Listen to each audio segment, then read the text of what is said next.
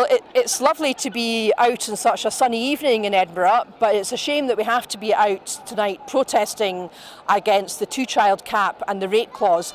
Well more than a year since Alison Thewlis, my colleague at Westminster, first spotted it in the small print of a Tory budget.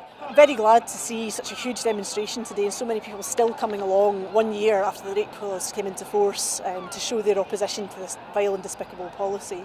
The UK government have never been able to justify this policy, and we saw that this week with Esther McVeigh's pathetic attempts to say that the rate clause was somehow double support for women and that gives them some kind of chance to talk about the most appalling and disturbing experience of their life.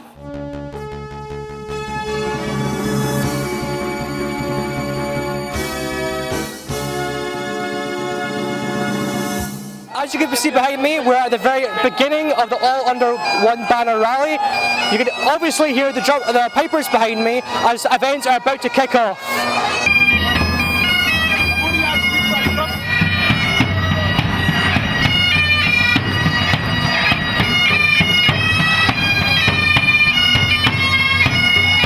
It's time to aim high, look resolutely outwards, and never, ever accept second best. Above all, it's time to believe that we can. We can build that better country we know is possible. And friends, we will. If you enjoy watching our programmes, please help us to be Scotland's independent broadcaster by signing up to become a Broadcasting Scotland supporter.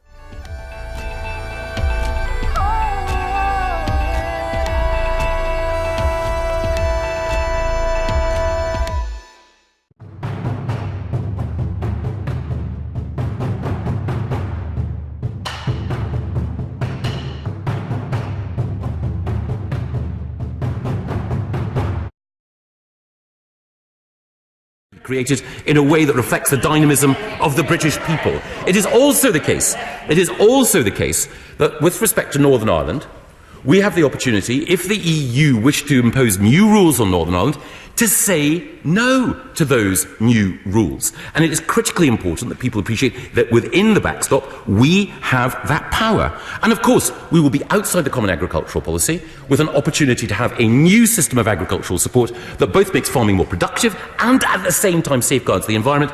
And we will be outside the Common Fisheries Policy with the opportunity to create thousands of new jobs and embed higher environmental standards. No, I won't. I respect the views of so many members of this House.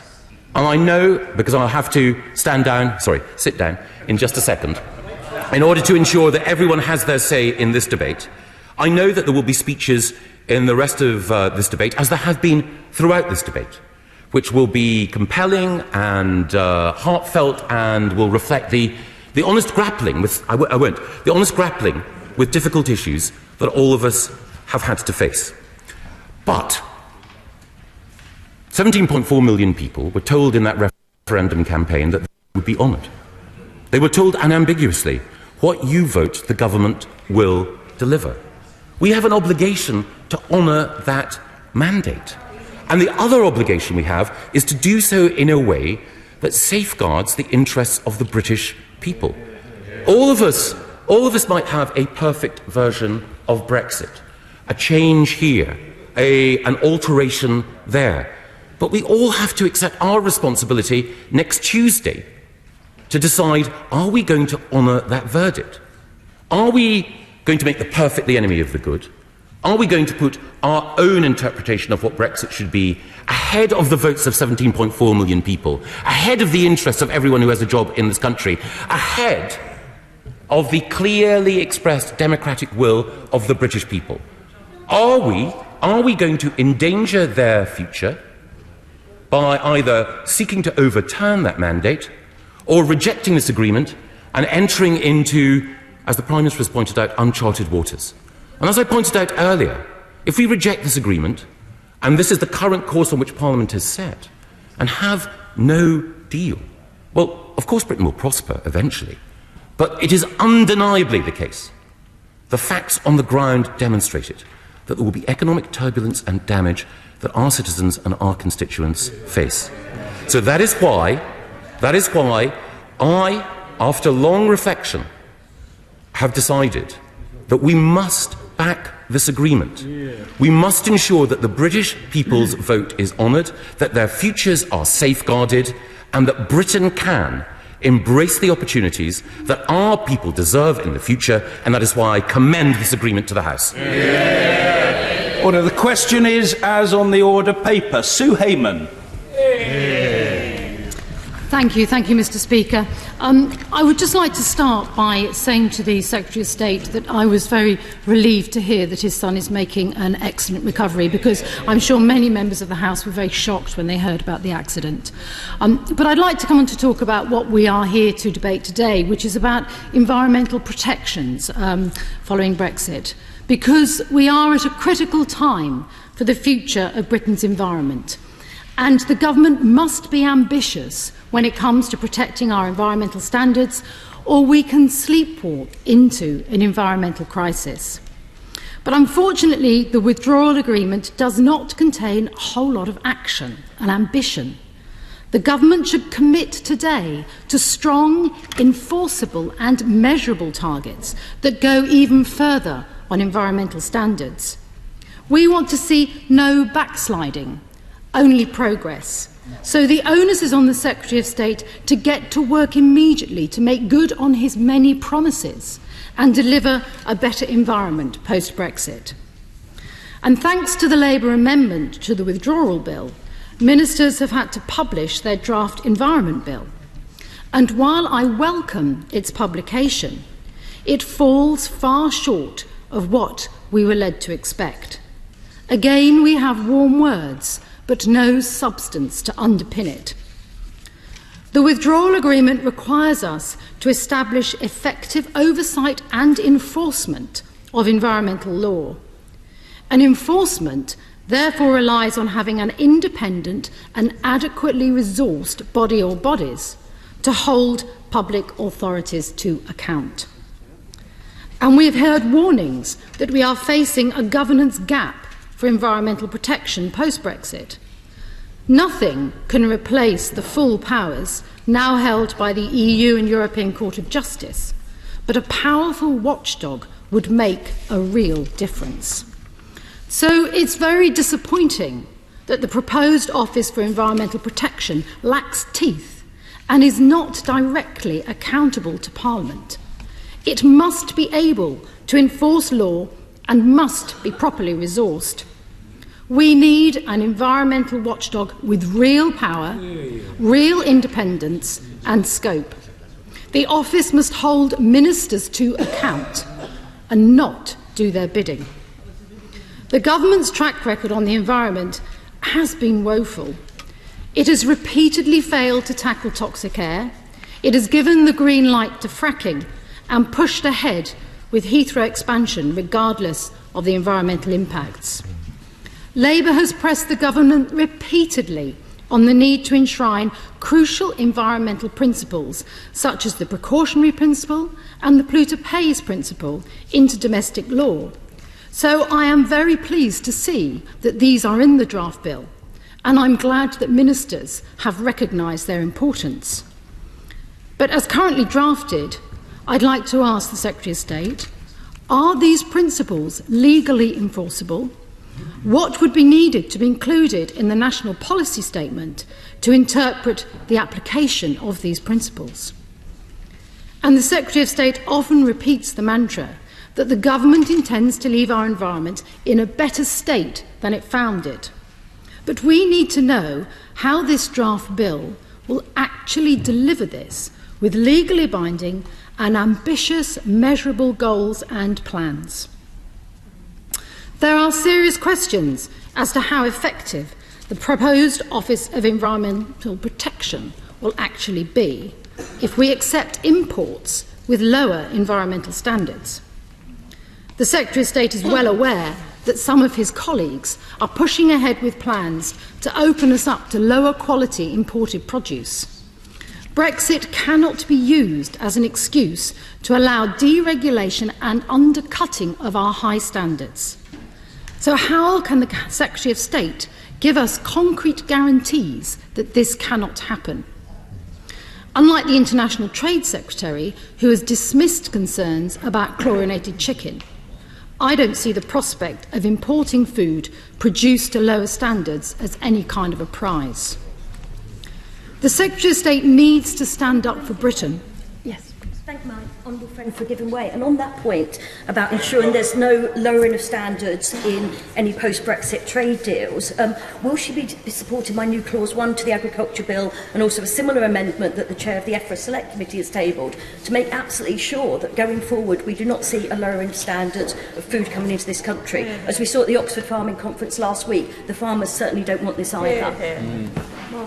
I thank my honourable friend for this intervention. I mean, there are a number of amendments to the Agriculture Bill going forward which we are looking at very closely, but certainly her amendment is very important and we are taking a very close look at that going forward. It would be useful to have a conversation about this at a later date. So, as I was saying, the Secretary of State needs to stand up for Britain because it is so important that... Yep. Lady for giving way. There is a suggestion at the heart of what she's saying at the moment that she has no confidence in the Labour Party to champion the cause of the British people, whether in terms of workers' rights or in terms of environmental standards. Because surely, post-Brexit, there should be a competition between the Labour Party and the Conservative Party of championing these causes, and any political party wishing to slash these standards would be condemned by the British people. The Honourable Lady should have more confidence in the Labour Party. I have absolutely no idea what the honourable member was talking about.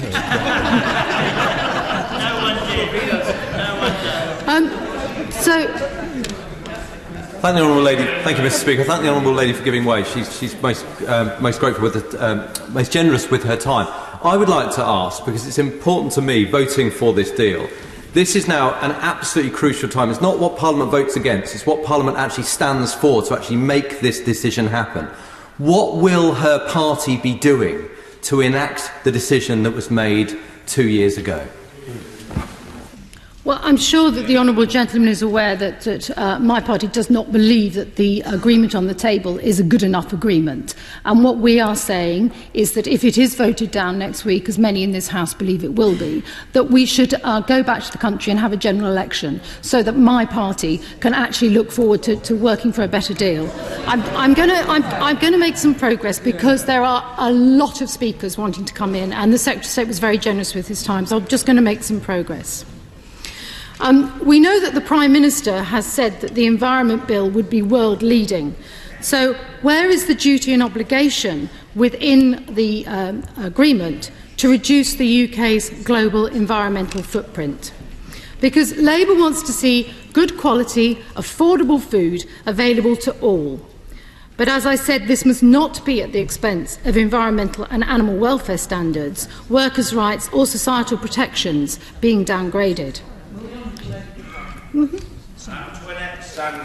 I'm very grateful for the Honourable Lady giving way. The Managing Director of Arla Foods warned that a no-deal Brexit would see shortages of products, a sharp rise in prices, turning everyday staples like butter, yoghurts and cheese and infant formula into occasional luxuries.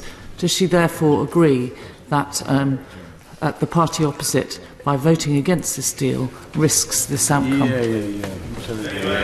Well, the party here does not want to see a no deal. We understand the risks that brings, which is why we are saying that if the Prime Minister's deal is voted down next week, we should go for a general election. However, we also think that the Prime Minister has had nearly 2 years to negotiate this deal. She could have had something much better. It is not acceptable that after 2 years we have come with so little. Could I ask the Honourable Leader on a point of clarification? If we get to the point where we have a general election that she and her party are seeking to bring about, would the Labour Party's position going into that general election be to support Brexit or to oppose it? Well, our position at the moment is to go forward to general election in order that we can negotiate an improved deal on the one on the table. Can I make some progress again? Because I say a lot of people are wanting to speak. So, the government has failed to put in place any measures in the trade or agriculture bills to ensure that all food and agricultural products imported into the UK will be produced to equivalent standards to our domestic ones. because we want to see British food production go from strength to strength while protecting our precious natural environment. But this isn't going to happen if ministers insist on kowtowing to Donald Trump. And on the issue of our future relationship with the EU, can I ask what mechanisms does the government intend to put in place to enable our continued cooperation on all environmental issues? This is from biodiversity to collaboration on tackling climate change. And are we going to continue participating in the European Environment Agency and the European Chemicals Agency? Right, Davis. On standards, is she as concerned as I am that if we do Brexit, rather than negotiating as part of Team EU, which is a big conglomerate, versus the US, we'll be in a much weaker position on food standards, chlorinated chicken, and indeed the point I made to the Secretary of State about frackers basically being able to sue us because we'll be outside the orbit of the European Court of Justice. My honourable friend makes an important point, and it is absolutely critical that we do not allow our standards to fall. Okay. Well, lady, for giving way. She, like I, want to maintain environmental standards and have high animal welfare standards and continue cooperation with Europe on things like chemical agency. But the EU has made it clear that unless they have a withdrawal agreement, we can't make progress on the future relationship to agree that. So please, can you confirm why you won't support the withdrawal agreement? Because otherwise we can't get on with that negotiation. Amen. I think we've made it pretty clear why we're not supporting the withdrawal agreement. My honourable friend yesterday in the debate made that quite clear, and I don't want to get all into those arguments again today when they've been made very, very clear on the floor of this House yesterday. There are many people who want to speak. I must make some progress. Will my friend allow? One more and then I'll... Surely the point is that this is not just the withdrawal agreement, it's the withdrawal agreement and the political declaration. And the political declaration is so imprecise, it could mean absolutely anything to anybody. There's no security treaty, which is what the Prime Minister was demanding. There's no surety as to what we're going to have on a European arrest warrant from under this. And that's why we can't support what is frankly a pig in a poke. Absolutely. I mean, my honourable friend really puts it together in a nutshell. I mean, there's only one paragraph in the political declaration that refers to protecting rights and standards, which just shows how low down the priority this is for the government. So it's why we cannot support it. So can I move on and ask what plans the government has to replace current EU funding for nature conservation, low-carbon infrastructure and environmental research and innovation? And we also await the return of the Fisheries Bill for its report stage. So can I ask, how does the government intend to safeguard and manage our marine environment, protecting our healthy seas and sustainable fish stocks? British wildlife is also in free fall. So we need the government to set ambitious and measurable goals to provide certainty for the future of our natural world. We need an action plan as well as an ambitious timescale in which to deliver the environmental protections we so desperately need. And we need legally binding targets put in place to guarantee that Britain's high environmental standards cannot be threatened. And it's essential that we keep in step with the EU on environmental standards post-Brexit. And we need to use the status quo as the starting point. We must not pick and choose which standards to apply. It needs to be all of them. And we cannot see divergence of standards or weaker arrangements than those that we currently uphold. And we need to ensure that we are enshrining in law rights and not just principles. The work of the European Union and its institutions have enhanced Britain's environment for decades, and experts are saying that the government's proposals are unfortunately riddled with loopholes and undermined by vague aspirations that simply do not go far enough in tackling the challenges we face. Environmental organisations do not believe that the withdrawal agreement and the draft Environment Bill, as they currently stand, will even scratch the surface when it comes to leaving the environment in a better state. The end result has been watered down and fails to match the powers held by the EU and the European Court of Justice. And how does the Secretary of State intend to rectify this? We also need to have future environmental policies that go hand in hand with a comprehensive future food policy, protecting and enhancing our environment while improving farm productivity and ensuring that we have a stable supply of high-quality British food. Because Brexit risks setting the UK back on all the progress that we have made on environmental protections through our membership of the EU. The Environment Bill is an opportunity to mitigate those risks, but that will only happen if the government goes back to the drawing board to ensure the bill is stronger, that it is more ambitious, and that it fulfils the aspirations previously set out by the Secretary of State and the Prime Minister. The state of Britain's environment is at an historic crossroads, Mr. Speaker, and Brexit cannot be used as an excuse to veer off towards a future of lowered standards that would put our environment at risk. We need to build on the progress we've made so far. That means the government must set out a robust action plan detailing exactly how they will leave the environment in a better state than they found it in. What has been laid before us so far does not do this and is therefore not acceptable to the opposition. It is time for the Secretary of State to fulfil his warm words before Britain's environment pays the price for his government's failure. From Whittingdale. Thank you, Mr. Speaker. It is a privilege to be called to speak immediately after two important speeches from each of the front benches. Mr. Speaker, I campaigned in favour of Britain remaining a member in 1975. I was too young to vote, but I did put leaflets through doors because those leaflets said very clearly that we would remain a member of a common market of independent trading states and that nothing about our membership would in any way affect the sovereignty of this Parliament, of which I am proud to be a member. Unfortunately, in the 40 years since that referendum took place, we have moved steadily away from that vision, with more and more power given over to Brussels.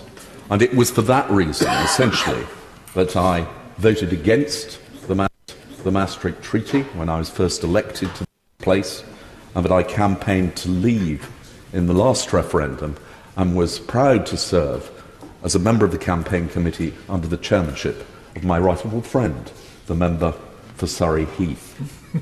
I welcomed the subsequent commitments given by the Prime Minister in her speeches in Florence, in Lancaster House, of the red lines that the government could not breach in terms of our negotiations. And I fought the election on a manifesto which made clear that we were leaving the European Union, and that included leaving the single market and the customs union. The many benefits of leaving the European Union was summed up, as we were reminded in the drama shown on Channel 4 in Monday, which had that interesting portrayal of my right honourable friend. They were summed up in those three words: take back control. There was no doubt that one of the issues in the referendum, which did feature in my constituency, was immigration, summed up in the take back control of our borders. But I'm not opposed to immigration. I think immigration has brought great value to this country, and I understand the concerns, particularly actually of the farmers and horticulturalists that I represent in Essex, about their reliance on immigrant labour, particularly seasonal labour, and they're concerned that that should continue. But equally, as I think my right friend said in his contribution, they, like most farmers, in the majority voted to leave because they embrace the idea of competing in world markets and being outside the CAP, and instead of being subsidised, actually to receive payment on the basis of the contribution that they make to the public good, which is a far better system. And it is the ability for my right honourable friend to set our policy in this area in future, as it will be for every other Secretary of State, but is one of the great benefits of our regaining our freedom. It is one of the reasons why I am not attracted to the Norway option, which some have suggested, and I understand my old friend has occasionally thought about, because as we have discovered, taking evidence in the Select Committee on exiting the European Union from parliamentarians from Norway, they actually are still bound by European regulations. And of course, freedom of movement is one of the requirements too. But it is essentially about sovereignty. It was to remove the overall jurisdiction of the ECJ. And when I went with my colleagues on the Select Committee to see Michel Barnier several times now, he was very clear that the Prime Minister's red lines did rule out the UK having membership of the EEA or an agreement similar to that which Norway has or Turkey has. He said to us the only way in which the UK can not breach its red lines and continue to have a relationship with the European Union is on the basis of an agreement like that we have signed with Canada.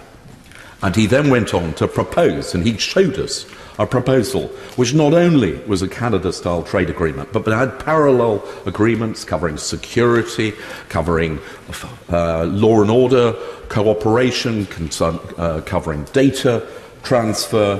Indeed, he set out a scenario which was almost identical to the one which I would have described had I been asked what kind of relationship I wanted with the European Union.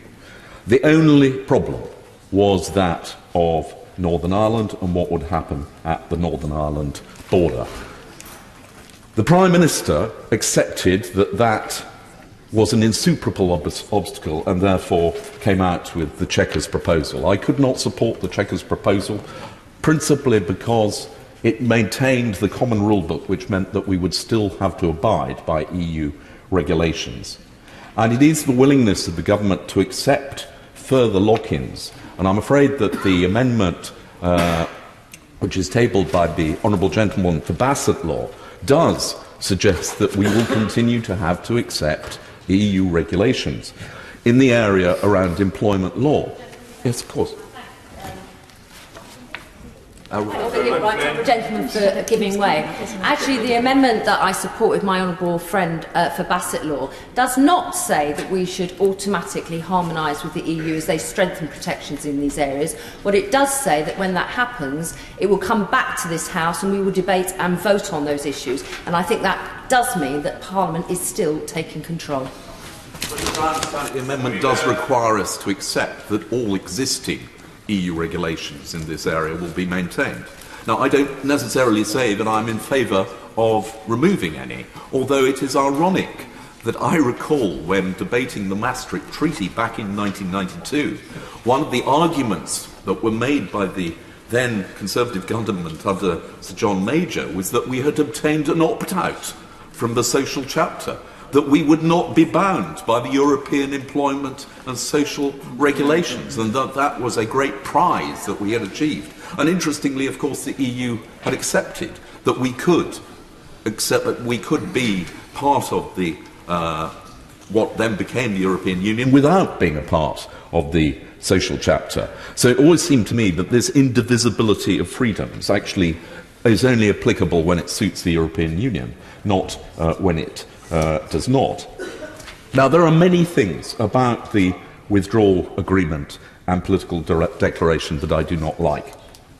I don't like the fact that we appear to be signing up to paying out £39 billion without any guarantee of a future arrangement and what it will look like. I don't like the fact that the European Court of Justice is going to continue to have a say for quite a considerable period, some 20 years ahead.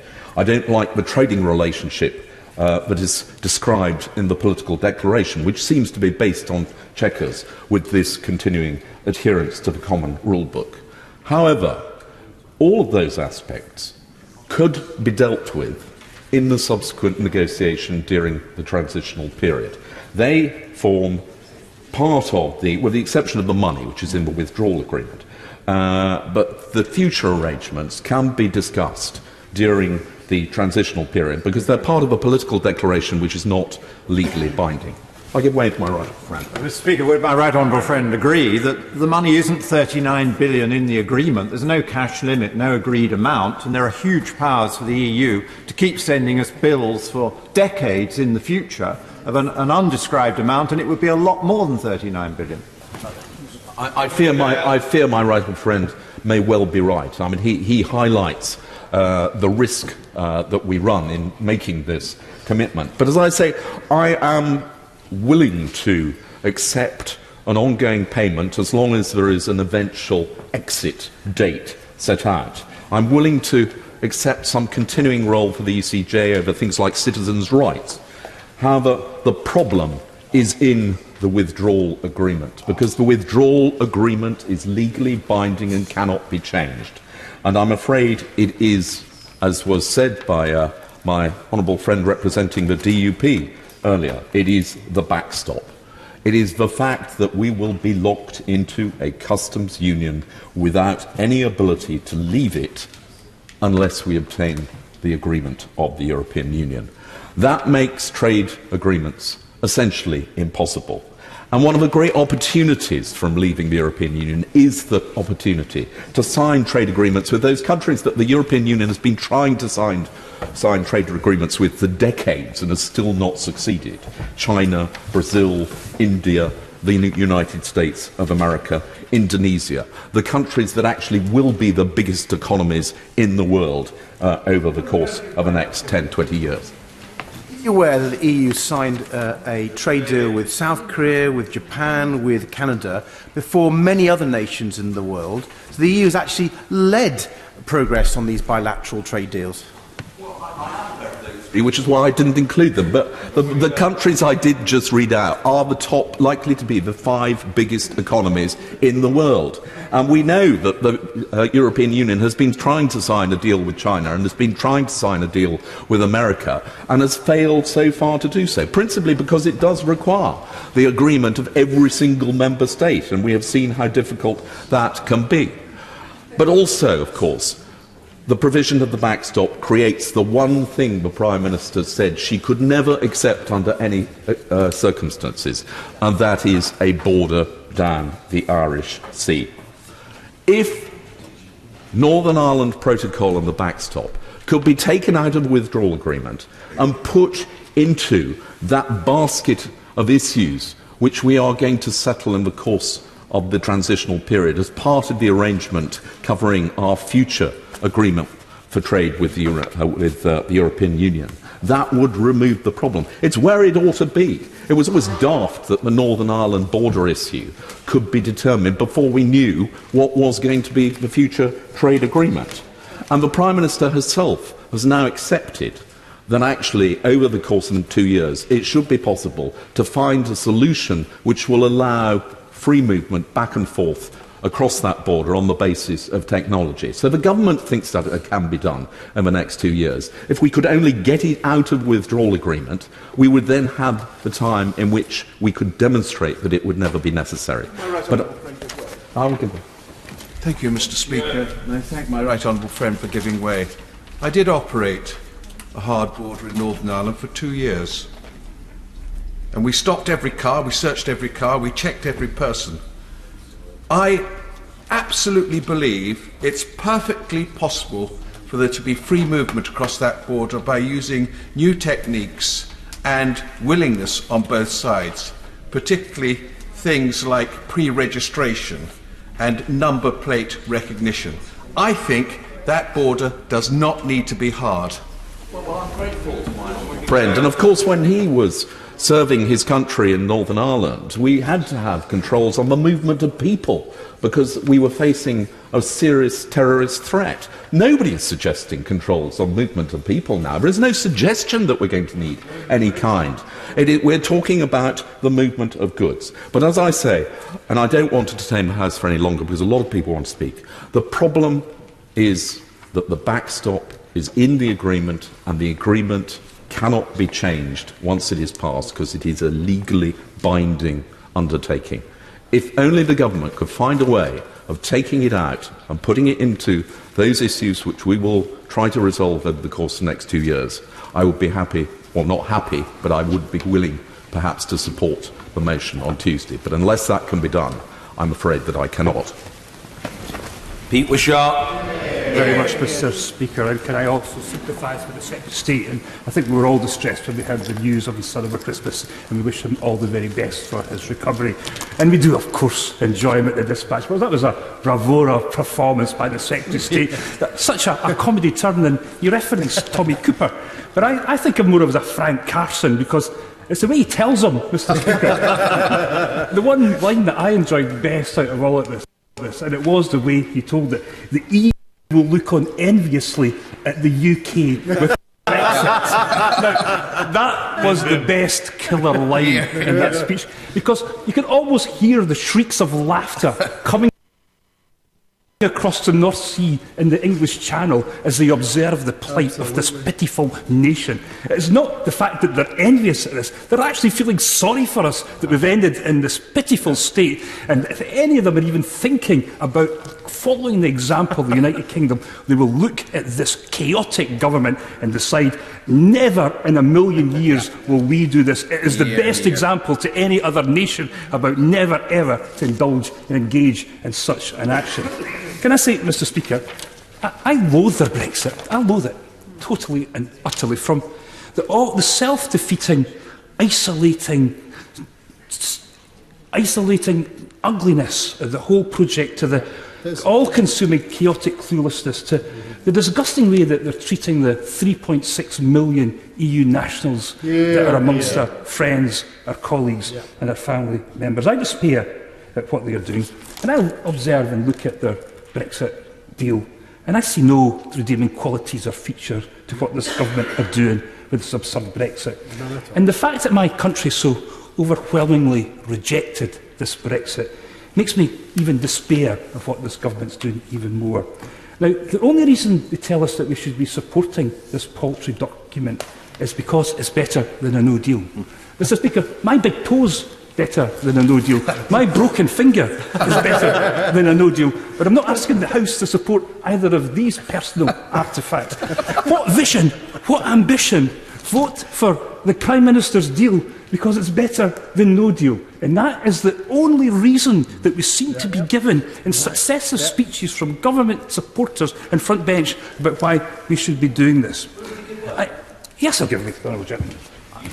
Thank you, Mr. Speaker. I mean, that's a gross generalisation. The reality is that 52% of this country voted to leave, and that's what this deal does. But also importantly, 48% did not. And this deal will actually see us continue with our relationship with the EU and, in fact, deepen it in many regards. It doesn't even start to deal. It doesn't need to address these points to me. I'm beyond redemption when it comes to the honourable gentleman. Where he should be turning his attention is to some of his honourable friends and colleagues in these benches, and I invite him to do that. And I think they're all thoroughly looking forward to the honourable gentleman's intervention. So he'd maybe be a bit more fruitful with them than he's likely to be with me, because I'm going to go on to explain why this deal is totally and absolutely and utterly unacceptable to me, to my constituents, and to the vast majority of the Scottish people. Because I've never seen an example where it's been the main policy intention of a government to intentionally impoverish the people that they're notionally there to serve with such chaotic abandon. And when the history books judge this little period of British history in the late teens in this century, it will only ever conclude that this is the greatest example of political, cultural and economic self-harm that's ever been committed by a nation unto a nation. And the fact that we've got to this point will be forever remembered as the greatest single failure of any modern government in post-war history. And do you remember why we're doing this? Do you remember why all this started? Laughingly, yes, it was a referendum. He tells the referendum, laughingly, it was supposed to heal the divisions within the Conservative Party on the issue of the European Union. 10 out of 10 for that, Mr. Speaker. What an absolute and resounding success. Not only have they further divided the rotten party, they've gone and divided a nation, and then taken that nation to the very brink. And now, of course, we observe the abyss on the other side of that brink in all of its grotesque horrors. Now, if we look at the Brexit clock, I was going to move on, but yes, I'll give way to Honourable Ladies. I quite like her. Giving way. I'm slightly confused. Does the Honourable Gentleman object to referenda or just the results of referenda?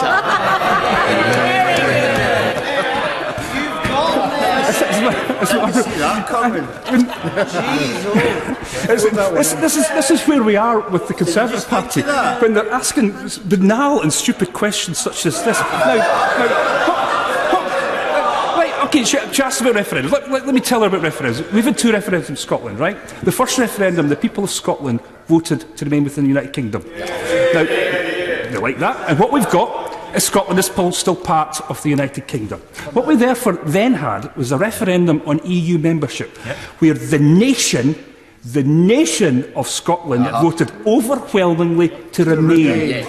We have not got what we have wanted in this referendum, and what that therefore means is that we have a nation completely and utterly alienated to what the Brexit Tories are doing to us. And that is a difficulty issue. At some point they're going to have to confront, and at just at some point the Scottish people are going to have to make some sort of constitutional assessment about, because this cannot stand. We cannot have a nation being taken out of a union that it values and cherishes against the national collective will of the people of that nation. I give way to the chief Brexiteer, the newly Sir John Redwood. I'm very, very grateful. Can you explain why it is that he thinks a decision to withdraw from the European Union is nasty and inward-looking, and yet a decision to withdraw Scotland from the United Kingdom is the opposite of that? I'll tell the Honourable Gentleman quite candidly about this.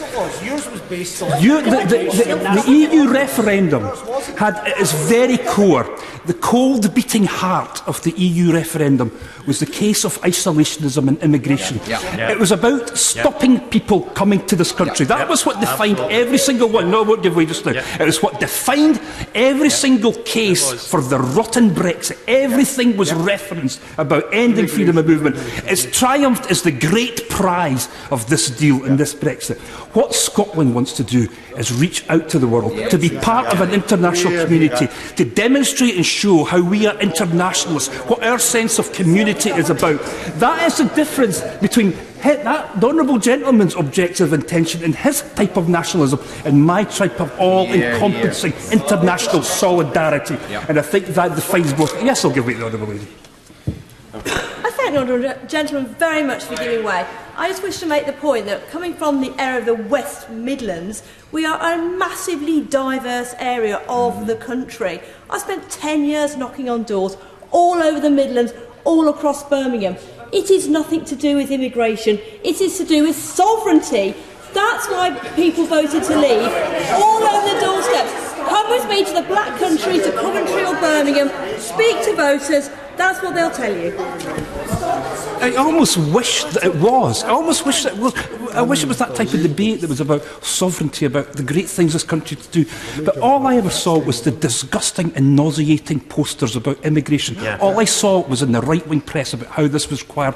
Every time I went on to hustings with a Conservative Member of Parliament, it was all about ending freedom of movement and controlling immigration. It was all I heard. It was the repeated message again, again and again. I'm very grateful to my honourable friend for giving way.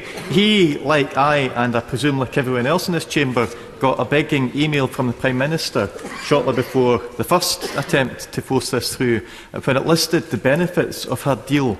And number one, top of the list, of the Prime Minister's reason for supporting this deal was it not, ending freedom of movement? Did my honourable friend get a different set of priorities, or did you think that possibly the Prime Minister gave us a priority and gave something different to those who now deny that the referendum was about ending freedom of movement? It was absolutely. I didn't get a correspondence with the Prime Minister, and I don't think we were even trying to debate this and contest this fact. It's been said by the Prime Minister and everybody that's on the feet, including the Secretary of State, the great prize of this deal, of this Brexit, is ending freedom of movement. Now, I want to come on briefly in part of my deliberations to discuss the consequences of that, because it is dire for my nation, it is dire for the businesses that are dependent upon freedom of movement, and it is absolutely appalling for the young people who will have their rights restricted when they want to. But I want to talk about the Brexit clock, because this is interesting. We're not now only at the cliff edge. The front wheels are starting to actually dangle over, but yet the clown shoes are still pressing on the accelerator. A no-deal Brexit is now a real possibility, and the consequences of that are becoming a reality as they try to run the clock down. We know about the food shortages, we know about the running out of medicines, the turning of the south-east of England into giant lorry park, and all the real possibilities of leaving without a deal. And yet they casually prepare for it. Yet they apply millions of pounds in order to try to deal with it. They talk about it more as a more realistic prospect. Don't worry your little British heads about it. You'll be absolutely fine if we leave without a deal. Now, a no deal may be the life, work and ambition of some of the extreme Brexiteers on these benches, but there are dire consequences for the constituents that we serve. They may be indulging in their European Union, their departure fantasies, but it's our constituents that will have to pay for this. And this House is therefore absolutely right to not allow that. And that vote on Monday evening was very, very important, because I think that indicates to the government, unless they didn't know, that no deal is unacceptable to the vast majority in this House. And I'm looking at some of the Scottish Conservatives. Not one of them voted against stopping a no deal and exposing their own constituents to the prospect of these appalling things of a no deal. And for that, they will pay a very heavy cost. But yes, I'll give way to the Honourable Gentleman. And perhaps he could tell me why he is prepared to expose his constituents of Gordon to the prospects and possibility of a no deal. And companies in Gordon are actually making preparation for Brexit. And if he really wants to avoid no deal, get behind the Prime Minister and support her deal, because that would be the national interest. But let me ask him, what preparation is the Scottish Government, as a responsible government of Scotland, making for the possibility of no deal? Are they doing anything? I actually share an office with the Deputy First Minister, and I've seen some of the things he's had to deal with and some of the consequences this will be for Scotland. I don't think the Honourable Gentleman fully understands what's at stake here. Does he understand the idea of food shortages, the idea that there might be civil unrest? The police forces have been activated in this country to ensure that this will be contained and dealt with. This is the prospects for his constituents, but yet he is prepared to expose them to that. Can I just talk a little bit about my nation? Because it's great that we've got some of the Scottish Conservatives here so engaged in this conversation. Because my country wanted absolutely nothing to do with this. We returned one. I want to make a bit of progress. I'll give way to the Honourable Gentleman because I quite like him too. We returned one member of Parliament with a mandate to fulfil an EU referendum. Nearly every single one of Scotland's members of Parliament voted against the EU referendum bill. Nearly every single one of Scotland's members of Parliament voted to ensure that we would not trigger Article 50. When we were eventually obliged to have that referendum in Scotland, Scotland voted emphatically and overwhelmingly to remain within the European Union of a margin of 62 to 38, the most emphatic out of any nation of the United Kingdom. And on that point, I will give way to the Honourable Gentleman. To give away on that point, because it's often repeated, and I was waiting for the famous 62% figure to come up, but does he also recognise that a year later, in the previous year's general election in 2017, that 56% of Scottish voters voted for either the Conservatives or Labour, who at the time at least were committed to delivering on Brexit? Yeah. I'm actually intrigued. I've heard the Conservatives do this before. They include the Labour Party in these particular figures. So if he knows what the Labour Party's intentions are in Brexit, he's a lot further down the road than I am when it comes to these particular issues. So I think it's just been a little bit disingenuous in including a clueless Labour Party into these numbers. But can I say that even though we had the most emphatic vote in the whole United Kingdom, you would think that, as part of the family of nations, of being asked to lead and not leave the United Kingdom, that vote would have been taken into account, that it would have been acknowledged. In fact, the exact opposite has happened. Instead, our Remain vote has been contemptuously ignored and every effort to soften the blow to a Remain nation dismissed, with every proposal binned before the ink was even dry. In the process, we're witnessing the undermining of our political institution with the power grab and the binning of conventions designed to protect the integrity of our Parliament. And then they had the gall to tell us 4 years ago that the only way Scotland could stay in the European Union was to vote no in our independence referendum. Well, we now see the consequence of that. We look at the example of independent Ireland, where the weight of the EU has stood in solidarity in support of one of its members and backed it to the hilt. Compare and contrast that to dependent Scotland within the UK, whose views and interests have been ignored and whose institutions have been systematically diminished as a junior partner in this chaotic union. And Mr Speaker, this is an exclusively Tory deal. And this Brexit crisis is a crisis designed, administered and delivered by the Conservatives. Even with this last-minute overtures that they've made, they've taken no interest in working with others, of properly consulting, of considering the views of other parties or governments across the United Kingdom. This chaos is theirs to own, and it will define the Conservatives for a generation. It's a Tory Brexit, and forever and a day they are now the Brexit Tories. And as for Labour, Mr Speaker, I'm not even sure yet whether Labour are a party of Brexit or a party that's against Brexit. I know they've got a new position today, and I think the Secretary of State was actually scampered off, as he usually does when the third party's on his feet. And isn't that massive disrespect, isn't it? The third party's on his feet, and the Secretary of State scampers out of the House. It's just so consistent with his government. But coming back to my friends in the Labour Party, I think this is the 17th position that they've had on Brexit. Now, they've got a policy of constructive ambiguity, and I know that's what they've tried to create. And I have to say, I'm constructively ambiguous about what the Labour's position is. And presuming their view is still to respect the result, and it's still their intention to take the UK out of the EU. And I just say a little thing, and I know I often refer to my Scottish Conservative friends, but if that's the case, that's dire for Scottish Labour, who have been shown that if they support a Brexit, support for Labour in Scotland falls to 15%. Yeah. That is the consequences for them. Now, I want to just refer briefly to immigration, because I covered that, and we know that ending freedom of movement is triumphed as the big prize in this country.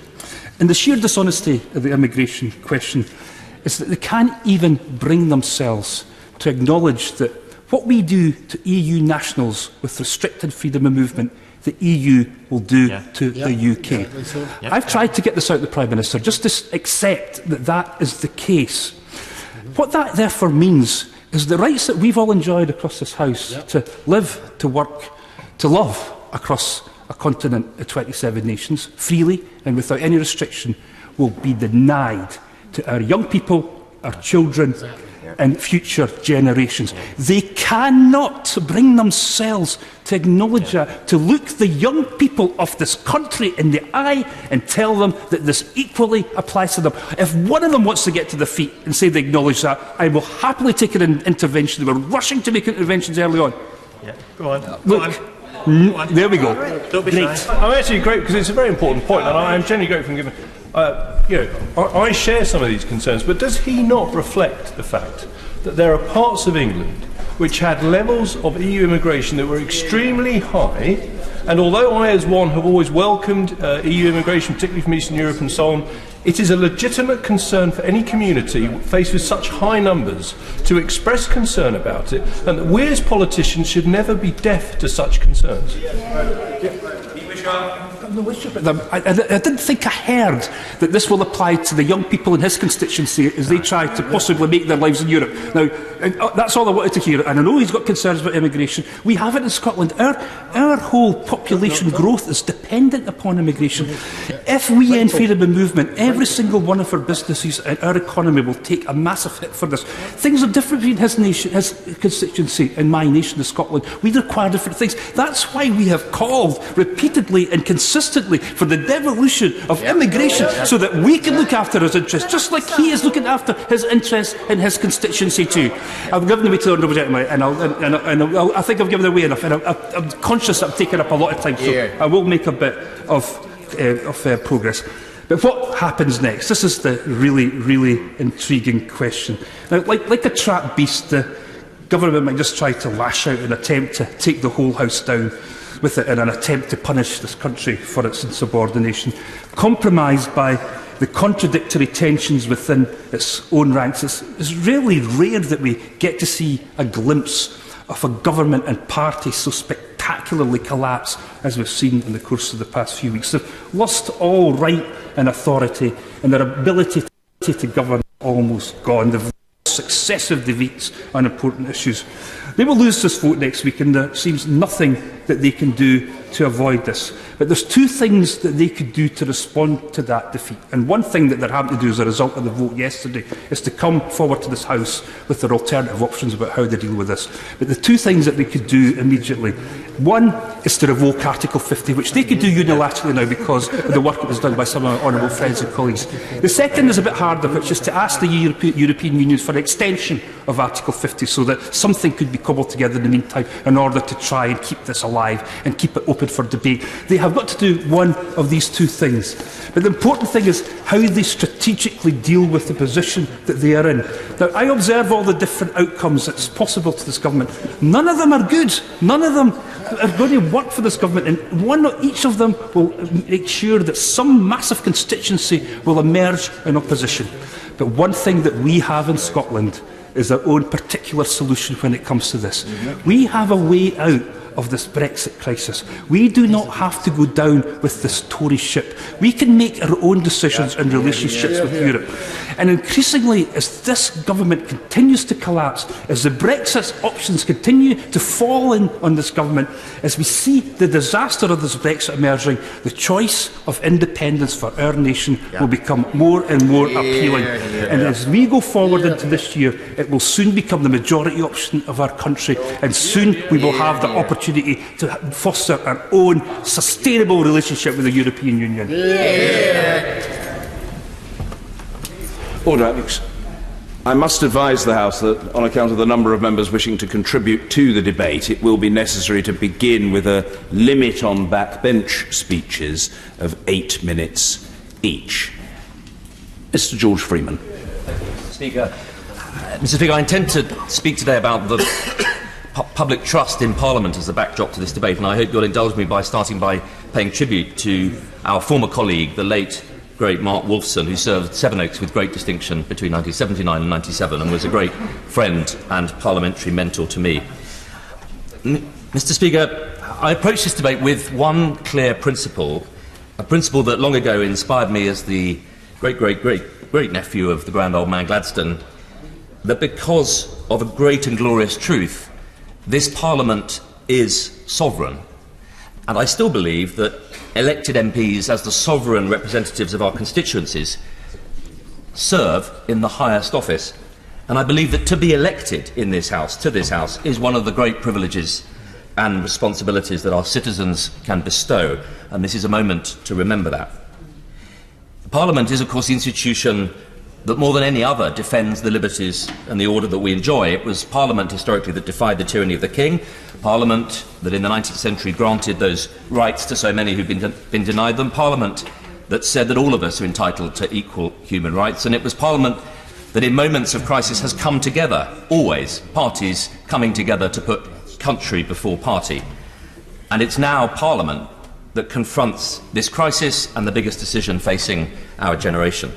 A decision that will redefine Britain's place in the world and, almost more importantly, the trust of a whole generation in our democratic Parliament and politics. And it was Parliament, of course, that decided, yes, a majority of us in this House decided to ask the people. And in June 2016, they gave us their answer. For that reason, I remain deeply opposed to a second referendum. The people have spoken, and it seems to me that it is our job to implement their instruction. But that instruction wasn't clear. They voted by a narrow margin for leave. In my constituency, 58%, but nationally 52 to 48. It wasn't an overwhelming, thumping majority. It was a narrow margin. And many of my constituents who voted to leave said to me, George, I voted to join a common market. I didn't want to be in a political union. These are the people who voted to leave, wanted to be in a common market. There is not, I put it to this House, a majority in this country for pulling ourselves, taking this as an instruction to unilaterally pull ourselves out of all the European institutions, including cutting ourselves off from the single market. That is not the mandate that we have, but we do have a duty to implement the will of the people that we serve. Mr. Speaker, public trust in our politics, our parliamentary democracy, is at a dangerous low.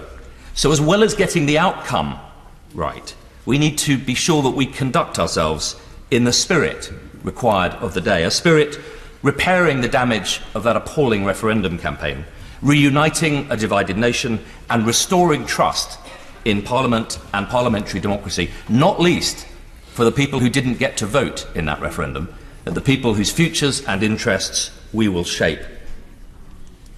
I voted Remain in 2016 as a minister for a £60 billion, 250,000 people employing industry in which not one man or woman I could find supported leaving. I felt that it was my duty. And as MP for Mid-Norfolk, I was and remain deeply worried about the impact of this on our economy and on the economic prospects of my citizens and constituents today. But I always vowed to respect the result, and I have done ever since the referendum. I may have voted Remain, but I was, in the last Parliament and in the Coalition, one of the leading champions of European reform in the Coalition. Colleagues may remember I led the Fresh Start Group report, warning about the dangers of Europe's precautionary principle on holding back UK leadership in science and innovation, and threatened the risk of a European dark age at the time when the world is embracing extraordinary technologies in agricultural genetics, in accelerated access for new medicines, in genomics, technologies that can transform the life chances of our global citizens, a time when we, in the UK, through Europe, could lead in taking those technologies around the world. It was a battle I fought as a backbencher and then as minister, but the plea for a more innovative and enterprising Europe fell largely on deaf ears. So yes, I was a Remainer, but someone who understood all too well the flaws of the European Union. Let no one accuse me of being a lily-livered, DNA'd, pro-European root and branch. I'm not. A snowflake, indeed, I hear, chanted from my side. I was someone who wanted Britain to lead the reform of Europe, so that we, together with Europe, could embrace the extraordinary opportunities for UK science and innovation around the world, in agri-tech, in health tech, in clean tech, in food, medicine and energy, to feed, fuel and heal, to take out around the world the technologies that this country leads in, and that with our European scientific partners could help accelerate global development. The people have spoken, and we now have to deliver. The truth is that all parties are split, and it's a truth that the opposition front bench would do well to confront. I know it suits them to position themselves as Remainers in London and the South East and Brexiteers up north. The truth is all parties are split. Don't forget the Southwest. And I believe we ought to be pursuing this in the spirit of cross-party cooperation. We always, in my view, needed a cross-party council of Brexit, and I was appalled to hear the other day that the Shadow Brexit Secretary has received apparently no contact from ministers about possible basis of an agreement. It seems to me unless we reach out across this House and listen to the electorate and signal that we will put party behind country, then we are unlikely to find a solution. We have less than 100 days. We're running out of time. There's an angry mob outside Parliament who speak for an angriness in the nation. We need an orderly withdrawal. Despite our differences, it seems to me we're all agreed on one thing. This deal isn't perfect. I said so myself. I have many reservations. I was hoping that the Prime Minister would come back from Europe before Christmas with a concession on the backstop. She's come back with a concession, and I hope there'll be more before the vote next week. But let me be clear. I've supported no deal as an option for 2.5 years in order to get the best deal. The negotiation is over. No deal would be, in my view, a woeful and errant irresponsibility for the government to pursue, and I will do everything to make sure, yes, that we leave the European Union with an orderly deal, but not with a no deal. And when I hear people such as Lord Wolfson, ardent Brexiteers, warning as the leader of Next, the cost of food and clothes basics that our constituents rely on going up dramatically with a no-deal Brexit. When I hear the Royal Society warn that a no-deal Brexit would be catastrophic for our science, and when I hear the National Farmers Union warning that British agriculture would be hit without a deal with a potential trade embargo affecting our £3 billion food export industry. Don't accuse me, please, of Project Fear. This is serious project business for the people that we serve. Mr. Speaker, if the Prime Minister's deal doesn't pass next week, it seems to me we have to have a plan B, and I've made very clear that I personally support colleagues on both sides of the House pushing the EFTA model. It would give us access to the single market, out of the customs union, freedom to do trade deals, take back control of farming and fishing. Yes, it has a problem, which is the free movement, but remember it's the free movement of workers, not citizens, and I believe it would require, and I relish this, a bold package of welfare eligibility reforms and skills and training reforms here in the UK. Mr. Speaker, I will, with a heavy heart, on Tuesday vote for this deal because we are now in the dying stages and no deal is unconscionable. But I beg colleagues to ask their front benches to work together across the House in pursuit of something we can all be proud of. To the honourable gentleman. George Howarth. Thank you, Mr. Speaker. I believe, I want to say at the outset that the government are now in such a position that we actually do need a general election. The government no longer has any authority, the government no longer has a majority, and the government has, seems to me, no longer serves any useful purpose. I just want to, unfortunately he had to leave the chamber, but I just want to take issue with, before I make the main points I want to make in my speech, with the Right Honourable Gentleman for Surrey Heath and something he said in his opening speech. He argued that in democratic terms a second referendum would be undemocratic. Essentially that was his argument. Well, the whole argument, the premise of the argument was that the deal people voted for in 2016, or they thought they were voting for, will be delivered by the Prime Minister's deal at the moment, and it won't. And the Right Honourable Member for Surrey Heath knows that. In fact, every member of this House who campaigned in that referendum knows that it has no bearing whatsoever on the reasons people voted to leave the European Union. And we should be clear about that. It is not a bad thing to go back to people almost 3 years later and say, is this exactly what you voted for? Is this what you want to happen? And I don't think that is an undemocratic thing to argue for. Now, my first priority is, to be honest, because of what I've said about the government, that we have a general election. But if that's not going to happen, then the next best thing almost certainly has to be a referendum. I just want to, before I do conclude, Mr. Speaker, talk about two things. The first, very briefly, and it's about Britain's place in the world. And I know it's been quoted repeatedly, but it's worth revisiting. The Winston Churchill's speech to the Tory Party conference in 1948. And he described the three majestic circles, as he put it, in the following terms. The first circle for us is naturally the British Commonwealth and Empire, with all that comprises. Then there is also the English-speaking world, in which we, Canada and other British dominions and United States play so important a part. And finally, there is United Europe. And I just want to be, obviously so much has changed since then that you can't stick to that as a kind of rigid formula, and I wouldn't argue that we should do so. But let's just take quickly each one of those in turn. The United States and Canada is a much more complicated place, but are both more complicated places and have whole networks of connections with South America, with America and with Canada, and of course in the current circumstances, as others have frequently said, the idea that we can have a truly constructive relationship with the present administration in the United States beggars belief. Secondly, the English-speaking world, well, that's changed considerably. Our relationship with the Commonwealth in terms of trade and in terms of relationships with, for example, Australia or New Zealand or Canada, is dramatically different than it was at that time. And the idea that we can suddenly revive all these old relationships, everything will be fine, is purely fanciful, Mr. Speaker. And then, of course, we do have still, while we're still in it, a relationship with the European Union.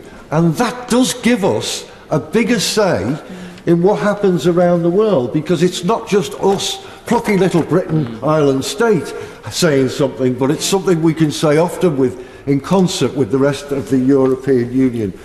So that's the first point. I think we will be a diminished country in the world once we've left the European Union.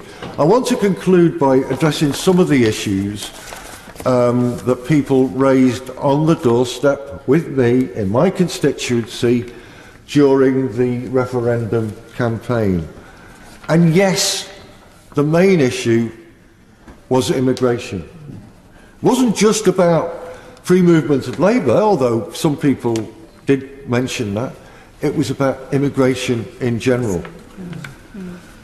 Another issue was the lack of opportunity for young people, and that is a serious problem for a large number of young people in my constituency. Another issue was the revival, or the need to revive, our towns and town centres, not just in economic terms, but also in the sort of built environment we live in as well. There was an issue raised particularly by people who were active in trade unions about workers' rights, and of course I agree with them about that. And yes, there was the environment, which is the subject of today's debate.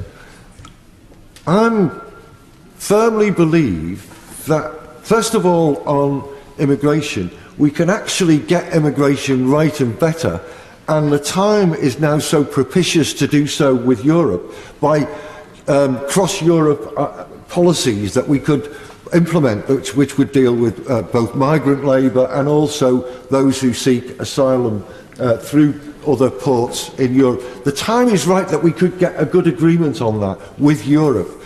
We can, and my own party and the government in recent weeks have started to publish new immigration policies.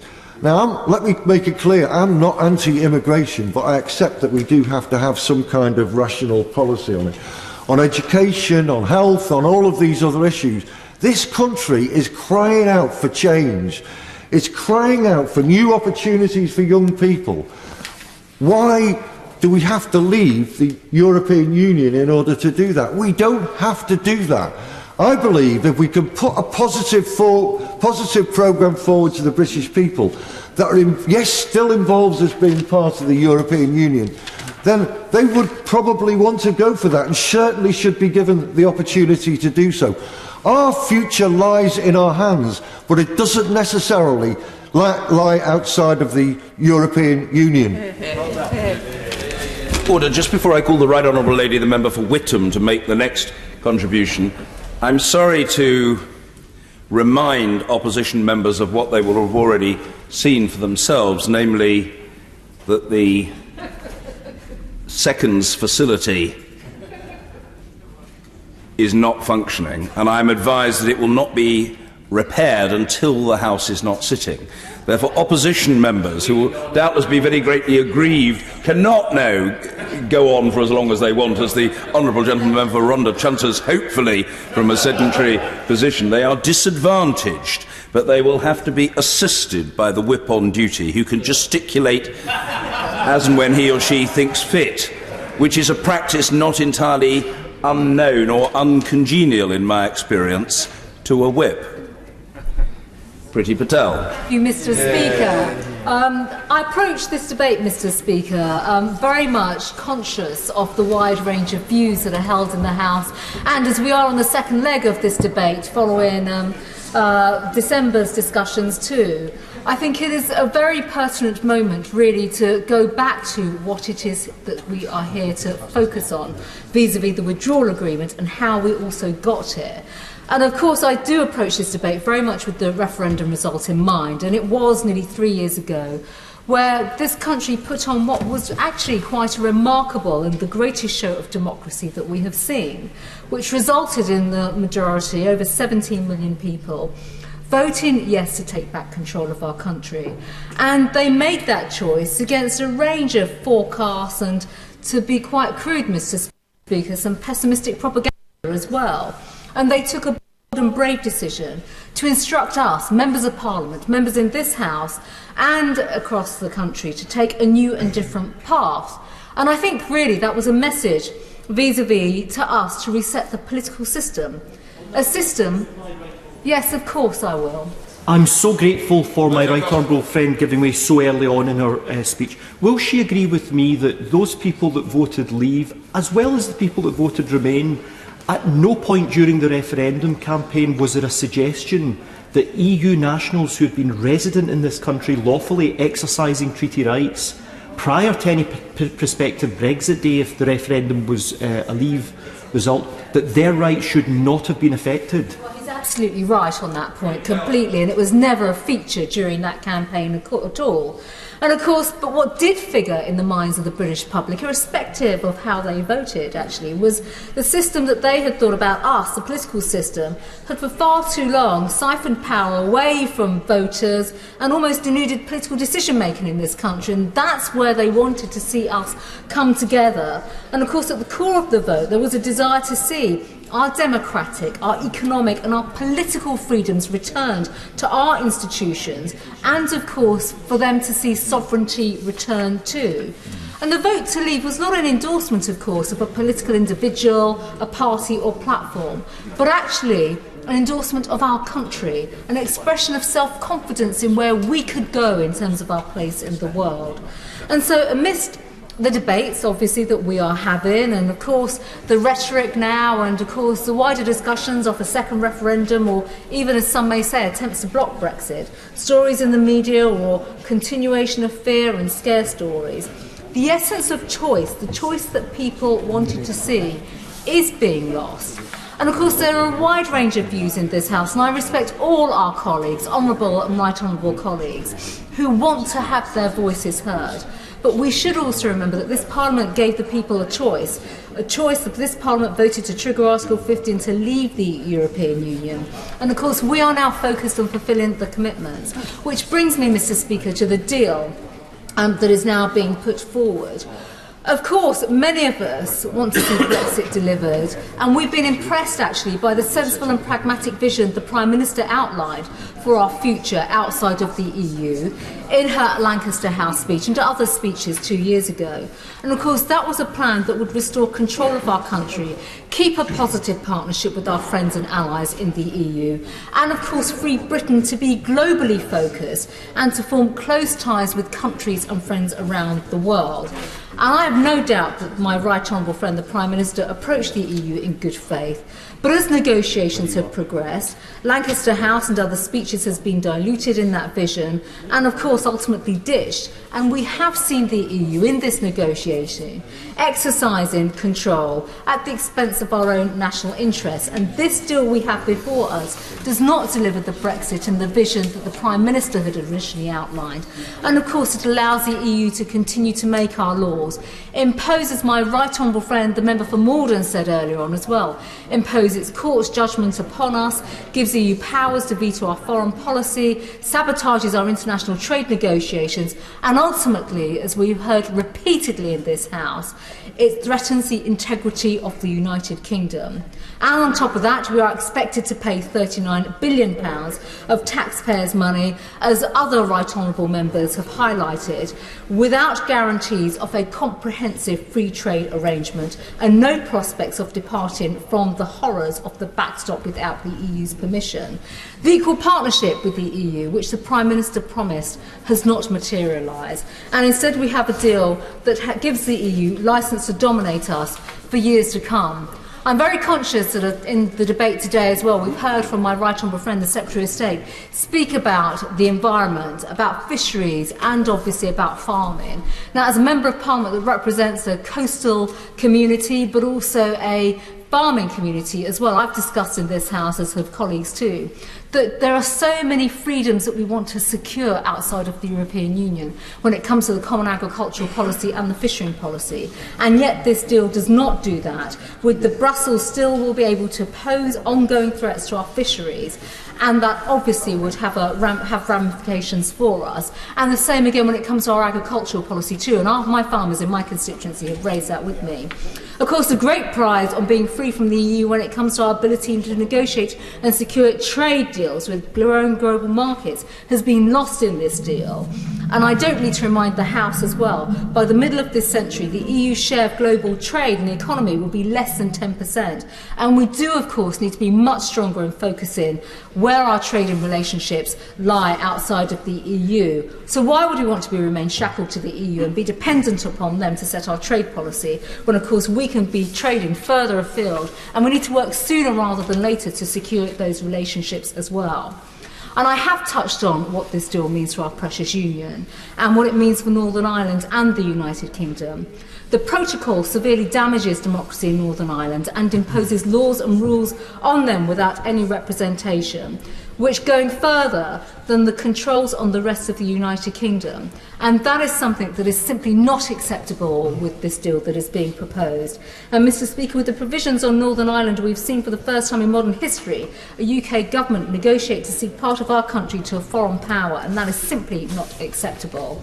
In the time that I have left, I think, Mr. Speaker, I do want to conclude that the British people are tired of subservience to the EU and astonished by the one-sided negotiation process that has placed the integrity of our precious union in real danger. We'd be trapped in the backstop and trapped into EU institutions. Northern Ireland left under the control of a foreign power, which is not acceptable, and the future of our destiny will not be no longer in control in our own hands in this deal. The British people do want national leadership that is ambitious for our country, the type of leadership that is clear as to who governs our country and where elected power and accountability lies. Decision-making that is free from the unnecessary constraints of the EU and EU control. And with that, of course, a restoration of trust in this democratic process, which does not see our political establishment renege on the referendum result or on our manifesto commitments as well. And so for me, Mr. Speaker, I, as ever, believe that Parliament should deliver on these democratic, political and economic freedoms by rejecting the withdrawal agreement, but also making sure that we can go further now when we do come back to try to secure the type of trading arrangements that we originally said that we would do so. And we can only do that now once we reject the withdrawal agreement and make sure that the EU is no longer in control of our country. Thank you.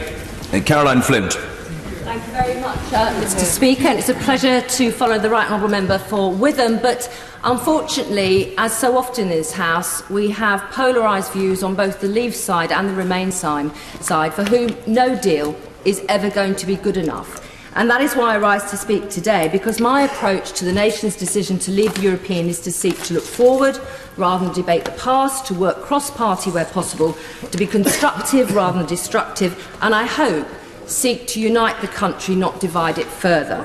That is why I support Amendment P, which I have co-sponsored with the Honourable Member for Bassetlaw and the Honourable Members for Stoke-on-Trent Central and Wigan. Because as we debate the conditions under which the UK leaves the European Union, there are legitimate concerns not only about what form the final agreement takes, but about UK government intentions, the UK's future direction. Now, this amendment, I'm sure, is not perfect. We know that all amendments in this debate are not legally binding, and there's much discussion about that. But it does speak to the concerns of many in this House about how we can build on the political declaration and get more assurances and maybe more certainty from government on how we protect the rights and standards affecting employment, health and safety and the environment, many of which we have taken for granted during UK membership of the European Union, making sure they do not decline after the UK leaves. But also, in keeping with the desire for the UK Parliament to regain control, this amendment wishes this House to be able to debate and decide on any future improvements to protections or rights implemented by the European Union, but the choice would be in our hands. We will debate and vote on those issues. Now, as this amendment proposes, the UK's goal post-Brexit should be to ensure that workers' rights do not slip back, that the rights, including workers' rights enjoyed by many British employees, are protected. Likewise, UK standards on water pollution, pesticides, emissions, energy conservation and carbon reduction must all be protected. A UK commitment to not walk backwards. Now, we believe that Amendment P reflects some of the key demands expressed by Labour over the future direction. But for too long, the debate in this House has been polarised. The rhetoric too sharp, many of us on all sides too quick to condemn and too slow to listen. I campaigned for Remain. A majority of my voters voted Leave. Many voted Remain as well.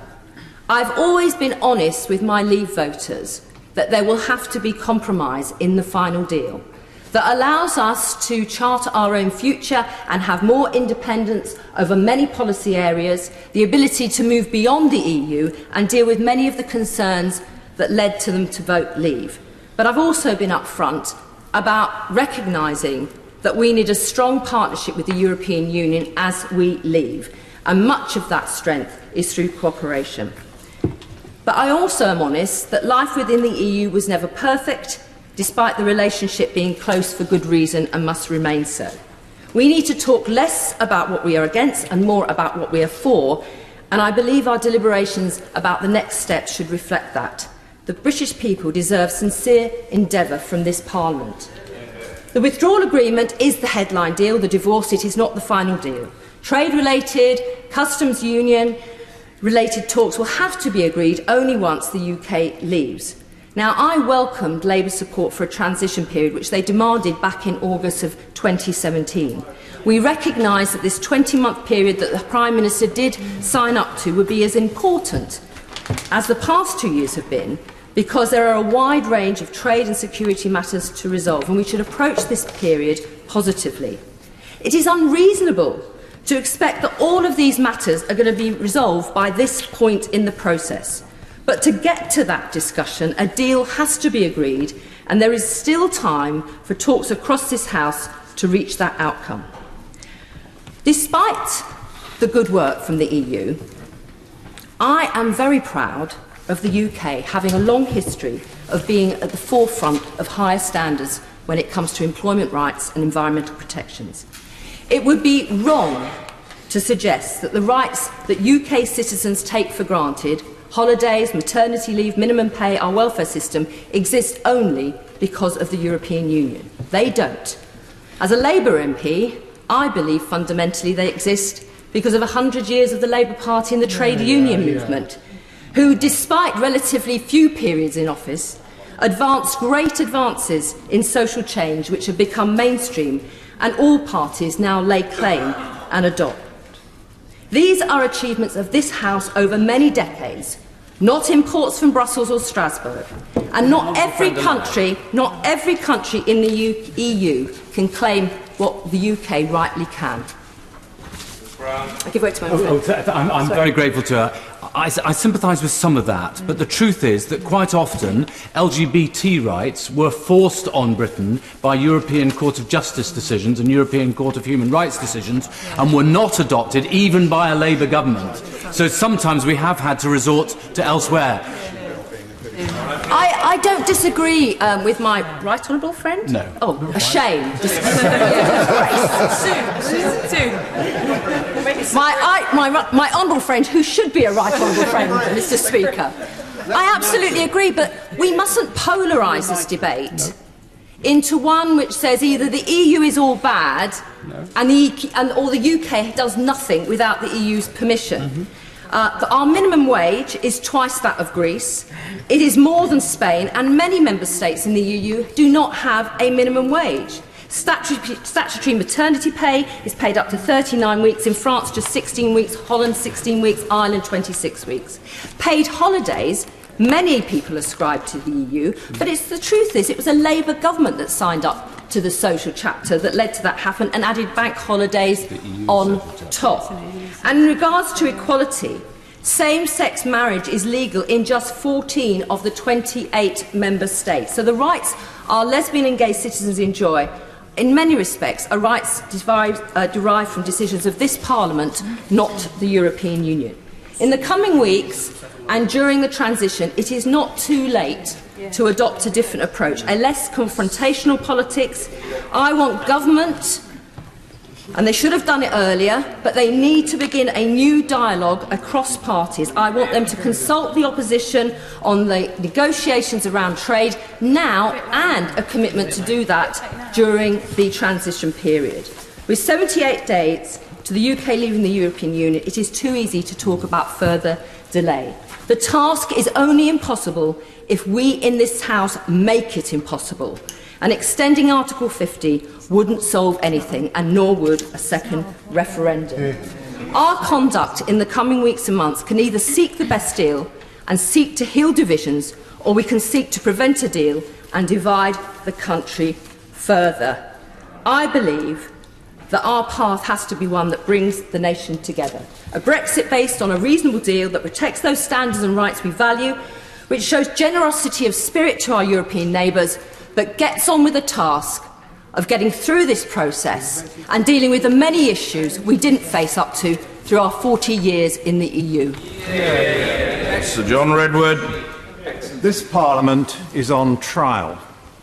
The public voted very clearly in the People's Vote of 2016. They were told by Parliament and Government, by Remain and Leave campaigns, that they, the people, were making the decision. They were promised that this Parliament would get on with the task. And they now say to this Parliament, do just that, get on with it. And the public recalls that this Parliament is dominated by members of Parliament serving in the Labour and the Conservative interests. Every one of us was elected on a manifesto in that 2017 election, which made clear that our parties supported implementing the verdict of the British people. The Conservative manifesto went further and very clearly made clear that we were going to leave the single market and the customs union, as had been also pointed out by both Remain and Leave campaigns in the referendum. The Labour Party manifesto set out an interesting and imaginative trade policy for an independent Britain, which is clearly incompatible with staying in the customs union. So Labour too, along with the Conservatives, said to the public in 2017 that we would be leaving the customs union as well as the European Union when that decision was implemented. There are many Leave voters now who are extremely angry that there are some members in this House who think they were stupid, who think they got their decision wrong, and who think they should have to do it again. And there are many people in the country who voted Remain as well as Leave, who think it is high time this Parliament moved on from every day reenacting the referendum debate as if it had not happened, and thinking that we can go back over the referendum debate and decision because they didn't like the answer. All those who stood on a manifesto to leave the European Union should remember that manifesto. Those who deeply regret the decision and did not stand on such a manifesto should still understand that democracy works by the majority making decisions, and when a majority has made a decision in a referendum where they were told that they would get what they voted for, it ill behoves anyone in this Parliament to know better than the British public and to presume that this Parliament can take on the British public and stand against them, because we are here to serve that public. We gave them the choice and they made that choice. So, Mr. Speaker, I want us to be much more interested in the opportunities that Brexit provides and to have proper debates about all the things the government should be doing for when we leave. And I trust we will leave on the 30th of March 2019, because I see nothing in the withdrawal agreement that I like, and it is not leaving.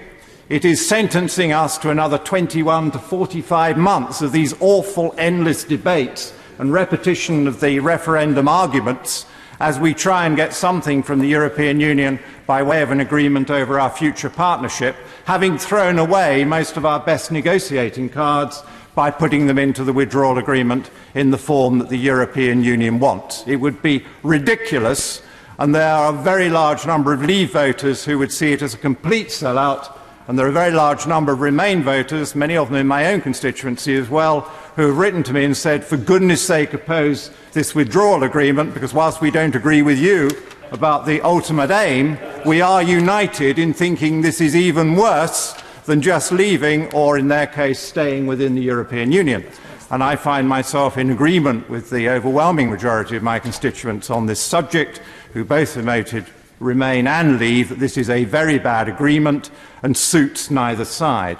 Now, the opportunities we should be discussing today on fishing and agriculture and business are very considerable.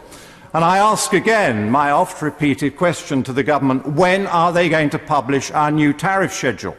The United Kingdom can decide how much tariff, if any, to impose on imports into our country. I think the EU tariff schedule on imports into our country is too high. I propose to the Industry Secretary that he removes all tariffs on imported components. That would be a huge boost for manufacturing here. Instead of having to say to them, we might end up with some tariffs on components coming in from the EU, because we have to charge the same to everybody, let's be bold and say we're going to get rid of the tariffs on the components coming in from non-EU sources, so we actually cheapen the cost of manufacture in the United Kingdom and give people a better choice on components. On the subject of tariffs, can I ask my honourable friend to address those farming families and communities and industries up and down the country worried about facing tariffs on their products going into Europe? It's a 3.15 billion industry today facing a very serious tariff threat. Mr. Speaker, I was going to go on to food, and I will go on immediately as I've been prompted to do so. We run a massive 20 billion a year trade deficit in food with the European Union, and tariff-free food competes all too successfully against some elements of our farming industry.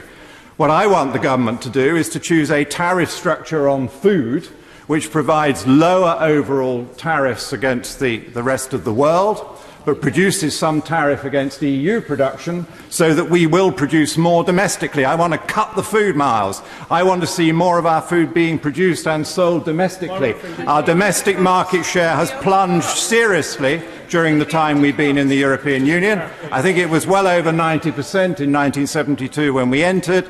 It's now well under 70%. There is absolutely no reason why we can't get back there. And again, we need to know urgently from this government what tariff protection there is going to be against EU food once we've left, and will they take advantage of the opportunity to get rid of tariffs on food coming in which we cannot conceivably grow or produce for ourselves, and will they lower the average tariff, because some of the tariffs are eye-wateringly too high that the EU imposes to the detriment of the food consumer. We should also be having a debate, because we will be collecting more tariff revenue in total when we start to impose some tariffs on EU product. We need to debate how we're going to be spending that money. And I would trust that the government would rebate that all to British consumers by direct tax cuts of the right kind, because there's no reason why the consumer should be worse off, because we are heavy net exporters. We are going to collect an awful lot more tariff revenue on their goods than they're going to collect on us unless we do something very radical on our tariff schedule, and so we need to discuss how to spend that money. Now, we also need to discuss how we rebuild our fishing industry. And I'm impatient to get on with this. I don't want it to be delayed. I think we need to take control of our fish and our fishing industry this year, not sometime never. And we have no idea under the withdrawal agreement if and when we would get our fishing industry back. And doubtless it would be in play as something to be negotiated away, because they've given everything else away that they might otherwise have used in the negotiation. So I want to get on and take back control of the fish now, and I want a policy from the Secretary of State, DEFRA, on how we can land much more of the fish in the United Kingdom, how we can build our fish processing industries on the back of that, what kind of arrangements we will have with the neighbouring countries both within and outside the EU, where we will be free to settle the terms and negotiate our own conditions. I think this is a huge opportunity, and the fishing industry is one of the industries that has been most gravely damaged by a move to the European Union, and we owe it to our fishing communities around the country to do so. And for landlocked Woking, I can assure colleagues from coastal communities that there is huge enthusiasm throughout the country to rebuild our fishing industry and to see those fishing fleets again expand and be able to land much more of our own fish. We can at the same time have a policy which is better on conservation by getting rid of many of those big industrial trawlers that come from the continent and getting rid of the system where they either have discard to sea or now they're going to go into a system where they actually stop people fishing completely because they're unable to manage the fishery sensibly to the damage of the fish and the fishermen and women undertaking the work. So there is a huge agenda there, and above all, I want to see the government set out how we're going to spend all that money that we will be saving. The government says we're going to give away £39 billion. I think it would be considerably more under the withdrawal agreement. I would like to take that sum of money, which they've clearly provided for, as it's their plan to spend that money, and spend it in the first 2 years, that £39 billion, when we come out in March 2019. That would be a 2% boost to our economy, a very welcome Brexit bonus. John Mann. Mr. Speaker, well, I invite the member for Wokingham to sign our amendment. Because we want to take back control, but we want to take back control with this amendment, and the substance of it on workers' rights and environmental standards and health and safety is itself, for me, one of our red lines, not the only one, but a critical one, back to Parliament. And that's what this amendment does in directing government through that negotiation period. I would recommend it to those around the House also to sign up. The government's got a dilemma. I want to speak directly to government, because at the time when the government is imploring everyone, some, to vote for its deal, it's the time when we have maximum leverage over the government, we across Parliament. And there is a dilemma, and the government's going to need to handle that in a very sophisticated way. The time for rhetoric has gone. There's been plenty of repeat speeches on what people think. Everyone has a view. The time for negotiating has begun. The government ought to be looking, be it the shadow front bench, the shadow Brexit secretary, be it the chair of the Brexit Select Committee, and getting people in, attempting to negotiate directly with them immediately on how we go forward. Because otherwise the prospect of no deal gets all more real. No deal by accident. And the focus has been in here inward, and the government's focus has been inward on its own party and its own DUP deal, rather than outward. And it's getting very, very late in the day, but it's not too late in the day, because the weakness of the government's deal is also its strength, in that it puts a lot off into the negotiations over the trade deal. That gives us in Parliament significant influence if we choose to use it all the way through. And Mr. Speaker, your ruling yesterday has been seen in the context of Brexit, and you've been biased in relation to Brexit. Nonsense. You'll have whatever view you want. The significance for government must not be lost in this. Hugely significant. Because with a Fixed-Term Parliament Act and a minority government, what Mr. Speaker's ruling does into the future is give Parliament more power over a minority government. Happens to be your minority government now. This is an election. It could be our minority government. The same principle. This is absolutely fundamental, because it changes the way we will have to operate. But will we learn quickly enough? Or will we just continue with the rhetoric and fall into something that actually the majority do not want? I mean, there are other red lines. These aren't the only ones. Things we, I think, on this side would regard, I speak personally anyway, absolutely essential. Now, one of the reasons my constituents voted Brexit, was no surprise to me, was because we've not had our fair share. We've not had our fair share. There's a small period under the Blair government when, infrastructure-wise, we did get our fair share. And we gloried in it, and it was brilliant. But other than that, we have not in my lifetime had our fair share. Whoever's in government, to be honest, in the next 5 years, has to give what I call the real Brexit dividend. It's into areas like mine, our fair share, which means other areas would get less. That is what left behind actually means.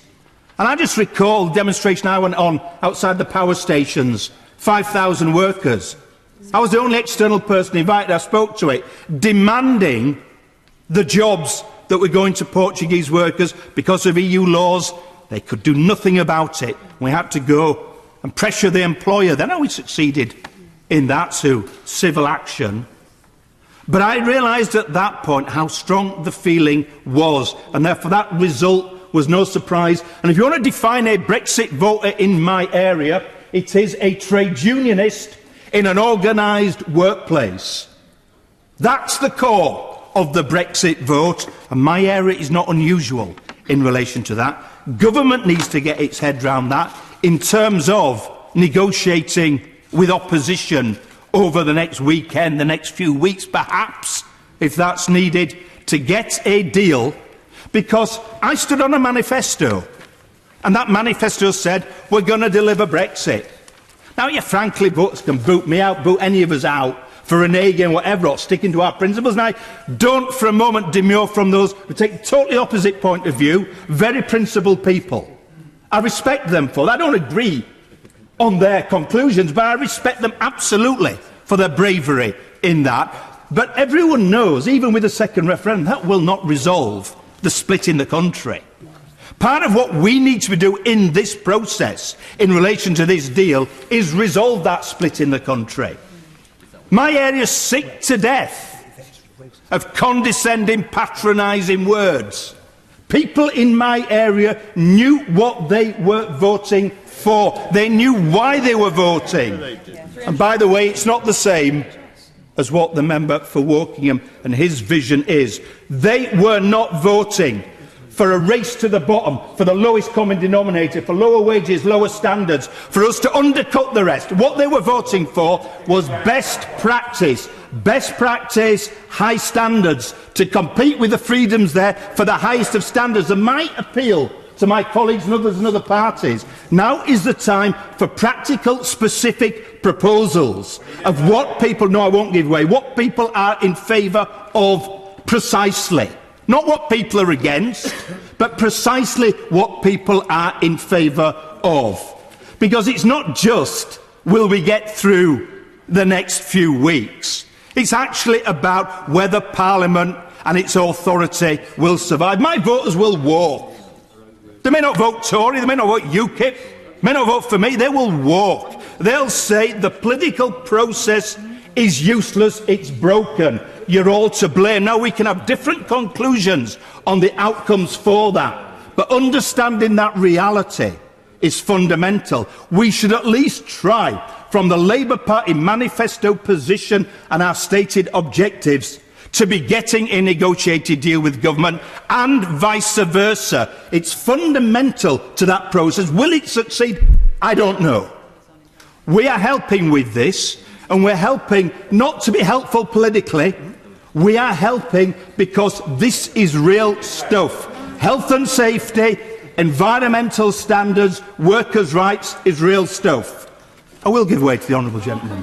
Grateful, because I actually agree with him about how the public will react if their voice is ignored. But would he withdraw his comment that I want lower standards and a race to the bottom? I want higher pay, better standards, and that's what I campaign for. Well, I shall finish by inviting the honourable gentleman, as well as everybody else, to sign our amendment. We should see more amendments like this on equality issues, on other red lines, and get the deal through by the maximum consensus based on the manifesto commitments we have, but more importantly, holding the country together. Richard Benyett. Indeed. I'll come to the honourable gentleman shortly. Point of order, Yvette Cooper. Mr. Speaker, I apologise for interrupting this debate, but this does seem to be important. The media are reporting that Number 10 Downing Street is briefing that its interpretation of yesterday's vote and of the requirements of the legislation is that if the Prime Minister's motion is defeated next Tuesday, then the debate on a Plan B that the government would be obliged to bring forward would, in their intention, be restricted to only 90 minutes on an entire Plan B, and that also they would only allow for one amendment to be chosen and voted upon. Is that your understanding of the case, Mr. Speaker?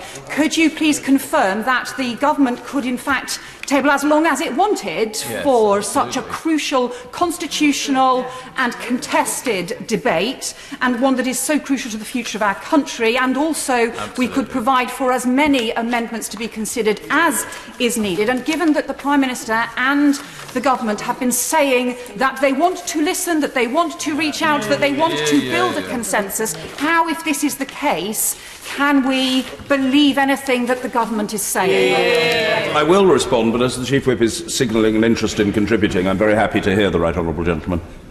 Thank you, Mr. Speaker. Just to confirm, no decision has been made along the lines of what the right honourable lady has said, and the government will do everything it can to ensure that the House is fully consulted in every eventuality next week, and the information that the right honourable lady has is not correct. I am happy to respond to the point of order from the right honourable lady, the member for Normanton, and I thank her for giving me notice of it. She's kindly shown me the report to which she refers, but she knows that I've not yet had the opportunity to study it carefully. Moreover, it's not our normal practice to respond to any and every press report based upon a briefing from someone who perhaps thinks that he or she knows what the procedures are in this place, but perhaps doesn't always fully do so. It is true to say that the default position under Standing Order number 16.1 is that debates pursuant to an Act of Parliament must be concluded after 90 minutes, flowing from which there tends to be a practical restriction on amendments because the time has lapsed and therefore only one amendment in such a hypothetical situation, and it is a hypothetical amendment, would be taken. However, it's also true to say that such provision is often disapplied by an order of the House. I must emphasise all of this is hypothetical at this stage, and I don't think it would be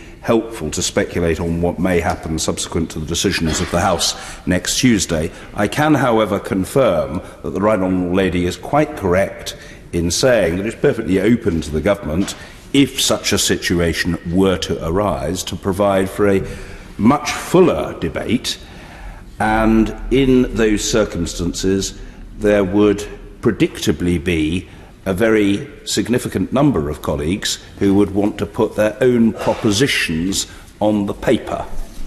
And I am extremely confident if that situation, if that hypothetical scenario were to arise, that colleagues would assert themselves. And point of order, Mr. Hilary Benn. Very grateful, Mr. Speaker. Further to that point of order, could you confirm that it would be open to members of the House to seek to remedy this potential problem by putting an amendment to the withdrawal agreement motion for next week, because this matter would inevitably flow from a consequence of the withdrawal agreement not being carried by the House of Commons? I'd like to reflect on that. It may be possible for that to be done, and if it is possible for it to be done, it may well be a matter of judgment as to whether it is thought to be worth doing. The reason why there isn't any great hurry on that matter is that, of course, I'm not even in a position under the order passed on the 4th of December to select amendments until the final day of the debate. I don't know if the Right Honourable Gentleman heard me explaining in response to a point of order from the Right Honourable Lady, the member for Putney, this morning, that it was quite wrong for people to talk about amendments that had been accepted. The Right Honourable Lady, the member for Putney, was mentioning to me in her point of order that allegedly the government had signalled its acceptance of a particular amendment. Well, that was a wholly inapposite report or claim. No amendment has been accepted at this stage because no amendment has yet been selected, and I'm not allowed to select any amendment until the final day. So some people really do need to keep up with what the procedure is. And the Right Honourable Gentleman's got plenty of time in which to reflect on these matters. Point of order, Yvette Cooper. Interrupt this debate any further, but the response from the Chief Whip was obviously helpful, although slightly odd that he has now left the chamber before the conclusion of any further discussion on this point of order. Does he think that it would be helpful for there to be further clarification from the government benches about, therefore, what plan there would be for further debate so that we can have reassurance? Well, what I would say to the Honourable Lady on that is twofold. First of all, I don't control the Government Chief Whip any more than the Government Chief Whip controls me. So I think we ought to be clear about that. And I can't comment on his whereabouts, and they're not a matter of any great concern to me. If the Right Honourable Lady or other colleagues want to explore these matters in the debate in the coming days, they absolutely can do so. And all I can say is that, in support of members in all parts of the House and of all shades of opinion, I will always have regard to the opportunities for members to put their points and to advance their causes. These are not matters purely for the Treasury bench. I think we are clear about that. Mr. Richard Benyon. Thank you, Mr. Speaker. I should start by reflecting that the speech from the Honourable Member for Bassett Law was one of the finest analysis of what happened in the referendum. And his and the speech by my right honourable friend, the member for Don Valley, absolutely hit the nail on where we are today and how we need to progress. Because we have heard, and we will continue to hear in this debate, reasons why people feel they cannot support the government's deal, and we will hear honourable member after honourable member describe in gruesome detail what precise strand of Brexit or non-Brexit they will support. All very fascinating it will be for their local paper or grist to the mill for their next blog. But in the context of what Parliament is doing in this debate and in next week's vote, utterly irrelevant. What matters is not what any of us individually think of this deal. What matters is what this chamber and what members of this chamber will decide. What matters is the maths of what makes up this House.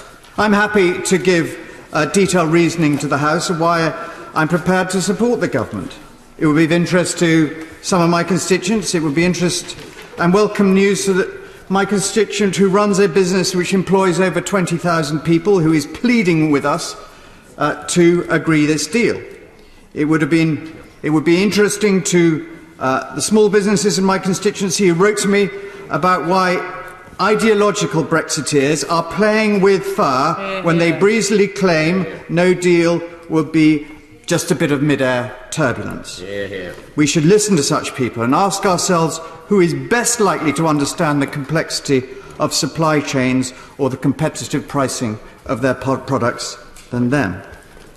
For some in this House, Mr. Speaker, the word compromise is a pejorative term, a sign of weakness, a word which is too often followed by words like betrayal. For me, compromise is almost always a virtue. I compromised as a soldier serving on operations. I compromised as a businessman in every negotiation I did. I compromised as a minister negotiating in Europe for this country. I compromise almost daily in this place, trying to get some of what I want through rather than getting nothing. And perhaps the best analogy here I can describe is I compromised when I got divorced. As one member said outside this chamber the other day, at least his divorce was with one person, not 27. As the lead Brexit campaigner Dan Hannan wrote recently, if a 52-48% referendum result is anything, as a mandate for anything, it's a mandate for compromise. That said, like most in the House, I'm a Democrat, and I concede that my side lost. Like about 85% of this House, I was re-elected in 2017, I might add, with the highest popular vote ever in my constituency in general election, but on a manifesto that pledged to respect the result of this referendum. Now, if we look at the bell curve of public opinion on this issue, we see on the edges of that bell curve the irreconcilables, the small percentage at either end who are either inexorably grieving at the result of the referendum and will do anything to undo it, and at the other end we find those for whom the cleanest breaks with the EU is a theocracy, an ideology on which, as with the other end of the scale, compromise is impossible. And then there's the rest of us, the rest of the country. Here you find an understanding about what we want to achieve. We move from being a country inside the EU with some opt-outs to one of being outside the EU with some opt-ins. And for many of them, this deal is fine. I support the Prime Minister if she can bring forward any changes and tweaks which will encourage more of our colleagues to join. I also give notice that if it fails, I will seek with other colleagues right across this House to find a way forward, and if that takes me down an EEA or EFTA route, well, I will look at that. It's suboptimal, but that may be the only thing this House can agree.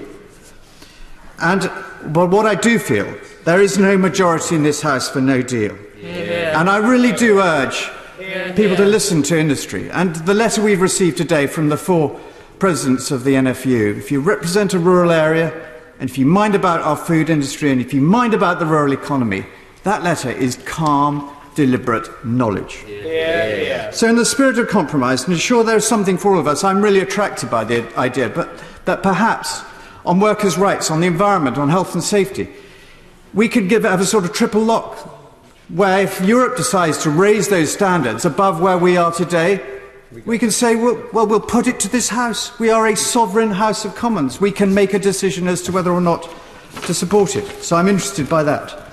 Just a word on those who want a second vote. If you're calling for it because you see it as the best way of reversing the first referendum, say so. Be honest with the public. Don't dress it up as some higher purpose.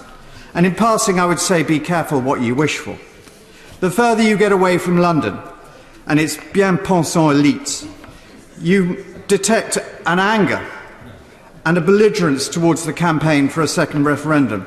The Institute for Government have said it would take 4 or 5 months, 4 or 5 months of putting this poor country through the kind of divisions we saw in the last one. Is that what we really want? And the Electoral Commission, the independent body that oversees such votes, has very strong views on some of the points that are being made about the kind of questions that might be asked. My discussions with some of the 97% of my constituents who haven't written to me, the 97% of my constituents who haven't written to me on this issue, can be condensed really down to one clear, simple message. And that is, get on with it. Get on with it.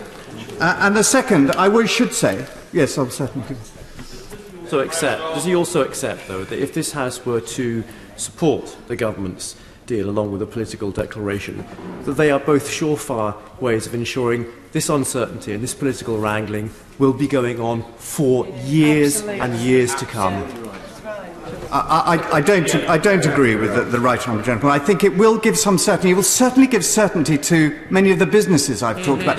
I think there is a dam of investment, holding back investment in the economy. We all see it in our constituencies. If this deal was to go through, I think we would see a mini boom in this country.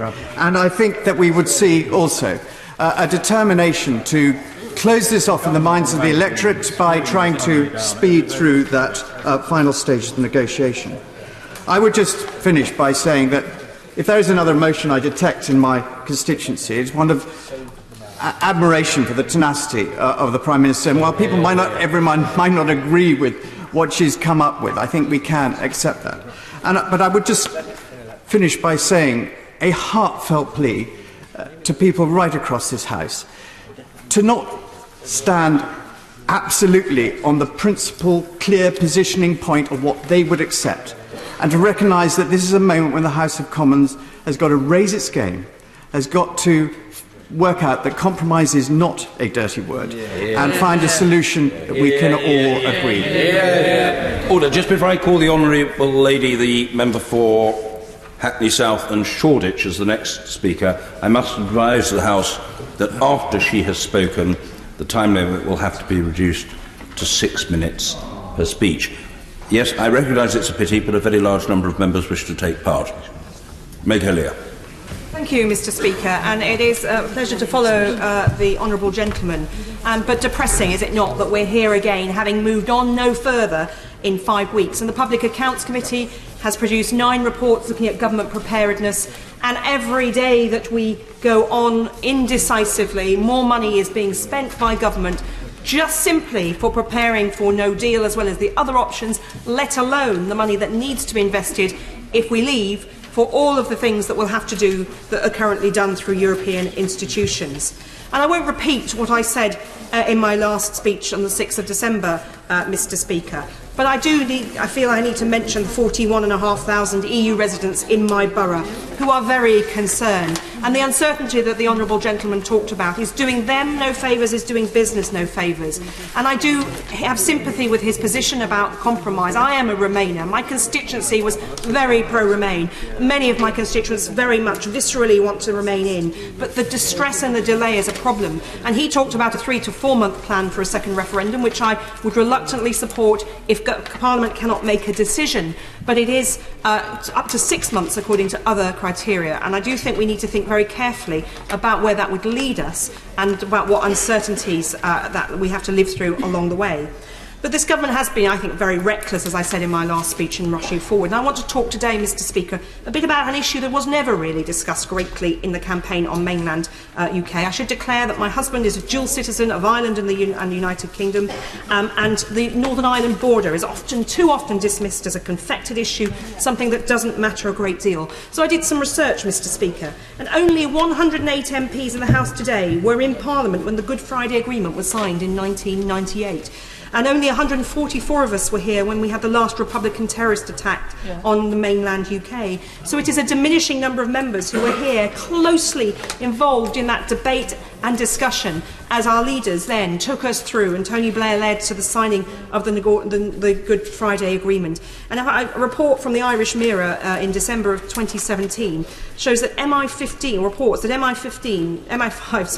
disrupted more than 250 separate attacks with seizures of explosives, weapons and ammunition in Northern Ireland alone, and there were actually 16 attacks in 2015-16 in Northern Ireland. So we know there are still serious issues about peace in Northern Ireland, about the security of the Northern Irish and indeed of Irish citizens across the border.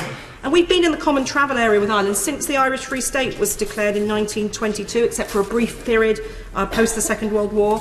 Ireland has aligned itself to us to maintain that position in 1952, signing up to our immigration rules on the Commonwealth, in the 70s joining the EU, and the Republic of Ireland is not considered to be a foreign country under UK law, with special status conferring the rights of Irish citizens to vote here, and they have more rights than EU citizens under British law, including, indeed, being able to be members of this House with Irish citizenship alone. It's not a requirement to be a British citizen. And it is good that the Withdrawal Agreement, Article 5, confirms that the common travel area and free movement must remain for Northern Ireland, for our Irish cousins. But it is a real concern to me that we haven't really discussed and debated how we're going to deal with the Irish border. And the Prime Minister herself, in October 2018, said, and she's repeated this sort of phrase many a time, but I will quote, it was in Prime Minister's questions on that date, and she said, "We are obviously committed to no hard border, and we've made it clear that in any circumstances, including in a no-deal situation, we would be doing all that we could to ensure that there was no hard border. We would look to work with Ireland and the European Union to ensure that there was no hard border, but there has been no commitment in relation to this." And it is that last half a sentence that is the real issue, Mr. Speaker. There are options, but they are none of them good. We could have customs checks imposed at the border because Ireland becomes a third country under EU law. How does that chime with our commitment to the common travel area? We could do nothing, have no border, while we temporarily, or we move forward to the political agreement and work it out. But that could be subject to a complaint to the World Trade Organization. And we could move checks further away from border, the so-called max facts, the maximum facilitation that the UK proposed and which the EU rejected. But But when the UK proposed it, it's still not really clear what that is. It's a bit of number plate recognition, maybe taking some goods and checking them. Does the border, and I've had the privilege to speak to the Controller and Auditor General for the Northern Ireland Audit Office, and hearing him describe what I know the border well, but the travel of goods backwards and forwards, so that the citizens of both the UK and Northern Ireland and the citizens of the Irish citizens in Ireland have a lot of business, processing of milk, of pork. A lot of the agricultural business that takes place relies on that movement across the border. And it is absolutely vital that that is maintained, and there is really no answer to that. And that's one of the reasons I can't support the deal, because that is just not resolved, and we know nowhere where. Now, we know there is no simple answer, and other speakers have highlighted that, but we've had weakness upon weakness from this government. This reckless rush, this unnecessary delay, reaching out far too late to members of her own party, let alone trying to have any cross-party discussions. I was dismayed to hear from the Honourable Gentleman, I think it was from Mid-Norfolk, that there hasn't even been proper dialogue with the opposition front bench. There is no authority, and that is a real concern for me too, because how can we have faith that the political agreement, as written in its sketchy way, will actually be fleshed out and will be delivered by a Prime Minister with her current weakness? So I cannot have faith that will be delivered. So I think we do need to look, and I say this rather reluctantly, to at least extending or revoking Article 50 unless Parliament can deliver. And even with the 3-day deadline, it's difficult to know how we can begin to coalesce around alternatives. And that's what I throw at the government as the executive that still has power to determine the business in this place. We have to have an opportunity to discuss alternatives. And if we fail, then we do need to consider going back to the people for all the problems that I've highlighted that I think that would also raise. Thank you. Alex Chalk. Thank you, Mr. Speaker. Mr. Speaker, in these difficult times for our country, it's as well to remember the iron rule of politics. No situation is so bad that it's not possible for politicians to make it worse. And I fear that we're in that situation now. Not to vote for this deal would fall into precisely that trap. Yeah. Mr. Speaker, I was a Remainer. I campaigned across Cheltenham for Remain, from the High Street to the Promenade, and I didn't do so because I thought the European Union was perfect. It had allowed itself in many ways to become too remote from ordinary people, and it had allowed itself to become inflexible. But even if I wouldn't have suggested joining on the terms that were proffered in 2016, it seemed to me that the process of unravelling that 40-year relationship would be so lengthy, so complex, so expensive and so divisive that the gain would not be worth the candle. I made that argument. And I made other arguments that are being reheated now, that it would act as a headwind on growth, and so on and so forth. And so I was proud, Mr. Speaker, of the fact that 56% of people in Cheltenham voted to remain. But we didn't vote as constituencies. We voted as a country. We voted as one nation. And I am first and foremost a Democrat. And I stood on a manifesto in 2015 that read, "We will honour the result of the referendum, whatever the outcome." And Parliament then voted for such a referendum. And in the second reading of the bill that became the European Union Referendum Act 2015, the then Foreign Secretary said that the bill had, quotes, "one clear purpose, to deliver on our promise to give the British people the final say on our European Union membership in an in-out referendum." And that was voted for by parties across this House, Conservative, Labour, Liberal Democrat. And then, of course, we know that during the campaign a leaflet was distributed to every home in Cheltenham from the government saying, "The referendum is your chance to decide if we should remain in or leave the European Union. The government will implement what you decide." And the truth is, we all know that was the deal. Indeed, I remember the words of the late and much missed Paddy Ashdown on the evening of the referendum, before it came in, the result came in. He said, "I will forgive no one who does not respect the sovereign voice of the British people once it is spoken, whether it is a majority of 1% or 20%. When the British people have spoken, you do what they command. Either you believe in democracy or you don't." Now, I know that there are some in this House who say the margin of victory doesn't matter. In a referendum, they say, winner takes all. One more vote is all you need to impose the most ideologically pure version of what you've argued for. Well, Mr. Speaker, I respectfully suggest there are great dangers in assuming that the 2016 referendum result, just 52-48, was the mandate for a tungsten-hard no-deal Brexit, which is now one of the two obvious alternatives to this deal. Because Those who advocate that would do well to remember that had the EU negotiators simply offered David Cameron a genuine emergency brake, one which did not dismantle the freedom of movement principle but provided a sensible derogation, it is likely we would have voted to remain. So this deal is a compromise, and that means it has positives and negatives. The positives are that on goods, the EU has now accepted that the UK should have a bespoke trade deal, no tariffs, fees or charges, no quotas.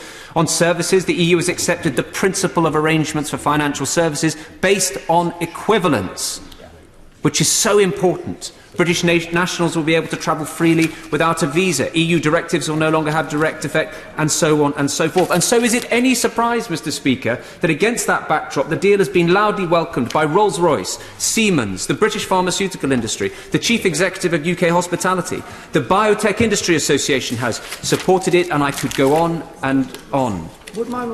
In a moment. The Chief Executive of BAE Systems, which employs so many people in Cheltenham, has welcomed the transition period, and GE Aviation, a significant employer in Gloucestershire, has said that this ratification of a withdrawal agreement would provide business with the certainty it needs. In contrast, a disorderly no-deal exit in March would present considerable challenges for our operations, supply chains and customers.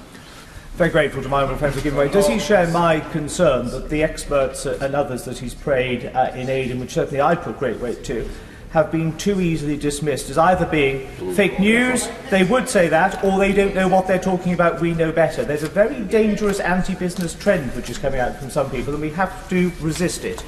And this is the Conservative Party, that listens to business, that wants to stand on the side of people who create prosperity in our country. And by the way, if we want to deliver social mobility, we do that through jobs, through enterprise, and also raising the tax revenues to see the greatest public services that we can. Now, of course, there are negatives to this deal. We've heard about those. The Irish border rightly raises concerns, the Irish backstop, rather, rightly raises concerns. But as has already been indicated by the Secretary of State, the backstop is an instrument of pain for both sides, as the Attorney General has said. What is a backstop for us is a backdoor for them, because Northern Ireland would have the advantage of being able to access both the single market of the EU and the single market of the UK. So mainland British businesses would be incentivised to relocate to Northern Ireland in order to supply their goods into the EU. Meanwhile, the process of negotiating trade deals for the EU would become a nightmare, as they wouldn't be able to clarify the frontiers of their single market. And meanwhile, we as the British taxpayer would not be paying a penny piece. Absolutely right. And the fact is, all trade deals require some kind of backstop. Canada plus, and Labour's suggestion, where they want to be inside the customs union but outside the single market, requires one too. And the reality is, I've heard much criticism from the Labour Party, and some of it is fluent and cogent. We get all that. But with respect, criticism is easy. In a quote probably misattributed to Teddy Roosevelt, complaining about a problem without proposing a solution is called whining. And the fact is, Labour don't want a second referendum, apparently. They don't want an extension. They criticise the government, saying there is no way that the government could get meaningful changes to its deal, and yet they somehow suggest that Labour would be able to get a whole new deal by the 29th of March on the basis of a, quote, strong single market deal, which is as yet completely lacking in any kind of detailed clarity as to what they require. Unicorn. It's a unicorn prospect. Now, hard Brexit is simply not an option, I would suggest. There are concerns about Ireland, real concerns that I have. Of course, you've got to aim off for some of these polls, but there is a real risk, I have to say, that if there's a hard Brexit, the appetite for a border poll will go up, and there is a real risk of a united Ireland. Now, there are great risks with the second referendum as well, which I can't go through at all, but there is an opportunity for us to do something sensible here, to unlock a wall of investment over our economy, and I shall be voting for the deal. Thank you. Mr. David Lammy. Mr. Speaker, I've faced many challenges in the 2 decades I've sat in this House, but Sunday the 7th of August 2011, the morning after the Tottenham riots, was by far the greatest. Walking on broken glass past burnt-out cars, homes and businesses, comforting men and women still in their pyjamas, I saw the place I've lived my whole life turn to ashes. Many members of the community were urging me to say that the killing of Mark Duggan by police, which had sparked the riots, justified this rage. That the families made homeless, the burnt-out buses, the houses and the looted shops were worth it. They told me that I had to say that this wrong was right. Mr. Speaker, it was not easy, but I had to look my community in the face and tell them this violence was a disgrace and condemn it unequivocally. Why? Because we have a duty to tell our constituents the truth, even when they passionately disagree. We owe to them not only our industry, but also our judgment. We are trusted representatives, not unthinking delegates. So why do so many in this House continue to support Brexit when they know it will wreck jobs, the NHS and our standing in the world? This is the fundamental dishonesty of the heart of the Brexit debate.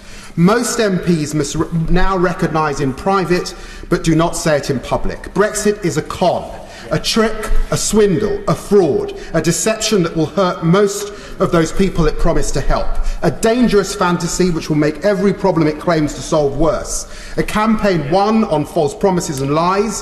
Vote Leave and Leave EU both broke the law. Russian interference is beyond reasonable doubt. And by now, every single campaign promise made in 2016 has become unstuck. Brexit will not enrich our NHS, it will impoverish it. Our trade deal with Donald Trump will see the US corporations privatise and dismantle the NHS one bed at a time. And even those promises on immigration, which has so greatly enriched our country, are a lie. After Brexit, immigration will go up, not down. When we enter into negotiations with countries like India and China, they will ask for three things: visas, visas and more visas. And they will get them because we will be weak. Then there's the myth about restoring parliamentary sovereignty. The last 2 years have shown what a joke that is. The Prime Minister has hoarded power like a deluded 21st century Henry VIII. Impact assessments have been hidden, votes resisted and blocked, simple opponents of government policies bullied and threatened to get into line. Even when we forced this meaningful vote, the Prime Minister cancelled it, certain we would reject her disastrous deal. And oh, we will reject it, because this is a lose-lose compromise which offers no certainty for our future. All it guarantees is more years of negotiation headed by the same clowns who guided us into this farce in the first place. Mr. Speaker, we are suffering from a crisis of leadership in our hour of need. This country's greatest moments came when we showed courage, not when we appeased. The courage of Wilberforce to emancipate the slaves against the anger of the British ruling class. The courage of Winston Churchill to declare war on Hitler against the appeasers in his cabinet and the country. The courage of Attlee and Bevin to nationalise the health service against doctors who protested that it was not right. Today we must be bold, because the challenges we face are just as extreme. We must not be afraid to tell the truth to those who disagree. Friends on this side of the House tell me to appease Labour voters in industrial towns, the former miners, the factory workers, those who feel they've been left behind. I say we must not patronise them with cowardice. Let's tell them the truth. You were sold a lie. Parts of the media used your fears to sell papers and boost viewing figures. Nigel Farage and Boris Johnson exploited the same prejudice to win votes. Shame on them. Immigrants have not taken your jobs. Our schools and colleges failed to give you the skills. Hospitals are not crumbling because of health tourists, not because of decades of austerity that ground them down to the bone. You cannot afford a house because both parties failed to build, not because of Mohammed down the road who moved in. And wealth was hoarded in London when it should have been shared across the country. Blame us. Blame Westminster. Do not blame Brussels for our own country's mistakes. And do not be angry at us for telling you the truth. Be angry at the chancellors who sold you a lie. As Martin Luther King said long ago, there comes a time when silence is betrayal. So just as I speak plainly to the government this time around, let me also speak to the opposition about some home truths. There is no left-wing justification for Brexit. Ditching workers' rights, social protections and ending environmental cooperation is not progressive. This is a project about neoliberal deregulation. It's Thatcherism on steroids pushed by her modern-day disciples. Leaving the EU will not free us from the injustices of global capitalism. It will make us subordinate to Trump's US. Socialism confined to one country will not work. Whether you like it or not, the world we live in is global. We can only fix the rigged system if we cooperate across border lines. The party of Keir Hardie has always been international. We must not let down our young supporters by failing to stand with them at the biggest issue of our lives. If we remain in the EU, we can reform it from the top table, share the load of mass migration, address excesses of bureaucracy and fix the inequalities between creditor and debtor. We can recharge the economy. We can refuel the NHS. We can build the houses that we need after years of hurt. Hope is what we need. Remain in the EU. Give the Britain a second opportunity to decide. Thank you. Mr. Royston-Smith. Thank you, Mr. Speaker. Mr. Speaker, I don't want to use my time today talking about parliamentary procedure or the detail of the various options to withdraw from the EU. I will leave that to others to do. What I want to talk about today is about trust, not the trust in MPs, as the honourable member for Tottenham has just alluded to, but for the trust in the electorate, as my honourable friend, the member for Mid-Norfolk, spoke about. In 1997, Mr. Speaker, like many others, I was unhappy that Tony Blair became the Prime Minister, but I didn't start campaigning for a people's vote to remove him. And the same in 2001 and the same in 2005. In fact, I think it's the same in 2010 and 15 and 17 that the opposition would have been disappointed in the outcome of the election, but they didn't start campaigning for a people's vote to overturn it. And why? It's because we accept votes in this country, Mr. Speaker, and we should accept this one.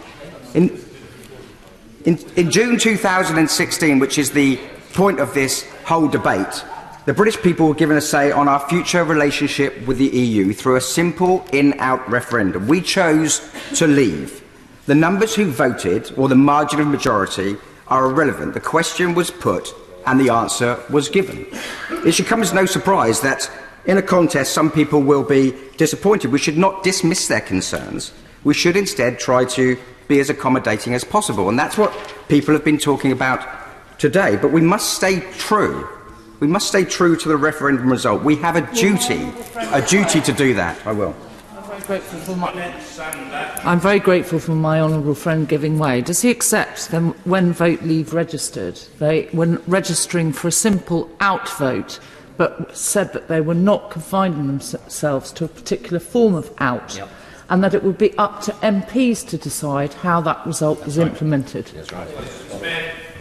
Mr. Speaker, I appreciate the honourable lady intervening, but it's not for me to talk about what Vote Leave decided. It's for me to talk about what I think, and it's for me to talk about what my constituents think. Mr. Speaker, everyone in the Conservative Party, everyone, including the honourable lady, stood on the 2015 manifesto. They promised to give the British public a straightforward in-out referendum. Everyone who voted in December 2015 to legislate for that referendum did so promising to honour the result. Everyone who voted and campaigned in the referendum did so in the spirit of what had been agreed before the vote took place, and again promised to honour the result. At least I assume they did. You can imagine, can't you, that people were wandering around campaigning for in or for out, but saying to their constituents and friends, whatever happens, if we don't win, we'll just renege on the result. Of course they didn't. They campaigned saying they would honour the result.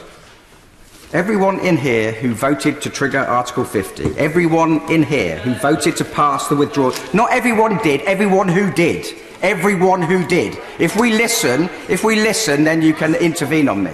Everyone in here who voted to trigger Article 50, everyone in here who voted to pass the Withdrawal Act did so because at that time they were doing what they promised they would do to their electorate. Mr. Speaker, in 2017, the two major parties both stood on manifestos which promised to honour the result. In my Southampton Itching constituency, the Conservative and Labour candidates shared 93% of the vote. Two parties who promised to honour the result of the referendum shared almost the entire vote, with all the other parties losing their deposits. Almost every Conservative and Labour member, in here has promised to deliver Brexit at one time or another. At the time, those that supported Remain accepted the wording of the referendum. At no time did they say the results need to be a particular majority or the consequences need to be spelt out. And why was that? Well, quite obviously because Remain voters thought they would win. Mr. Speaker, I thought they would win, and I campaigned and voted to leave, but I thought they would win. The country has followed this soap opera now, Mr. Speaker, for 2 years. They have joined us on this journey, beginning with the referendum, followed by a prime ministerial resignation, a new prime minister, a general election, Lancaster House, Florence, Brexit means Brexit, no deal is better than a bad deal, a delayed vote, a vote of confidence in the Prime Minister, and finally, this deal, no deal, or no Brexit at all. Mr. Speaker, no Brexit at all is not an option. This place voted for the referendum and promised to honour the result. This place voted to trigger Article 50 and in so doing reconfirmed to the British public that our democracy is more important than political convenience. We all accepted the terms before the campaign started, and if members fail to implement the result or attempt to frustrate the will of the people, they are not Democrats, and I've no idea, Mr. Speaker, why they are here. I would like to offer some clarity. I would like to offer some clarity to those government ministers who appear on the Today programme saying that people like me know what they don't want but not what they do. I met with the Prime Minister and I couldn't have been clearer. I want a deal. But as it stands, I don't want her deal. The Prime Minister promised to protect our precious union. Her deal doesn't do that because it treats one part of our union different to other parts. So for those who repeat that people like me know what we don't want but not what we do, I'll say it again. Take the backstop out and I will compromise again and reluctantly vote for the deal. Mr. Speaker, this has been a dark time in our nation's history. It has laid bare the divisions in our country, and by reneging on the promises we made to the British public, we will plunge our country into an even darker place. And I wouldn't blame the voters if they never trusted a politician again. Many of the people outside of this place believe that politicians are untrustworthy. They think we spend most of our time talking to ourselves and not caring about what they think. Mr. Speaker, if we fail to honour the result of the most important vote in living memory, we will prove them right, and I will have no part in that. I made promises to my constituents, and I fully intend to honour them, whatever that takes. Mr. Speaker, I would rather lose my seat, honour my commitments to my constituents and preserve what integrity is left in this place than behave as so many others are in their own self-interest. Sir Edward Davey. Thank you, Mr. Speaker. My friend, Lord Ashdown, Paddy, is being buried today in Somerset. So I hope the House will allow me to speak about this deal as I think Paddy would have done. I know the Honourable Gentleman from Cheltenham may not have known about the burial service today, but my friend Paddy would have been able to apply his critical faculties to the deal and judge it on the basis of what was good for this country, and that's what he would have done. And I worked for him for nearly 30 years, beginning as his economics advisor. And when he talked about Europe, he talked about the way that countries needed to cooperate and work together. Internationalism was in his liberalism. And he talked about how, working with other countries, this country could regain sovereignty, could regain control over global capitalism and multinationals who sought to undermine the interests of individual countries and individual people, individual corporations. We were stronger and had more control, was his view and his approach to the European Union. But actually it was much deeper than that. He was a soldier, he was a diplomat. And he brought that experience and those beliefs to the European question. And it was his commitment to peace and his commitment to patriotism, because he loved his country, that made him such a strong pro-European. And you see that in his books and his speeches when he talks about the dangers of rising nationalism and protectionism around the world. He worries about Trump, he worries about Bolsonaro, he worries about Brexit, and he thinks that Britain and the EU is one of the best ways to combat that rising nationalism and that rising protectionism. And the work that he did in Bosnia, He talked about how the EU institutions were bringing peace, not just within Bosnia, but within the Balkans. And indeed, if you look at what's happening, the EU is one of the magnets that's ending that hostility between those countries and can play a really key role. It is an engine for peace, as it has been an engine for peace across the European Union. And of course, as a man who was born in Northern Ireland, he will look at the threat to the Good Friday Peace Agreement with serious concerns. 3,600 people of our country, men and women, have died in those troubles, but very few since the Good Friday Peace Agreement. And anything that puts that at risk, I think people from around this House and outside this House should think very, very carefully. Certainly Paddy did, and he believed the European Union was a way of gluing people together and moving into the future away from past hostilities. And when I was Secretary of State for Energy and Climate Change, when Putin invaded Crimea, when the Bolsheviks went into eastern Ukraine, there were crisis summits of the European Council for Energy got together. How are we going to deal with this? Well, one of the ways of dealing with it was undermining Putin, by making sure that Russia's exports of oil and coal and gas into the EU were reduced, by the EU becoming more secure itself, by going green and by trading within itself and not being so dependent on Russia, because that meant less money into Putin's pockets and therefore less soldiers and less rockets. That was the way that the UK, through the European Union, could exercise soft power. And let me tell this House, Europe's energy security strategy was written in my office in Whitehall, because we were able to exercise that soft power to try to promote security and peace. That is what the EU is about. That is why Paddy supported it. And if he applied that to this deal, he would say this deal is hopeless. What this deal does is it locks Britain into bad diplomacy. Diplomacy which is based on transactions and deals, not diplomacy that's based on relationships. In a modern world, you have relationships with your neighbouring states, with your neighbouring countries that are deep. When I was in the coalition government, I talked about having a joint cabinet meeting in Berlin and in London with the German government. It didn't go down too well on the Tory benches, I have to tell you. But I was about trying to make sure those relationships were built on understanding between ministers, not on press releases. And I'm afraid this deal locks us into transactions between now and whenever we find out what Brexit actually means, when the political declaration is eventually negotiated, but actually beyond that. Because even when we get to the end of the negotiation of the political declaration, whenever that will be, and I'm afraid the Secretary of State is dreaming if he thinks at the end of the implementation period when we'll get that deal, even when we do get that deal, we'll still be into a much more transactional-based relationship with the EU, which will damage this country and this country's interests. So I think this deal, I think Paddy would think this deal is not in this great country's interests. Now, I think also the deal will go down next Tuesday. I hope it will. I will vote against it. But it's not clear what will replace it. I think there's clearly a majority against no deal. Is there a majority for some other deal? I don't know. Maybe Norway Plus will attract some people. I have to tell the House that I find it deeply unattractive, because we have all the costs and we have the rules of the European Union, but no voice and no vote at the table.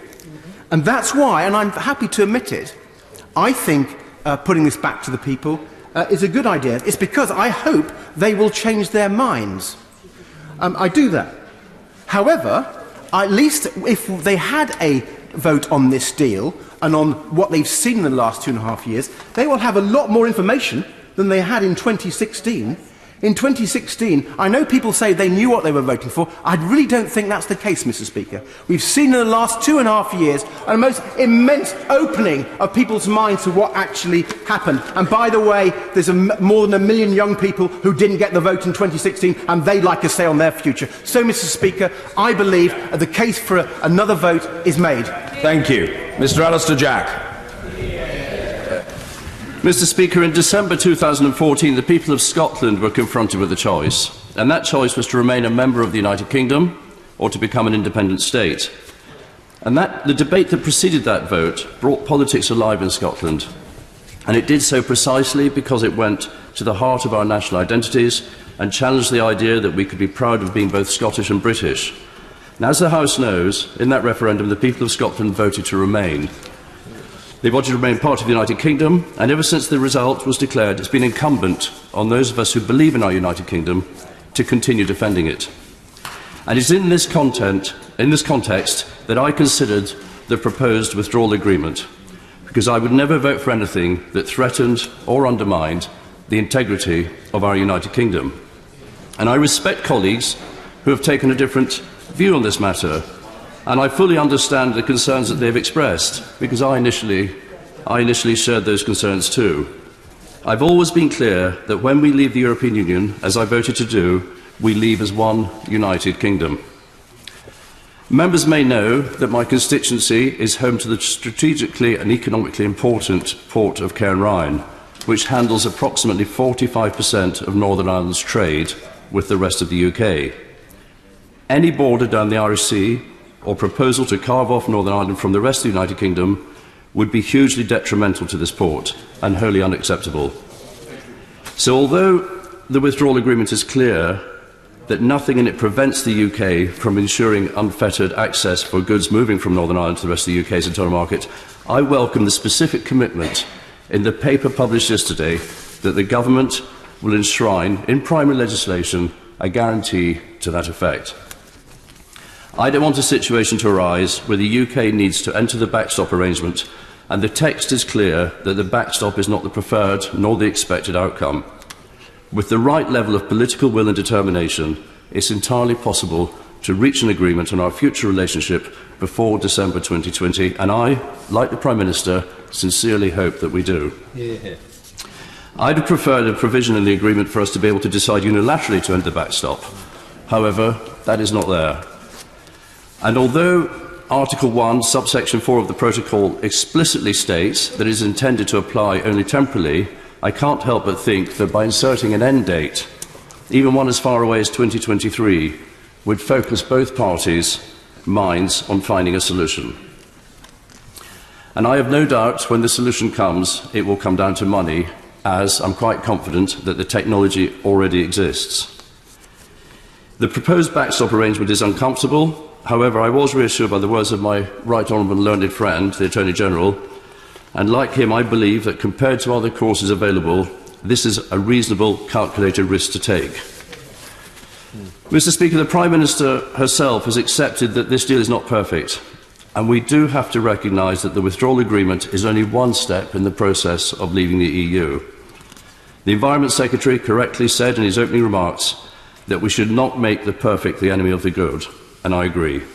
I also believe that if David Cameron had come back with this deal before the referendum, we Leavers would have taken it.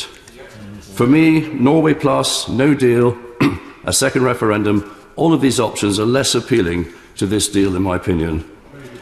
And even worse, the possibility of a government led by the Labour front bench, who, despite having plenty of time to come up with something, have absolutely no plan for Brexit. Yeah, that's right. As a result of this deal, we will once again become an independent coastal state.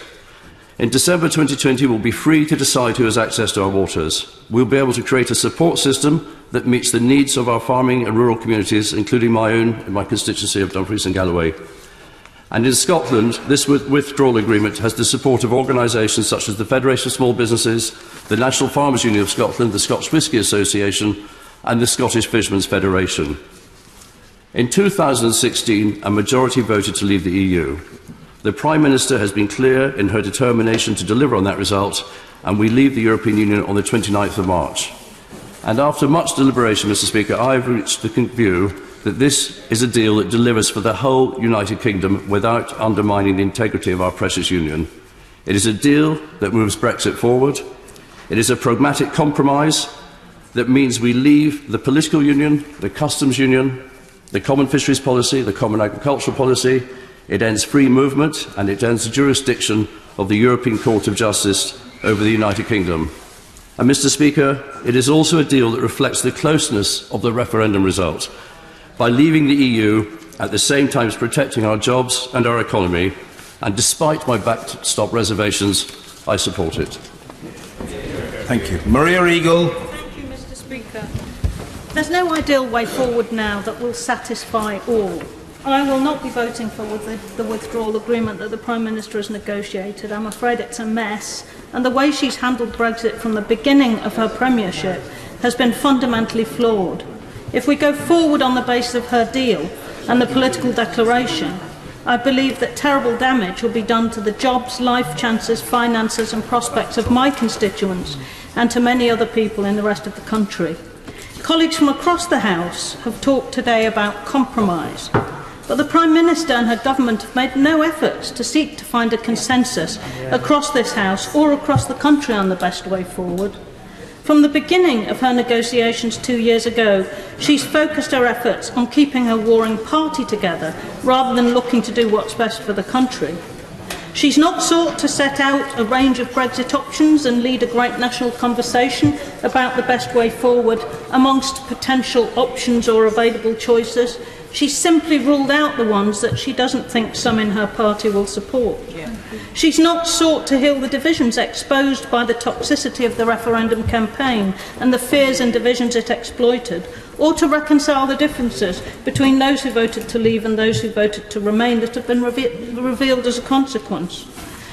She's purposefully since run down the clock in order to prevent anyone but a small group around her having a say on the way forward. Her negotiating red lines were more about keeping her most uncompromising Brexit-supporting colleagues on board and to stop them removing her from office than they were to find a consensus across our nation. But they've had the effect of ruling out sensible and less damaging Brexit options, and now we're being told it's her deal or no deal. Now, in my view, the Secretary of State and the Prime Minister, the government should rule out no deal straight away. It would be the most irresponsible, self-harming stupidity and shouldn't be contemplated. But seeking compromise and finding agreement across the House has not been a focus of what the government has tried to do, and we need to recall that when they now stand up and say they won't compromise. Let's recall, Mr. Speaker, the Prime Minister didn't want this House to have any meaningful say on Brexit at all. She wanted to trigger Article 50 without allowing a vote in the House, and only public-spirited citizens and the courts stopped her. She wanted to negotiate a deal and implement it without a meaningful vote in this House. Only parliamentarians across parties have stopped her. And it's the executive that she wants to take back control of our laws with its full panoply of Henry VIII powers, and not Parliament. Now, with her deal in deep trouble, she talks about compromise. But she's been trying to run down the clock and threaten us with catastrophe if we don't do our bidding, pulling the meaningful vote to waste another month, all to give the impression that it's her deal or no deal. But what are the consequences of her deal?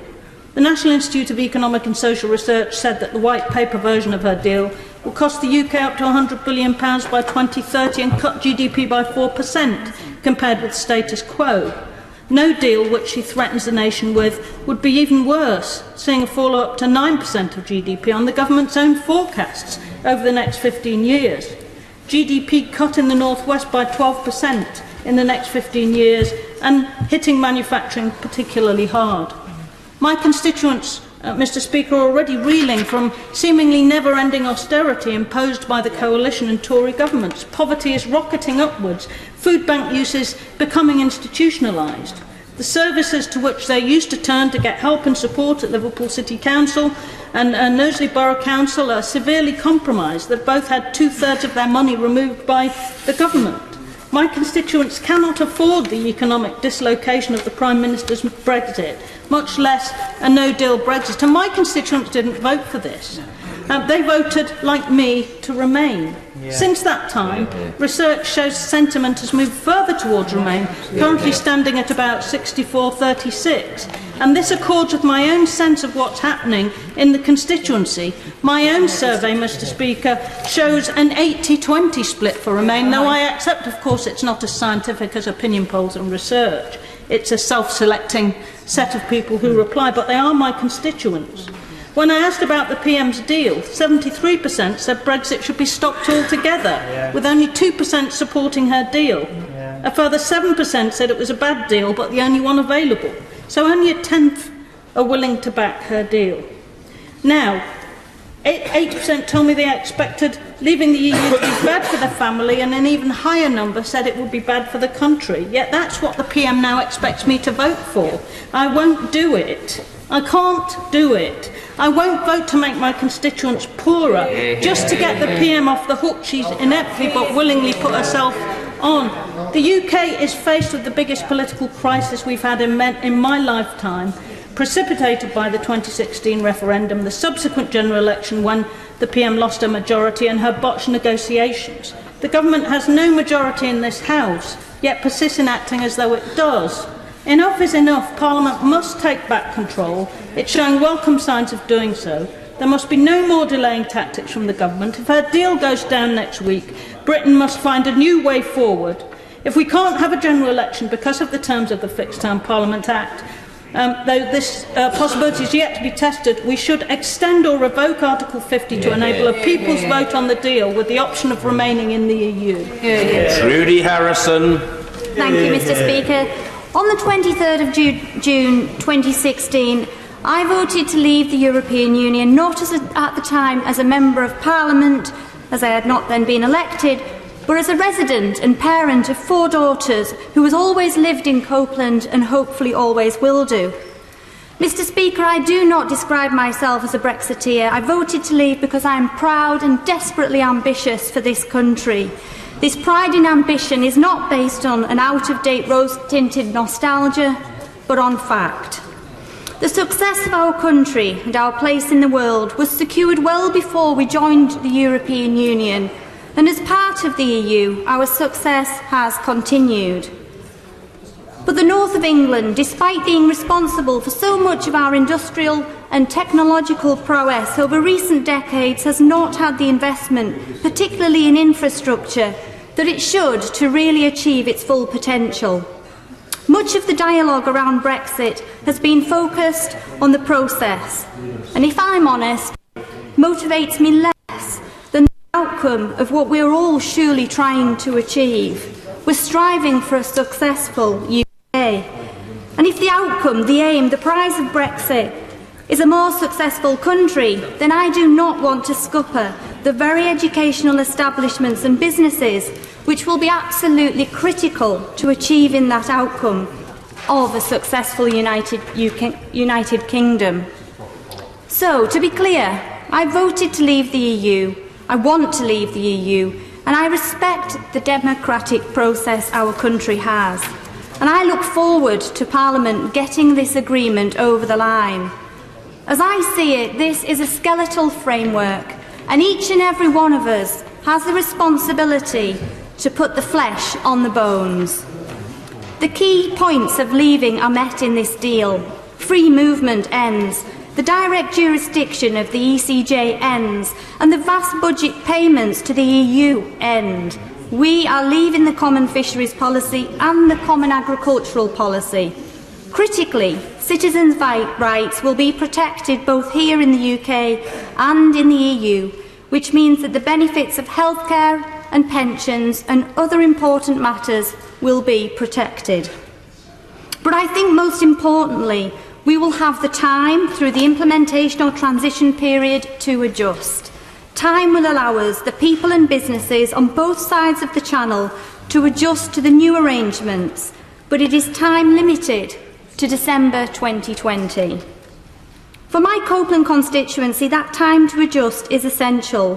For the nuclear industry, as we leave Euratom and move to a UK regime under the Office for National Nuclear Regulations, the extra time afforded by the transition period will ensure that all the safeguards officers, procedures and equipment is in place, but also that the bilateral agreements will also be in place with other countries. And given the international, collaborative nature of the nuclear industry, this is absolutely vital. It is especially critical to Cumbria because 27,000 of the 87,000 people working in the nuclear industry live in Cumbria and depend on that industry. Just about every household in my constituency has a family member working in or for a business connected with the nuclear industry. And that is why I want the security that this withdrawal agreement brings. The industrial strategy and nuclear sector deal has much cause for optimism.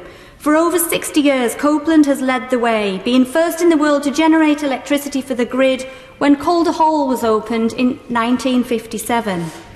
And this government is the first in a generation to now be constructing new nuclear at Hinkley Point, and I am determined that we will also get Moorside built in Copeland. We have an undisputed need for more low-carbon electricity and an undeniable, globally respected, safe nuclear capability in Copeland. And I will do nothing to damage that, and everything I possibly can to grow even further that capability. To skewer more research and development in advanced and small modular reactors, more export of our current decommissioning operations, to increase the export of skills, components, products and processes that are working well at Sellafield and are being developed by our superb nuclear supply chain. Equally important is securing our farming industry, and I am concerned that extortionate tariffs would not help but hinder the incredibly hard-working farmers and their businesses. The Common Agricultural Policy will come to an end, to the delight of many Cumbrian farmers.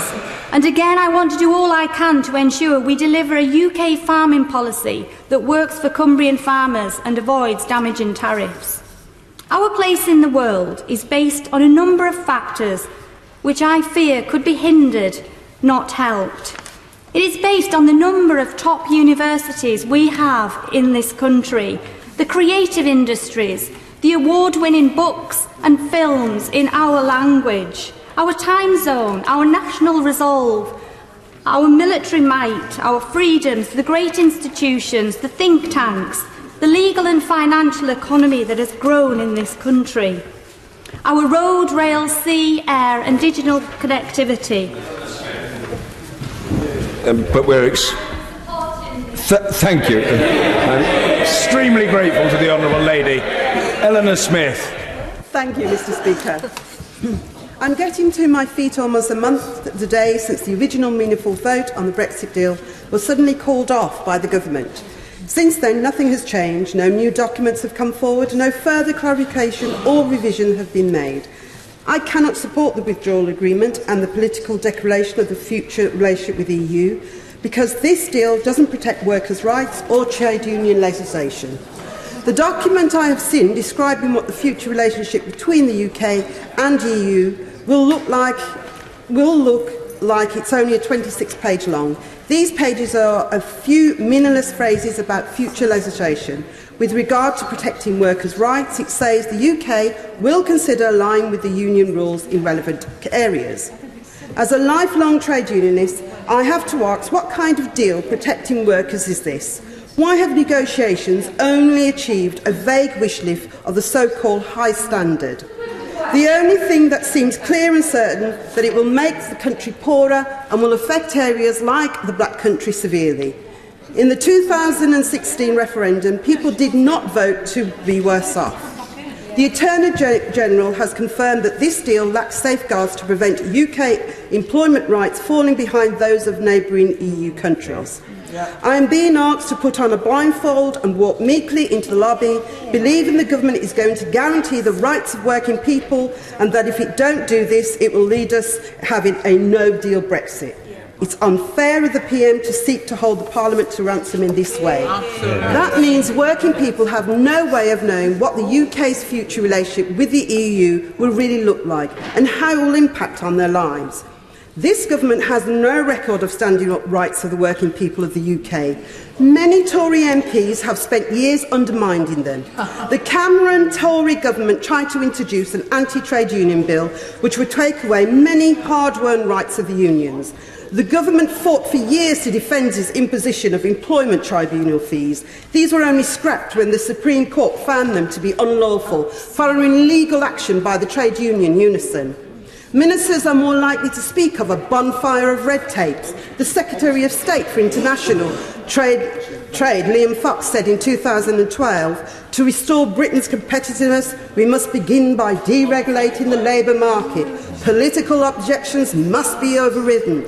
It's too difficult to hire and fire and too expensive to take on new employees. The Prime Minister has refused to rule out scrapping the Working Times Directive, the Agency Working Directive and the Pregnancy Workers Directive. All these are in the UA and currently protect UK workers. After the 2016 referendum, the trade union movement was willing to sit down with the government to discuss members' issues and concerns, but the PM has failed to engage with and listen to trade unions and millions of their members in this country who need a union to protect their working conditions and contracts. What we now have is a deal which nobody wants. When Article 50 was invoked, the government should have called together the leaders of all the political parties in the UK to form a cross-party Brexit consensus to help in the new negotiations with the EU. I understand that government has to rule, but this matter of such national significance, perhaps the most important event since the Second World War, which is going to affect our lives and the lives of generations to come, a strong leader would have reached out to other politicians beyond their own party and not kept it to a small clique within government. Instead, we have a deal which satisfies nobody, neither leavers or remainders. As politicians, we will be blamed for this mess, but the only people to blame are those who have been involved directly in the Brexit negotiation. It is for these reasons that this deal cannot command my support. And if it cannot achieve the support of Parliament, the country will need to find a real alternative. Philip Dunn. Mr. Speaker, it's a pleasure to follow my parliamentary neighbour, the member for Wolverhampton South West. I'd like to focus my remarks in today's debate on the rationale for the decision which I've taken, which I believe to be in the best interests of my constituents and this country when it comes to the vote next Tuesday. I've received plenty of advice from many of my constituents, as I know all other members of this House will have also received, much of it contradictory, reflecting the division in the country since the referendum. And many have asked me to represent their views, which, given the range of views and the physical impossibility of being in both divisions at the same time, is not possible to achieve. I stood on a manifesto in 2015 to respect the results of the referendum, and I voted Remain in the referendum in 2016, but 57% of my constituents voted Leave. So I've accepted the referendum result and indeed stood on a manifesto in the general election in 2017 pledging to do so. And that's why I voted with the vast majority of members of this House, 498 to 114, a majority of each of the Conservative, Labour and clearly Democratic Unionist parties, to invoke Article 50. The government has had the most complex negotiation to undertake of any post-Second World War government, as evidenced by the sheer length of the EU withdrawal agreement and the number of pieces of secondary legislation which the European Statutory Instruments Committee, on which I sit, are currently scrutinising. There have undoubtedly been many challenges presented by the EU and its 27 other members throughout these negotiations. Some of these we have prevailed, and some we have not. And while I would not have started the negotiation accepting the EU framework for the negotiations in the way that we did, I have accepted that to leave the EU after 43 years of membership, in which our laws, regulations and standards have become increasingly intertwined, will require a negotiated deal. A negotiation requires compromise. I spent 20-odd years negotiating as an advisor to companies across the world, and every negotiation comes down to the last moments when the final compromises have to be made, and we are now at that point. Compromise is a word which has been used across the floor of the House today, particularly well encapsulated, if I may say so, by my right honourable friend, the member for Newbury, and the members opposite for Don Valley and Bassetlaw. The reason we're debating this issue so long after invoking Article 50 is primarily the complexity of the issue, but coming a close second is the lack of consensus in this House, demonstrated in part as a result of the arithmetic balance of this House following the election in 2017. And that means that we we still don't have a consensus, which is why we've had to delay the debate, and why the only consensus that there was in this House was the decision to invoke Article 50 in the first place. We've now heard from honourable members on this side who have a strong tradition of seeking to leave the EU, and I respect their conviction and consistency of purpose. Some of them, my right honourable friend for Walden and my honourable friend for Southampton Itchen just now, have made clear that they are willing to compromise and support an orderly withdrawal if the Irish backstop issue can be removed or time limited. And I hope that the government will find a way to be able to give them satisfaction before we vote next Tuesday. But if not, I believe a willingness to compromise by members across this House is essential in order to do our duty as representatives of the people of this country and bring this matter to an orderly conclusion. Members opposite have told us that they will not support the deal because it doesn't reflect what they would like to see in a deal. Some have been straightforward in acknowledging that they wish to ignore the referendum and remain within the EU. But others have not, and others have not come up with any pragmatic suggestions as to what could be done to improve the deal. The front bench, of course, as the official opposition, have been consistent about one thing, and one thing only. They will not do anything at all that they can to assist other than to bring about a general election, because that is their purpose. They are not interested in compromise, whatever their warm words earlier. They have made no suggestions whatever how to improve this deal. This prospect is extremely alarming to those watching this debate from outside, for the countless businesses and constituents who are urging us to get on with it, to provide some certainty to this nation about how we leave the EU in an orderly fashion. And frankly, that is why, Mr. Speaker, despite its imperfections and concerns that I have about aspects of the deal, I will be supporting the deal in the vote next week. I will not support any proposal to have a second referendum, as that would be completely to deny the initial referendum and would perpetuate the division in this country, which we can frankly no longer afford. Mr. Speaker, when I started to write this speech, I truly did not know where to start. So I'll try to explain my feelings and views on this madness as bluntly and as simply as possible.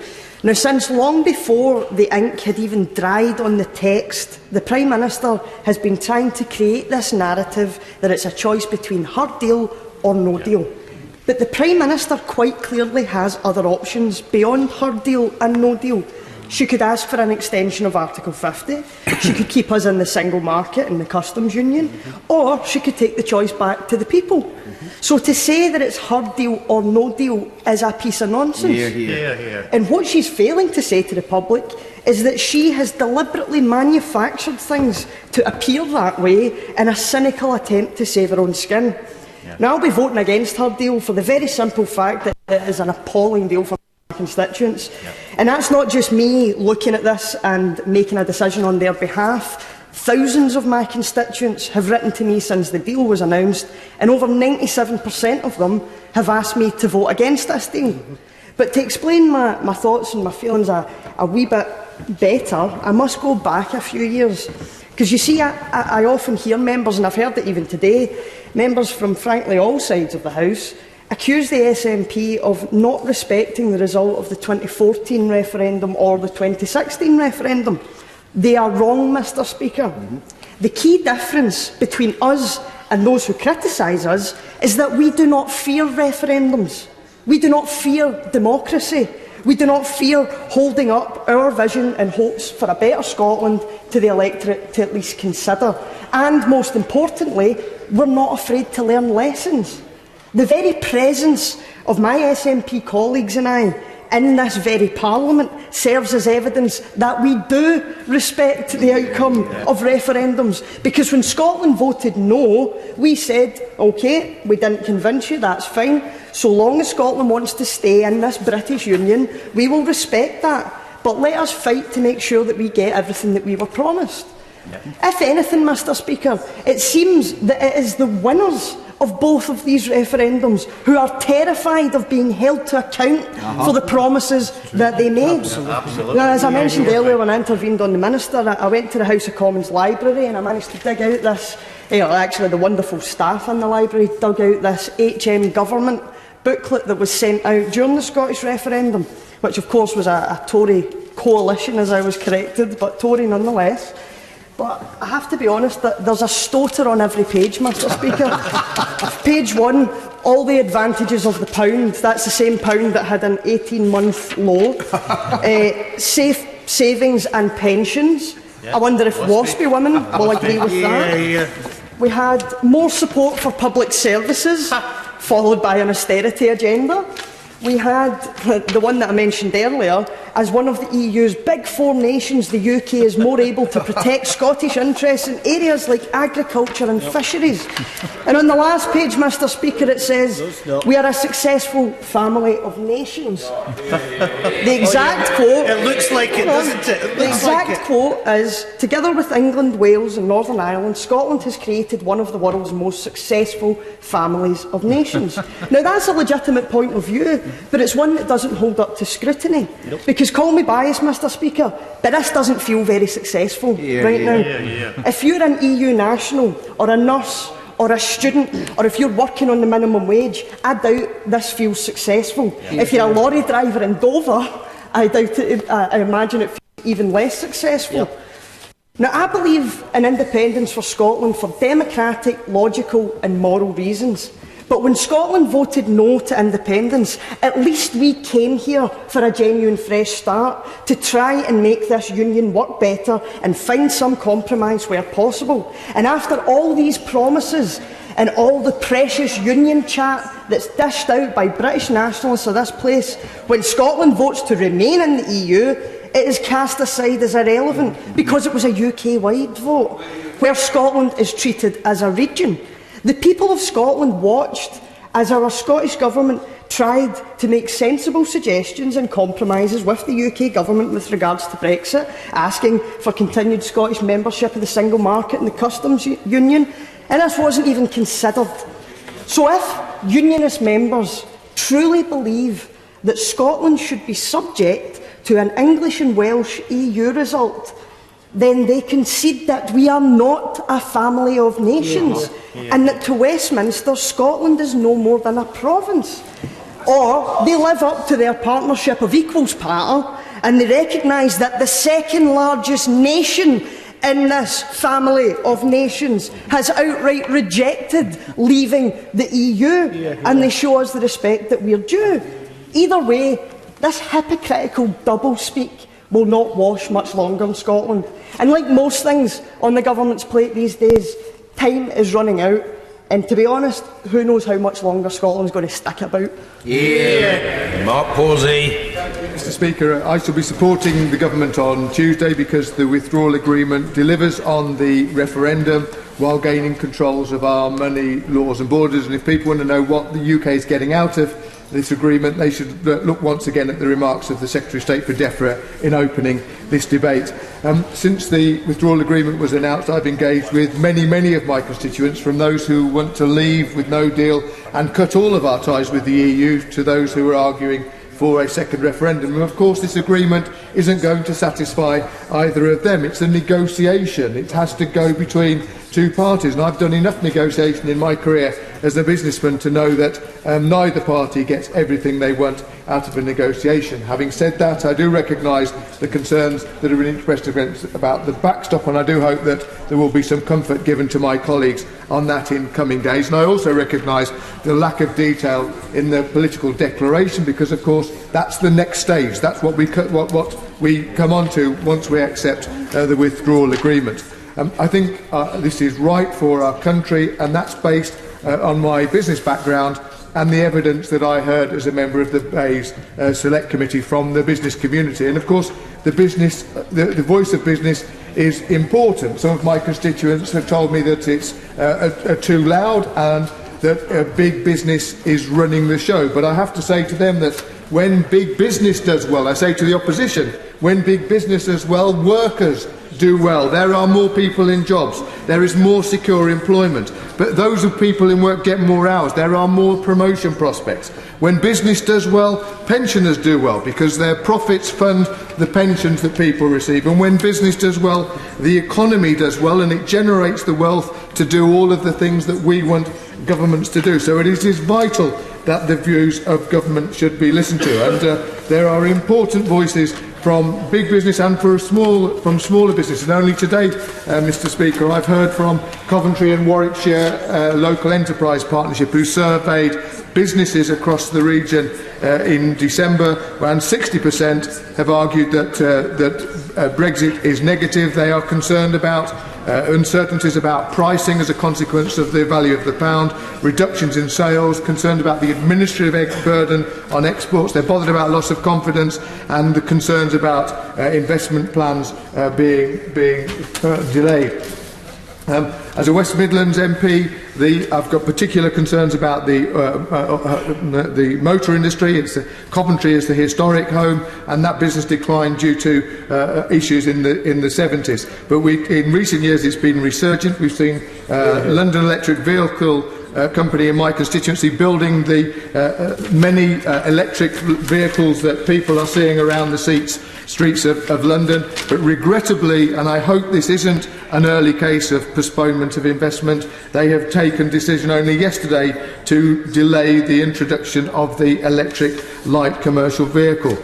We've seen tremendous improvements in Jaguar Land Rover under the ownership of Tata, but again today bad news on that, and of course members will rightly point out that that's due to changes in the diesel legislation and a downturn in the Chinese market, but is also linked to Brexit. And in addition to the company itself, we must remember the 200,000 in the supply chain.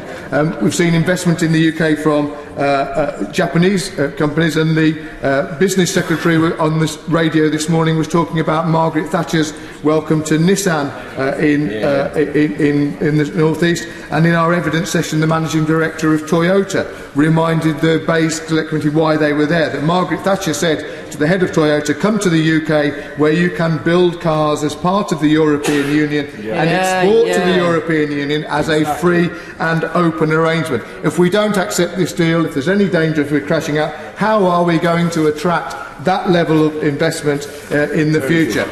And in fact, the Prime Minister of Japan, of course, is in the country today.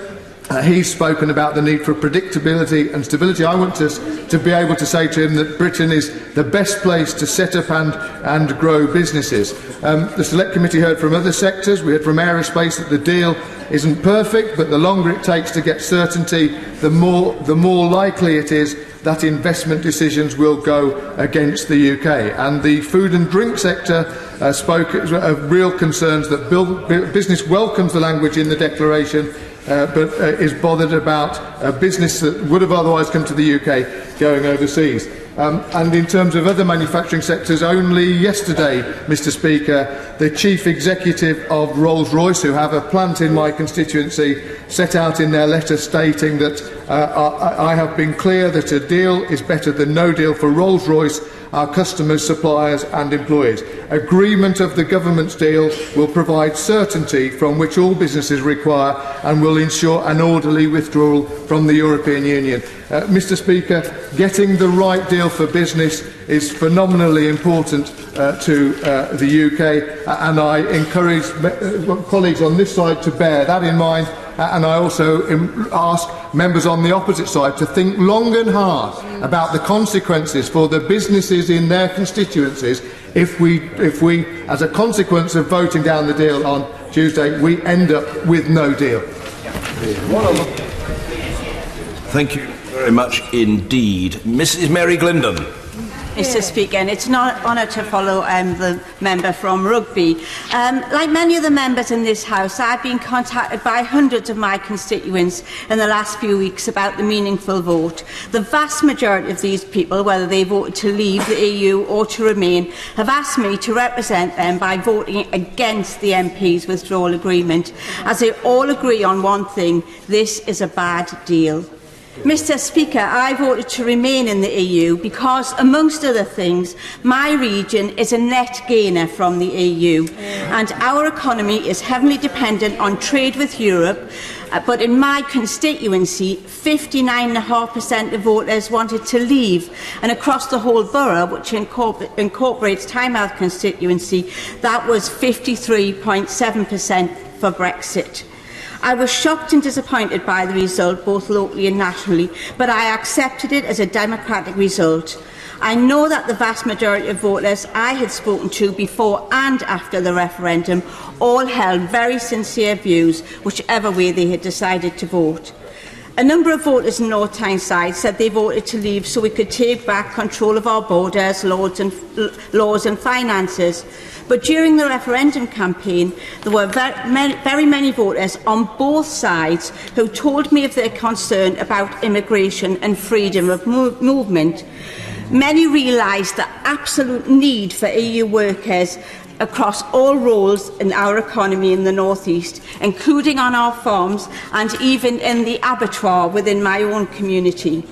However, on the other side, there was a grave local concern because in recent years a number of employers have taken advantage of the fact that they could employ EU workers directly through employment agencies based outside the UK on short-term contracts and were doing just that, undercutting the going rates of pay and bypassing local skilled workers in the process. I challenged these procedures with the employers as they were neither fair to the EU workers who were being cheated of their pay nor to our local workforce who desperately needed these jobs. Voters could not be swayed by the argument made by or to me on behalf of many businesses, both large and small, each important to our local economy in creating both work directly and via the supply chain, that the uncertainty of Brexit threatens their businesses and so the local economy. It's estimated that 140,000 jobs in our region are dependent on trade with the EU. The North East Chamber of Commerce has pointed out that the EU remains the region's top export market, worth 57.5% of overall trade, or £1.8 billion, compared to 40% nationally. The Chamber's third quarterly economic survey results for last year reported less international trade activity and cited Brexit uncertainty as the key reason, which had resulted in a 6.75% downturn on the quarter and 0.3% on the whole year. The Chamber's survey for the last quarter showed that while scores for growth in domestic sales and a rebound in export showed business performance and confidence improving towards the end of the year, the Chamber stated that uncertainties and concerns surrounding Brexit, chiefly expressed in terms of future market conditions, demand shocks and increased costs, are dampening many businesses' confidence. Mr. Speaker, it's a sad reflection that this deal goes nowhere to meeting Labour's 6 tests. It doesn't protect jobs, workers' rights or environmental standards, nor does it give any certainty to our businesses for frictionless trade. My constituents, whether Leavers or Remainers, have made it clear that this deal does not meet their hopes or expectations for our region's future. I want the best for the people of North Tyneside and for the whole of the UK. I will be supporting my constituents' views and those of my front bench and will therefore be voting against this deal. Bob Neal. Thank you, Mr. Speaker. It's a privilege to speak in what is an important debate. And to some degree, for me, a painful one, because I voted to remain in the European Union in the 1975 referendum. I voted to remain in the European Union in 2016. I haven't changed my view. My constituency voted to remain.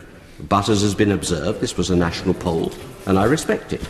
And therefore, my duty, as I see it, is to ensure that we leave the European Union, but do so in a way which, as has been observed by many other right honourable and honourable members, recognises also the narrownesses of the result, something that works for those who voted to remain as well as those who voted to leave, for that majority of my constituents. And the margin, therefore, is, as I think the Secretary of State for Department of Environment, Food and Rural Affairs observed, this is not a mandate for a hard break. This is, I think, the phrase of my honourable friend, the member for Cheltenham, not a mandate for some Teflon-coated departure from the EU. It is a mandate, I would suggest to the House, for a managed and orderly and a considered withdrawal, keeping close and important ties in our economic interests. My manifesto, my personal message to my electors, was that I would respect the outcome of the referendum, but would do so in a way which protected their jobs, businesses and livelihoods. I will support the Prime Minister's deal for that very reason. It is the best opportunity, the best alternative that we have to deliver that. No one else has put a viable alternative plan on the table, and with every respect to those opposite, the suggestion that the honourable gentleman, the Leader of the Opposition, will provoke a general election and find anything even remotely better is risible to the point of being beyond parody. We have to get on with this deal. For me, that means, in particular, dealing with arrangements for the financial services sector, which are critical to my economy. And they're critical to the whole of the UK economy. Something like 11% of the economy is generated from financial services alone. We're an 80% services economy. So we must get that right. 36% of my constituents work in financial and professional services. That total financial services sector contributes some £72 billion in terms of tax revenue. Everyone that I speak to in that sector, I've worked closely with the City of London, City UK and others since I've been in this House, say to me, we would have preferred to have remained, but with this deal, with a transition period above all, we can manage it. And everyone in the financial services, everyone in the whole of the services sector I speak to and beyond says the key thing is we must have transition. We cannot have a crash out. Well, with nothing else on the table, this deal is the only appropriate way of avoiding that crash out. It does give us then time to negotiate the future arrangement. And that's a really important thing, actually, Mr. Speaker, is not just that we withdraw in lawful fashion, but we would then have time to develop the key future relationship with our EU friends and neighbours, who are always going to remain very significant trading partners for us. World trading patterns may well change, other parts of the world may become more significant, but the EU will always remain a very, very important partner for us. And the truth is, trade deals elsewhere, as we all know, take time to develop, even well as I think my right honourable friendly member for Mid-Sussex observed, as with America and the EU, you're willing partners, never mind in other cases. And some of those emerging economies, India, China and others, have been particularly resistant to liberalisation of their markets in services. So having a transitional period is absolutely vital. That does involve compromise. I have some issues about the backstop, but I think it is workable. As I said in my intervention to the Secretary of State, then there are means whereby we could seek future clarification, I think, of the legal definition of temporary within the protocol. But, as has again been observed, compromise is not a bad thing in politics. In fact, we should be positively saying, Mr. Speaker, more often, compromise is a mature thing. It is a mark of mature politics. And that's what the Prime Minister has sought to achieve. Throughout my constituency, people come up to me and say, look, it's not everything that we wanted, whichever side we were on, but it keeps the show on the road in terms of the economy. It enables us to develop our new relationship in a sensible way. She deserves credit for working hard to try and get this through. Do your best to back her. That's what I will seek to do. If this deal were to fail, I think the worst possible result would be to leave without a deal, and the Secretary of State for Business, Energy and Industrial Strategy, who I'm delighted to see in his place, is right to observe. Were that to be the case, then it's important that this House, that Parliament, should be active participants in the way in which we go forward. But even better, to remove that uncertainty for businesses, and one constituent of mine says that is pressing in terms of his own firm's viability. Better to remove that uncertainty at the earliest opportunity and vote for this deal and then get to work moving forward. The onus is on this House. If we fail in that regard, all other options perhaps do have to be considered. And we might have to go back and seek the advice of our electors. But I do not want to do that, because that will be a failure of maturity and judgment in this House. Taking back control means us stepping up to the mark, taking a decision, and in my book that means supporting the Prime Minister's deal. Yay! Debbie Abrahams. Mr. Speaker, my Oldham East and Saddleworth constituency voted in 2016 to leave membership of the European Union, and although I voted to remain, I believe that as a Democrat it was the right thing to accept the will of the people, and I voted to trigger Article 50 in March 2017. But, Mr. Speaker, as a Democrat and as a politician who uses evidence in my decisions, I believe that not only is it my right to consider new evidence as it becomes available, it is my duty as an MP. It is how a democracy should work. The new evidence I'm talking about, Mr. Speaker, relates to the draft withdrawal agreement and political declaration, evidence from my constituents and evidence from expert analysis. And I'd like to take each one in. To be where we are 2.5 years after the EU referendum, a month when absolutely nothing has happened, is, I think, absolutely shocking indictment of this government. And as my right honourable friend, the member for Holborn and St Pancras, spelt out yesterday, after months of torpor and the government's strategy with their red lines leading to them digging themselves into a hole which they couldn't get out of, and unfortunately this appalling deal. Having gone through the nearly 600 pages that amounts to a withdrawal agreement and covers very little other than the backstop agreement, the rights of EU citizens and how much the EU has agreed, the UK has agreed to pay the EU, and also relating to the transitional agreements, we really become a rule taker, not a rule maker. And how on earth is this taking back control? On so many levels, too numerous to mention, we lose out. As Lord Kerr of Kinlochard, I hope I'm pronouncing that right, said in the other place last month, the political declaration is a blindfold Brexit, a gangplank to the unknown. It's nothing more than a non-binding, meaningless wish list which will do absolutely nothing to bring the certainty that is needed to our businesses and economy and our people. Our future relationship with the EU beyond 2020 still has to be negotiated. My constituents have been listening to, who I've been listening to very closely, are also growing more and more concerned. There is evidence that not just from those who've been contacting me, but also that I've been meeting regularly on my door knocks and at my surgeries, and also recent polls, that their views are shifting. And there's the expert evidence from data and expert analysis. And I know some people don't like using experts, but this is a time when we really should be valuing, as I think we are doing with the experts we're seeing on the benches there. But there are two aspects that I want to cover, particularly in relation to this expert analysis. Firstly, the evidence of the unlawful activities of the Vote Leave campaign, and secondly, evidence from recent economic analysis. Mr. Speaker, we can't ignore that the Vote Leave campaign was recently found guilty of significant breaches in spending. In addition, there is evidence that their campaign had potentially illicit involvement of a foreign power in both the funding and spreading of propaganda and disinformation during the referendum. The Digital Culture and Sports Select Committee report in the summer exposed this and was most compelling. And I've argued since then, Mr. Speaker, that there was enough evidence there to have had started an investigation around this. Secondly, and key to me, Mr. Speaker, is the impacts on the economy. And we know that we already have significant levels of poverty and inequality across the United Kingdom. Whatever analysis you take, all exit scenarios show that the economy will shrink.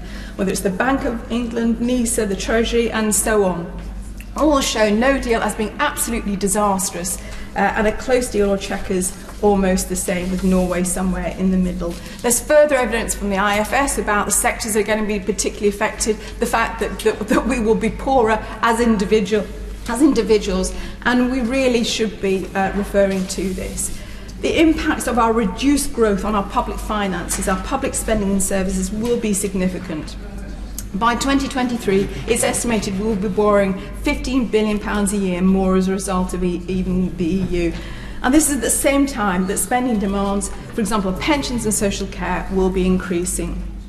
Our NHS is already in crisis. How will this affect resources that are needed for them? We already know the £350 million a week for the NHS was a lie. Social care is also in crisis, with 50,000 emergency admissions of people with dementia in 2017 because of this. How much more will this figure be with Brexit? And what will happen with a dwindling pot for universal credit? The government has only restored half of what they cut in 2015 in the last budget. For all these reasons I've mentioned, I can't support the government's motion and will be voting against the deal. I will also be supporting a vote of no confidence if this is tabled. But if it's not, or if it fails, I urge the government and colleagues to consider a citizens' assembly as a way forward. They've been used in various countries as a democratic circuit breaker on contentious and complex issues. This could toxify Brexit and help to restore confidence in politics as a form of democratic renewal. And the Citizens' Assembly, Mr. Speaker, could be a precursor for a new people's referendum. It could even consider the questions for this. I hope this will mean that we need to pause or extend rather Article 50. And I know this is anathema to many people, but I think it is a way forward. Thank you. Thank you. Scott Mann. Your House, Mr. Speaker. Thank you very much for calling me in this very important debate. When we abdicated our responsibility to the British people on the 23rd of June 2016, the people in the largest democratic exercise in this nation's history answered. They rejected the easiest option and were brave, and now we, as legislators, we must be brave too. The great British resolve demonstrated in a single act, a will of self-government and a pushback against further integration, an act, Mr. Speaker, that made me proud to be British. This wasn't done because of some fear of migrants, as some would have you believe, but in the belief and the hope that our nation of Great Britain and Northern Ireland could once again unshackle itself and stride out into the world. The current withdrawal agreement and the deal fails to truly comprehend the scale of disenfranchisement felt by many, many working people in this country. For some, leaving the EU is not a priority, but for those who care about it, who care deeply about it, I'm afraid this government has misjudged their resolve and their instruction. The Prime Minister and the negotiators have staked all of their chips on immigration and fundamentally misunderstood that the vote to leave was about more than that. The vote to leave was an expression of self-will and self-government. If we fail to listen to those concerns, we will be making the gravest of errors. We will rightly be judged by our actions over the coming days, and I will not put my name to something that sells the UK short. Like many of my colleagues in this House, I have constituents that have never voted before, but saw this as an opportunity to take part in a historically democratic event. A huge but silent group of people who felt that the systems and the arrangements within the EU no longer worked for them, but saw the referendum as a once-in-a-lifetime opportunity to change that voice. I will not stand here and ignore them. Before I move on to the withdrawal agreement, I would like to raise some specific concerns I have with the implementation period. The North Cornwall Sea is a productive mixed fishery. Early next year we'll be entering the discard ban, and that will come into effect, and we have a number of fish that are known as choked species. Our Cornish boats will be tied up when they reach their quota limits through no fault of their own, and in the withdrawal agreement, the implementation period can be extended. And any extension would be devastating to an industry that has suffered for years under the deeply unpopular common fisheries policy. It would be impossible for me to ask fishermen in my areas to consider signing up to this when they realise that they've had a 40-year stranglehold coming from Brussels. They need access and rights improvements now, not in 2 years' time, right now. Any extension to the implementation period should be completely unacceptable. We know where we want to get on fisheries, but I have to say, in the 585-page withdrawal agreement, there are more pages devoted to the text for pension rights for EU civil servants than there is to fisheries. This hasn't gone unnoticed in places like Cornwall.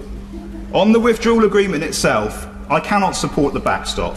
No independent country could or should allow trade policy to be set by a third party. The backstop, far from offering control, cedes control from the United Kingdom on an unprecedented scale. No business person would enter into a contract without a break clause or a review date. No member of the public would enter into a mobile phone contract without a break clause, an end date, and whether conditions could be changed while that contract is in place. Signing up to the backstop would place a sword of Damocles over this Parliament and Parliaments to come. In short, it is my view that if the backstop is implemented, it will be used as a stick to beat the UK and force us to accept whatever terms the EU wants us to trade on. How can we, Mr. Speaker, return to the British people after 2.5 years after they gave us an instruction and offer them a relationship that is actually worse than the one we have entered when we're already in? We can leave the EU by triggering Article 50, but we have no way of exiting the backstop. President Macron has already made it clear that he wishes to trade fisheries access for trade. This is not a position that the UK government should be in.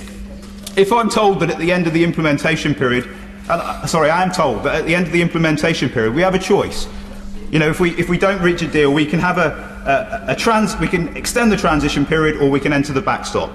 To be quite honest, that is a choice like picking your favourite Cray twin. I'm not in the business of wanting to do that. You know, this isn't what what governments in this country should be doing. I've heard people say, let's put this issue to bed, let's vote for this withdrawal agreement and get on with it. Far from solving this issue for a generation, if we vote for this deal, we will be extending the implementation period, losing our sovereignty, entering a backstop with an arbitration panel. We'll be talking about this issue for 10 years. You know, the people will rightly ask now, what's your plan? What should this government do? Well, we should mandate stage payments for our divorce bill to ensure that we get a better outcome for trade. We should put an end date on the implementation period, and we should either completely remove the backstop or at the very least time limit it. It's now a matter of trust. If you trust the EU to follow through with delivering a trade deal after this government has burnt through all of its leverage, if you trust the EU not to place us in the backstop we can't get out of, and I think this issue is too important to leave to trust alone. These issues must be conditional within the legally binding text of the withdrawal agreement. It is a simple fact which at this time of division in Parliament and in the country, the British people need to have the mandate that they specifically gave us back in 2016 delivered on. Thank you, Mr. Speaker. Thank you very much indeed. Emma Reynolds. Thank you, Mr. Speaker. It's a pleasure to follow the honourable gentleman for North Cornwall. I too will be voting against the deal next week, but I think it will be for different reasons. Earlier this week, over 100 backbenchers from across the political divide met with the Prime Minister to stress the economic self-harm which would be inflicted by a no-deal Brexit, something I know that the Business Secretary point he's made today and earlier this week. I was, of course, grateful for the Prime Minister's time during that meeting, but I sat there thinking, could things have turned out differently if the meeting had taken place 2 years ago? If the Prime Minister had reached out to Labour, the SNP, Liberal Democrats and others, instead of spending all of that time negotiating with her party, giving too much ground to the extreme Brexiteers who always put ideology before people's jobs and livelihoods, we might be in a very different place. It would, of course, have involved compromise on all sides, not just compromise in the Conservative Party, and it certainly wouldn't have pleased the right-wing Eurosceptics on the Tory benches. But the Prime Minister might have brought on side members from other parties in this House. I believe, for example, that there's a majority for continued membership of the Customs Union because most members of this House understand the importance of no delays at the UK-EU border and the importance of just-in-time manufacturing to our economy. However, due to the lack of any cross-party work from the government, the Prime Minister is facing pretty certain defeat next week. It was totally irresponsible to delay the vote in December and run down the clock. The government has wasted a month seeking reassurances on the Northern Ireland backstop, which have yet to materialise, but has done nothing to address concerns of honourable members from different parties about the economic impact of the deal. Businesses are telling us that the lack of certainty is already leading to decisions to either invest elsewhere or hold off investment decisions in the UK. The delay has also meant an eye-watering amount of money being spent on no-deal planning, an eventuality that the Prime Minister and most of her cabinet won't in reality countenance. Just think of all the things we could have done to improve people's lives with that money. preventing homelessness and rough sleeping, hiring extra doctors, nurses and teachers, and putting new police officers on our street. The government likes to lecture us about acting in the national interest, when the government, I'm afraid, has put party interest before national interest at every turn. And now they are trying to blackmail us into voting for this deal or crashing out without a deal. And I'm sorry, but it won't wash. I cannot, in all conscience, vote for a deal which will make my constituents poorer and will make the economy smaller. I cannot remember a time in British history when the Prime Minister and the Chancellor recommended a course of action which they know will make people worse off, and that's according to their own economic analysis. And there's a simple reason the government's deal doesn't please either those who voted Remain, like myself, and those who voted Leave, as we heard from the Honourable Member for North Cornwall. On one hand, we lose sovereignty, control and our seat at the table, and on the other, the deal is worse for our economy than the current arrangements. The government made a huge mistake very early on in these negotiations in laying down red lines that we must leave the customs union and the single market. And they simply haven't levelled with the British public that trade deals with countries around the world, as exciting as that might sound, even if they were negotiated quickly and in our favour, which is by no means certain, look at the President of the United States, will not make up for the trade that could be lost with the EU, our biggest trade partner. Because in trade, geography matters. Business have been clear. It's not just a no-deal Brexit, which would be catastrophic. Anything short of staying in the customs union would threaten just-in-time manufacturing, such as aerospace and automotive, and the integrated supply chains which have built up over so many years. The other huge failing of this government is that they haven't address the causes of Brexit. They've done nothing to bring our divided country back together again. They've done nothing to address the sense of loss of many of those communities, including in my own constituency, who voted for change. They've done nothing to tackle the regional inequalities that drove the Brexit vote. The government has refused to come up with a plan B if the deal fails to win a majority next week. But talking to colleagues across the House, I sense that there is a cross-party mood to find a way forward and to come together to find an alternative. I'm not sure exactly what that is yet, but we must have a chance to consider. Honourable members might laugh, but I think there's actually much more cross-party working going on between the backbenches than anything the government has done. But we must have a chance to consider all the options, which include going back to the people, the so-called Norway Plus arrangement, where we stay in the single market and the customs union, and an extension of Article 50. So if the government won't come up with Plan B, then it's incumbent on us to do so, because the prosperity of our constituents depend on it. Thank you very much indeed. David Duquette. I rise to speak in this debate, this very important debate on the withdrawal agreement, as a member of Parliament for arguably the most pro-Brexit constituency in Scotland, Banff-and-Buchan, which actually voted 54% leave. While I voted Remain, only just, after much soul-searching, and continue to respect the views of those who voted Remain and would still prefer to remain, I firmly believe that we in this House have a duty to carry out what the majority in Banff-and-Buchan and indeed the UK as a whole voted for in the 2016 referendum. In the 2017 general election, 56% of voters in Scotland, as I mentioned earlier, and 85% across the UK, voted for parties who were committed to delivering on the democratic will of the British people to leave the EU. The people of the UK have given us a clear mandate to leave the EU, and leaving the EU is precisely what this withdrawal agreement does deliver. When I publicly declared my support for this deal, I was immediately faced with social media ideologues asking, but have you actually read the agreement? And yes, I had read the agreement. In fact, I am supporting this agreement precisely because when you look at the whole agreement as a whole, not just taking single lines of text out of context, usually on social media, it is clear that it delivers what the British people voted for. Some argue that this agreement is not the best deal that could have been made with the EU. Perhaps with the benefit of hindsight, certain aspects may have been negotiated differently, but that is the nature of negotiations. The outcome is rarely perfect, and there will always be some compromise, as other members have mentioned.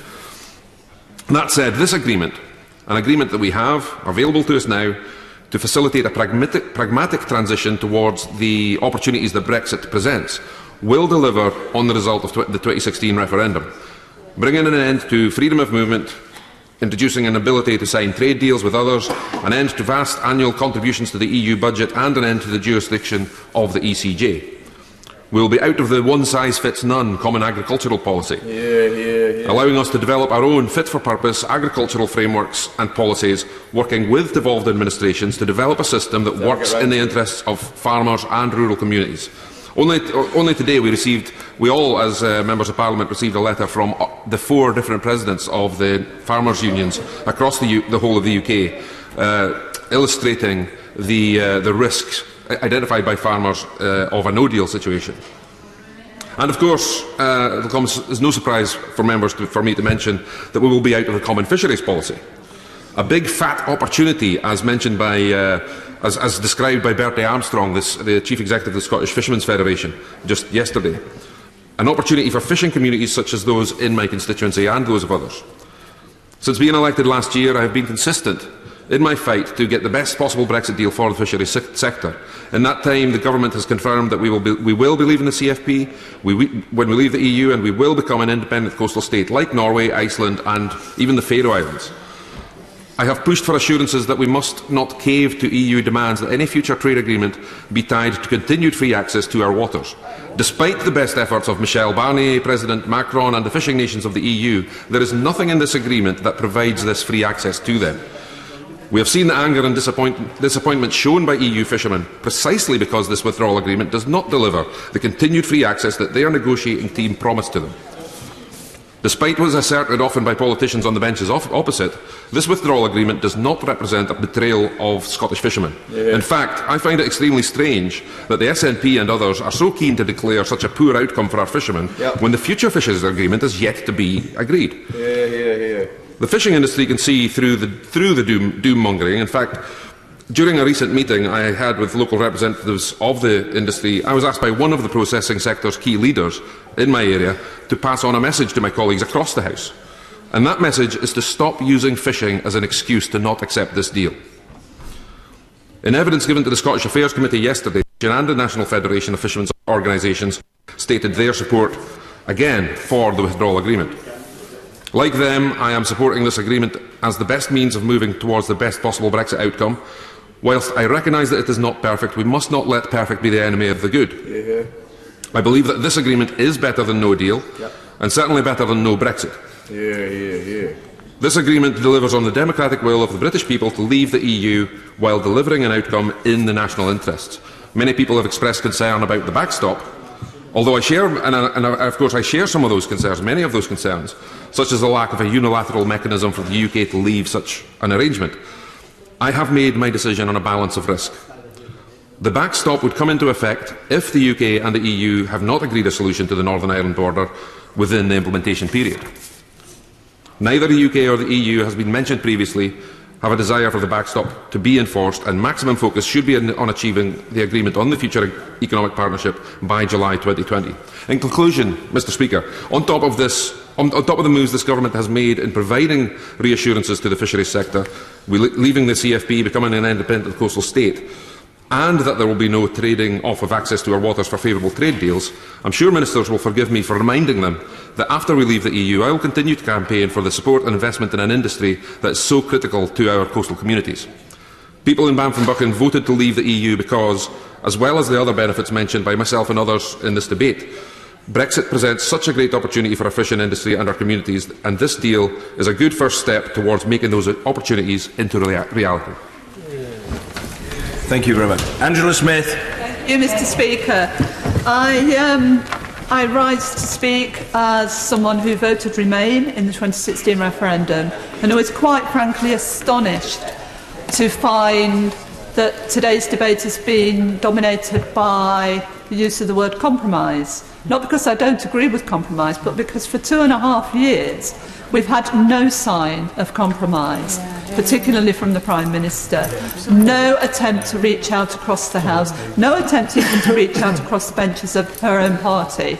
So I'm quite frankly astonished to suddenly find 2.5 years later that the deal on the table, withdrawal agreement and the political declaration, is being presented to us, and we're suddenly being told that we have to compromise It seems to me compromise only has any meaning to the Prime Minister when it relates to her deal and it's on her terms.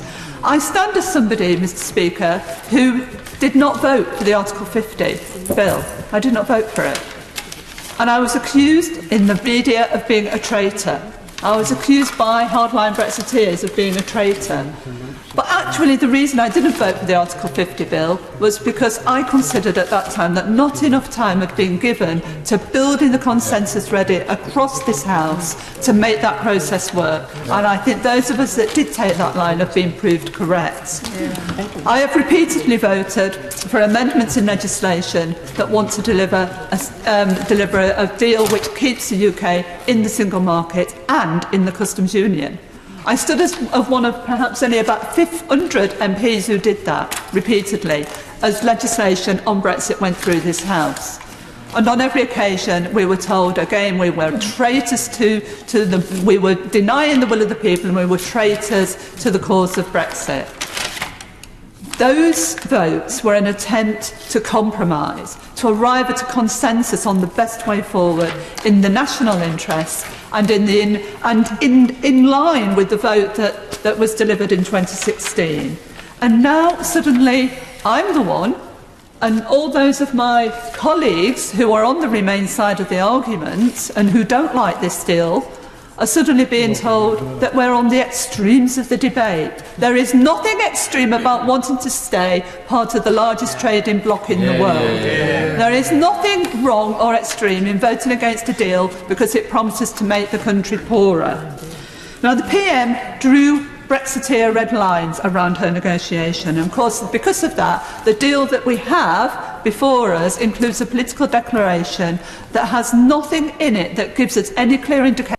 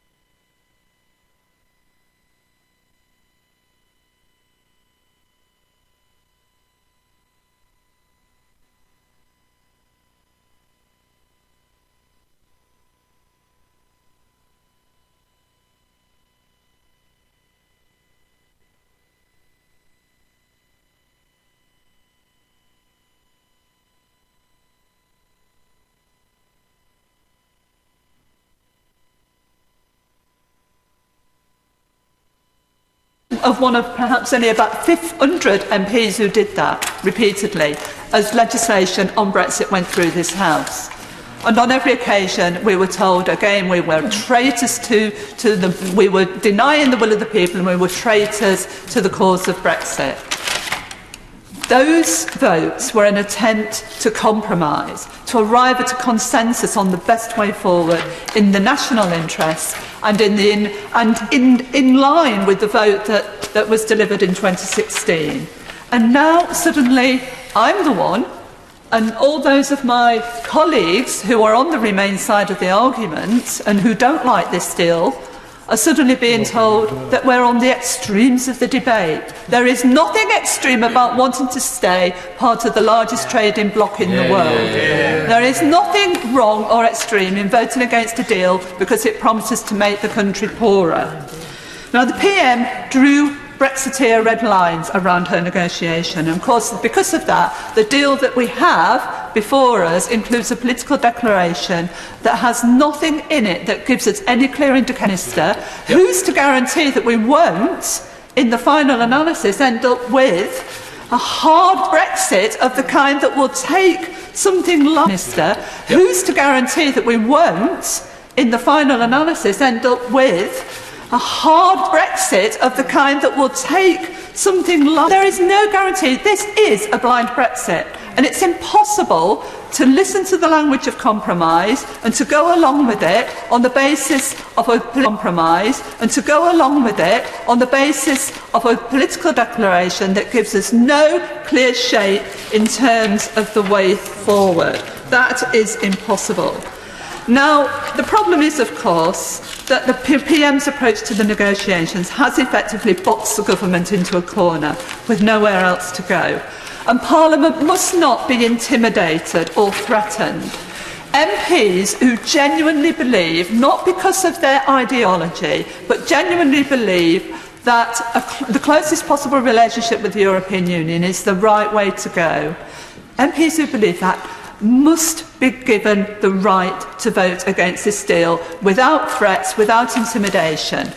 That is really important. And if Parliament decides next week not to support the withdrawal agreement and the political declaration, then it is the responsibility of the government, the executive, to present plans for moving forward, a plan B, not Parliament.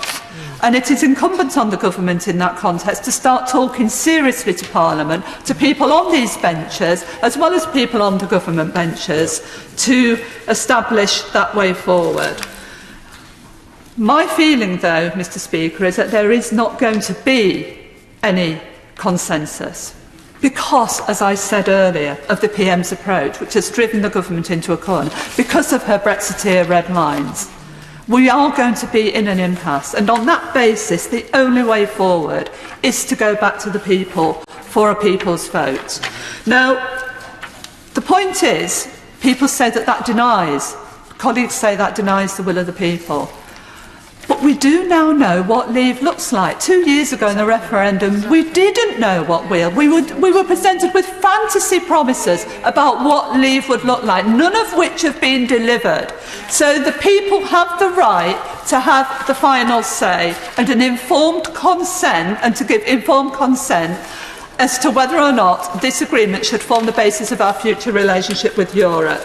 And I will say this to the front bench now. I will be voting against the agreement next week, but if the government, if the Prime Minister were to offer a people's vote, a final say referendum, before the vote next Tuesday, then I would very seriously consider voting for the motion on the basis of an amendment which gives us the referendum we're looking for. I don't think the government will do that, but I think it will be on the Prime Minister's head and on the government's head if it refuses to listen to the views of people in this House and refuses to understand that the people of this country do want a final say. The polls are telling us that, and I think it's for this Parliament to listen to the people and go back to the people. Victoria Prentice. Mr. Speaker, I was brought up to believe strongly that the EU was a force for peace and prosperity. My maternal grandmother, who had watched her two parents, who had been badly affected in 2 world wars, is a great believer still in the European Union. My father has spent his career embedding British values in European projects. I'm an Erasmus scholar myself. I used to work for the CDU. I'm a linguist of sorts, though my daughter did say the other day, "Mummy, you think you speak Italian." Sadly, nobody else agrees. I cut my political teeth, Mr. Speaker, in the events leading up to 1989, when students from around the EU acted together to overcome communism. That was really exciting for a young 18-year-old. So, I was a Remainer. But stronger by far than my respect for the EU is my love for this nation, for our institutions, for our hard work, for the rule of law, for the common law in which I've spent my whole career working. I believe in our flexible, if I can say that cheekily to you, Mr. Speaker, but stable constitution and our robust democracy, which has endured for centuries. And that is why I cannot support a second referendum. I wonder if my ERG colleagues have ever read to the end of this fabulous leaflet which was delivered to all households before the 2016 referendum. You may remember it, colleagues. I bet my ERG colleagues never got to the penultimate page, which reads, it's worth reading, This is your decision. The government will implement whatever you decide. And indeed, on the back page, in bold, it says, the EU referendum is a once-in-a-generation decision. Yeah. I think we must do this. Colleagues will realise that this is a considerable, to use the word of the moment, compromise for me. This is one I make because I respect the decision of my constituents and others who voted to leave across the nation. But I say to colleagues, particularly those on this side proposing to vote against the withdrawal agreement, that you must compromise too. I say to the other side, politely and respectfully, and respecting much of what the Honourable Lady just said, it is ridiculous to think you could now, where we are now, negotiate a better deal. The Prime Minister, for whom I have considerable respect, and thousands of civil servants, for whom I also have considerable respect, have spent 2.5 years working hard to get the agreement we've got.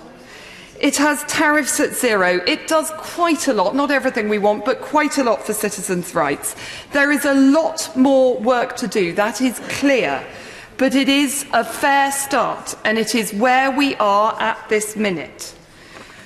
I say to my side, there is a real risk that those who want a harder Brexit will end up with no Brexit at all. I do not believe as a Democrat that that would be the right outcome. Though, let me tell you, if there is a second referendum, I will campaign with every fibre in my being. Let us hope in the next week that rabbits can be pulled out of the hat. I've listened to the debate today. I have listened to the debate today, and it is completely different from the debate. You have to remember, the honourable gentleman opposite, that I'm a keeper of ferrets. But I ask you to listen to the debate today. This is completely different from the debate that I took part in before Christmas, in which I set out the views of my constituents sensibly, without talking about ferrets, and the views of the businesses in my constituency. Yes, I love the EU. Yes, I love the UK more than the EU.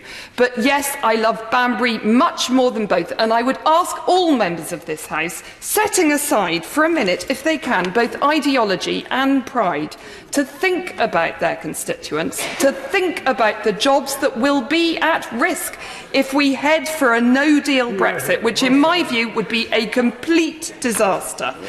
Could we please unite around this deal, which quite frankly is the only deal on the table? Could we then start together? I agree with some of what the Honourable Lady just said about working together, and set out a positive vision for global Britain. Let's vote for this deal and move on. Stuart Malcolm MacDonald.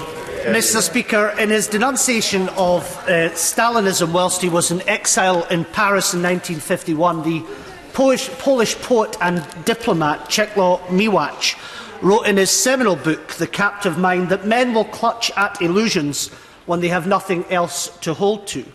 Now, he was, of course, admonishing his fellow citizens who had sought to convince themselves that any progress was to come from the road to servitude that had been planned for Eastern Europe in the wake of 2 world wars.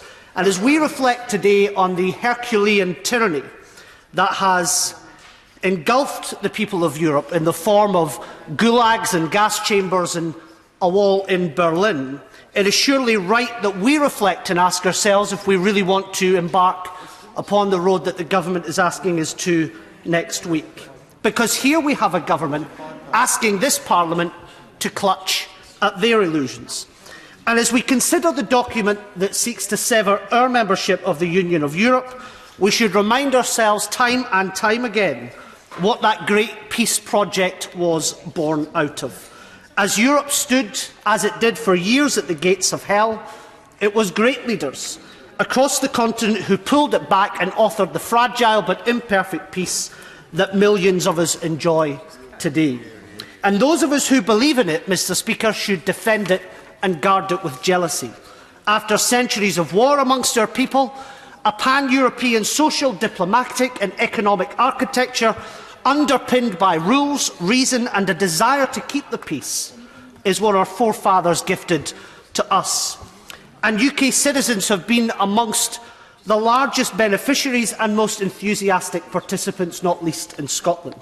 Just look at the rhapsodic uptake in freedom of movement, where once the skies and waters of Europe were filled with warring air forces and navies, now our skies are filled with innumerable airlines packed with people going across waters and skies that were once the scenes of war, taking part in free movement across a market of 500 million people. Gone are the days of tyranny, of war and of walls, and instead a new EasyJet generation have had their hearts and minds opened up to the continent.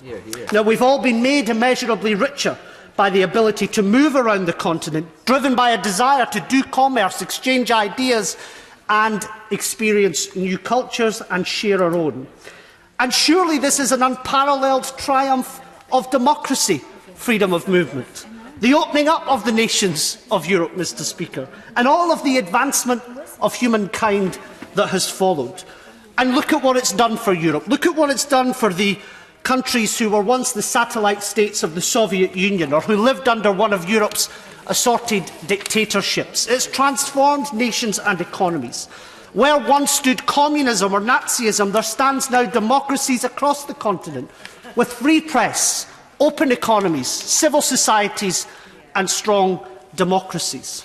The freedom of movement is quite literally the living embodiment of the freedom that wars have been fought over. And yet here we have a government that presents the ending of that diplomatic achievement as some kind of gain. Mr. Speaker, only a fool could think this. Only the historically illiterate could champion on the ending of the freedom of movement. In my own constituency, there are just under 1,500 EU nationals who are in active employment, many more studying or living in retirement. Now, I can't, in all good conscience, Mr. Speaker, return and tell them I voted to end the very right that allowed them to come here as a right. Worse, in order to do so, they'll have to pay £65. A tax on foreigners is essentially what it is, and they'll have to go through a registration process, all to enjoy rights that they currently enjoy right now and have done for decades. Mr. Speaker, I do foresee Scotland regaining our independence. I want it with every single fibre of my being. I believe that the nations of the UK will always be the friendliest of neighbours, looking out for each other and looking out for each other's interests in the different forums that underpin the international rules around the world. Sure. Which currency would that independent Scotland use? To the issue at hand. But the current constitutional arrangement, Mr. Speaker, forbids Scotland doing that on an equal footing, either with our neighbours in the rest of the UK or indeed with the other nations of the European Union. And we in Scotland can see every day, whether the honourable gentleman likes it or not, the cost to Scotland of not being an independent country and a member of the European Union. Instead, we are locked in a union which has little appetite to take Scotland's interests into account. Nobody is buying the empty platitudes of the plucky Brit that once struck a chord at home and abroad. Mr. Speaker, this stuff is the stuff of white noise that is making us a laughingstock in the capitals of Europe. So I don't want this miserable deal imposed in Scotland, but I also don't want it imposed in the people of the rest of the United Kingdom. It is solipsistic, it is isolationist, at times it's even capricious, Mr. Speaker, and I want nothing to do with it. This is a deal that puts us on a devastating path as the security landscape across the continent and wider world is ever more complex. So I won't vote for a deal that discards our security needs, a need that the government feigns to take seriously. But, Mr. Speaker, in concluding, I wish to say this. On December the 11th, when we were originally to vote on this deal, that day marked 5 years since the then Yanukovych government in Ukraine opened fire on young protesters in Maidan Square who wanted to join the European Union. How perverse that this sorry government would ask us to vote to leave that European Union, marking 5 years from when the so-called Heavenly Hundred were killed by their own government for wishing to join the European Union. Mr. Speaker, I say this to progressives around the UK. Scotland has stood by you since Brexit was voted for in 2016. When Scotland finally regains its independence and seeks to join the European Union as an independent member state, I say to our progressive friends around the UK, just as we stood by you, we want you to stand with us. Hear, hear. Chris Green. Thank you, Mr. Speaker. And I think that was a superb speech from the honourable member. Is that free movement is very important, and economy is very important. I would say more so that it's free markets which has enabled people to move around the European Union, and people then to go on holidays to the European Union, and people then to go on holidays to the European Union. That really has broken down barriers. But I'd also, in terms of the military side of things, I'd say that NATO has been an incredibly important part of what has kept us together and what has brought us peace in our time. And I think, in terms of the debate we're having now, there's a huge question of trust in our democracy, and if we get this wrong, it can damage our democracy. And I do believe part of the debate we've been having has been undermining or the recognition people have in our democracy. This wasn't an opinion poll that people were asked to participate in. This was an instruction from the country to leave the European Union. It has to be seen as an instruction. Now, there are different ways of interpreting that instruction, but I do wonder about some of the debate in the sense of, for example, people saying that the influences on the British people during the referendum campaign, Russia had a say, or people were ignorant, people weren't sufficiently informed. Some of that rhetoric is pretty disappointing. For me, my belief, my view, is for the vast majority of people, it's the lived experience within the European Union over a period of years, over a period of decades. That's what people were responding to. That's what people were voting on. As the European Economic Community, what people believe to be the common market has just been highlighted, the importance of free markets. We saw the EEC move to the EC to the EU, and now we're on the verge of creating a United States of Europe. We can see the External Action Service, we can see the diplomatic and foreign service side of the European Union, we can see the developing European Union military. We can see these things happening. We can see with ever greater union there's a track that the European Union is on. And it's a question whether we go quickly or we go slowly, that we recognise that we are on that track into ever greater union. So we have to decide whether we're on that track and continue, or we leave. And the British people could see where we came from, where we are, and where we're going. And the British people, I believe, having seen that clearly, chose to leave. Now, I believe that the withdrawal agreement will be defeated on Tuesday. I think there's overwhelming support in terms of opposition to the withdrawal agreement, not necessarily to say there's any particular support for any other solution.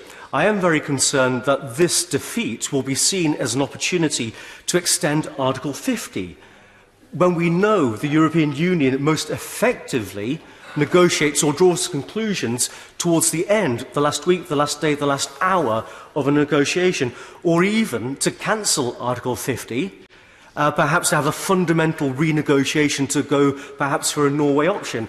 We've been in this process for well over 2 years. Can we really tell the British people we ought to start again and seek a brand new option? I'm even more concerned about having a second referendum. I actually think the timescale for having a referenda is probably about 41 years in between. That's what President would suggest so far, 41 years in between referenda. And I would say on this, if the British people have given their instruction to Parliament, to politicians, if we disregard that vote saying you were ignorant, you didn't, sorry, Mr. Speaker, that the people were ignorant or the people were not sufficiently well informed by their betters, I think that would be incredibly damaging in terms of our democracy, and we should not do that. Why would people bother to vote again if this vote has been so easily dismissed? Now, the question of people who demand another referendum, a good, well-informed referendum, the when asked what question would you have, often no answer is forthcoming. But from what I can see, there would be three options. Remain would definitely be on the ballot paper, even though it was rejected decisively first time around. World Trade Organization rules would probably be on there, and the Prime Minister's withdrawal agreement would probably be on. And we can see the scenario where, in that referendum, the Brexit withdrawal agreement option could get 33% of the vote. Brexit WTO option could get 33% of the vote. Remain, the well-informed, conclusive decision in a Remain judgment, could get 34% of the vote and so win that referendum. That referendum result would then be considered to be decisive.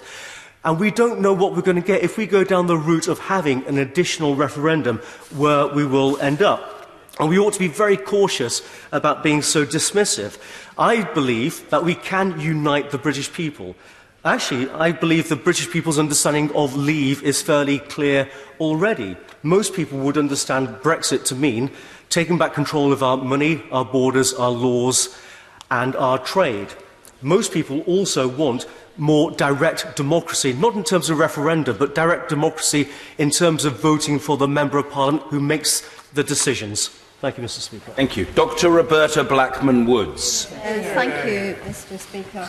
I think it's nothing short of a tragedy that we're in the situation today of discussing this totally inadequate deal at the 11th hour and with the threat of this deal or no deal still being exercised by the government despite no majority in this House for no deal. And it didn't have to be that way. As many others have said today, the Prime Minister should have reached out across this House to secure a cross-party agreement that we and the country could coalesce around. Instead, what she did was pander to her own Brexiteers and set ridiculous red lines, which is why I am voting against the agreement. This is because it rules out a permanent customs union with a British say. It does not deliver a good deal on services and would limit access for British businesses to vital EU markets. It does not sufficiently guarantee workers' rights or consumer or environmental protections, and there's no guarantees that equivalent arrangements with EU programmes and agencies will survive the Brexit process. There is also a lack of clarity on our security arrangements and on what will happen in Northern Ireland. Indeed, the political declaration is so vague and so conditional that I am left surprised at the fact that any members could vote for this deal, because I cannot simply understand what they think it is they're voting for. There are four particular areas that I want to just concentrate on for a moment as to why I think it is a bad deal and why leaving the EU is not good for my constituents. Firstly, as others have said, it will make my constituents poorer. The North East Chamber of Commerce, not a bunch of Ramoners, say that over half of their members believe that leaving the EU will have a negative impact on their company. The Treasury's own analysis on the 28th of November shows that the North East is going to be worse off after Brexit, with a GDP reduction between 3% and a massive 16%, with pharmaceuticals and automotive being the most at risk. The loss of ERDF funding to infrastructure and skills development will also be a huge blow to the region, and as yet the government have given no guarantees that the Prosperity Fund will replace that funding for the North East. The second issue relates to university funding. It is no coincidence that the previous two higher education ministers resigned their positions, because they know that this deal is bad for our universities. Universities UK have been very clear about what is needed from the government in terms of guaranteeing access to EU's research and innovation programmes and research networks. Yet what we see in the political declaration is very vague language indeed. the parties will explore the participation of the United Kingdom to the European Research Infrastructure Consortium.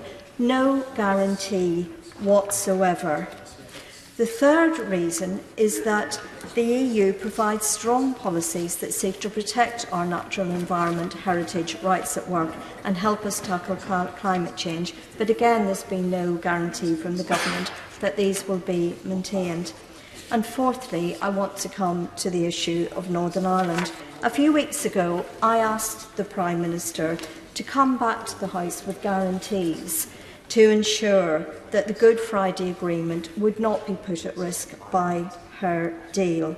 So I read the addendum that's come out on Northern Ireland with great interest, and I've been really saddened, Mr. Speaker, because although the addendum does mention the importance of the unique relationship with Ireland, fostering the development of a seamless border, which now enables unprecedented levels of trade and cooperation, there is actually nothing in the addendum that says how that will be achieved. All of the points that are in the addendum relate to the operation of the Northern Ireland Assembly, and I'm afraid I was led to believe that the government hadn't realised that the Assembly hadn't actually been sitting for 2 years. So we need to hear a lot more from this government about how they're going to ensure that the Good Friday Agreement, and in particular the cross-border institutions and structures that support it, will not be diminished whenever Northern Ireland leaves the EU. There are issues about the backstop, and I think the government will have heard from other people about that. I want to hear about the Good Friday Agreement. I'm sorry, I won't give way because we're very short of time.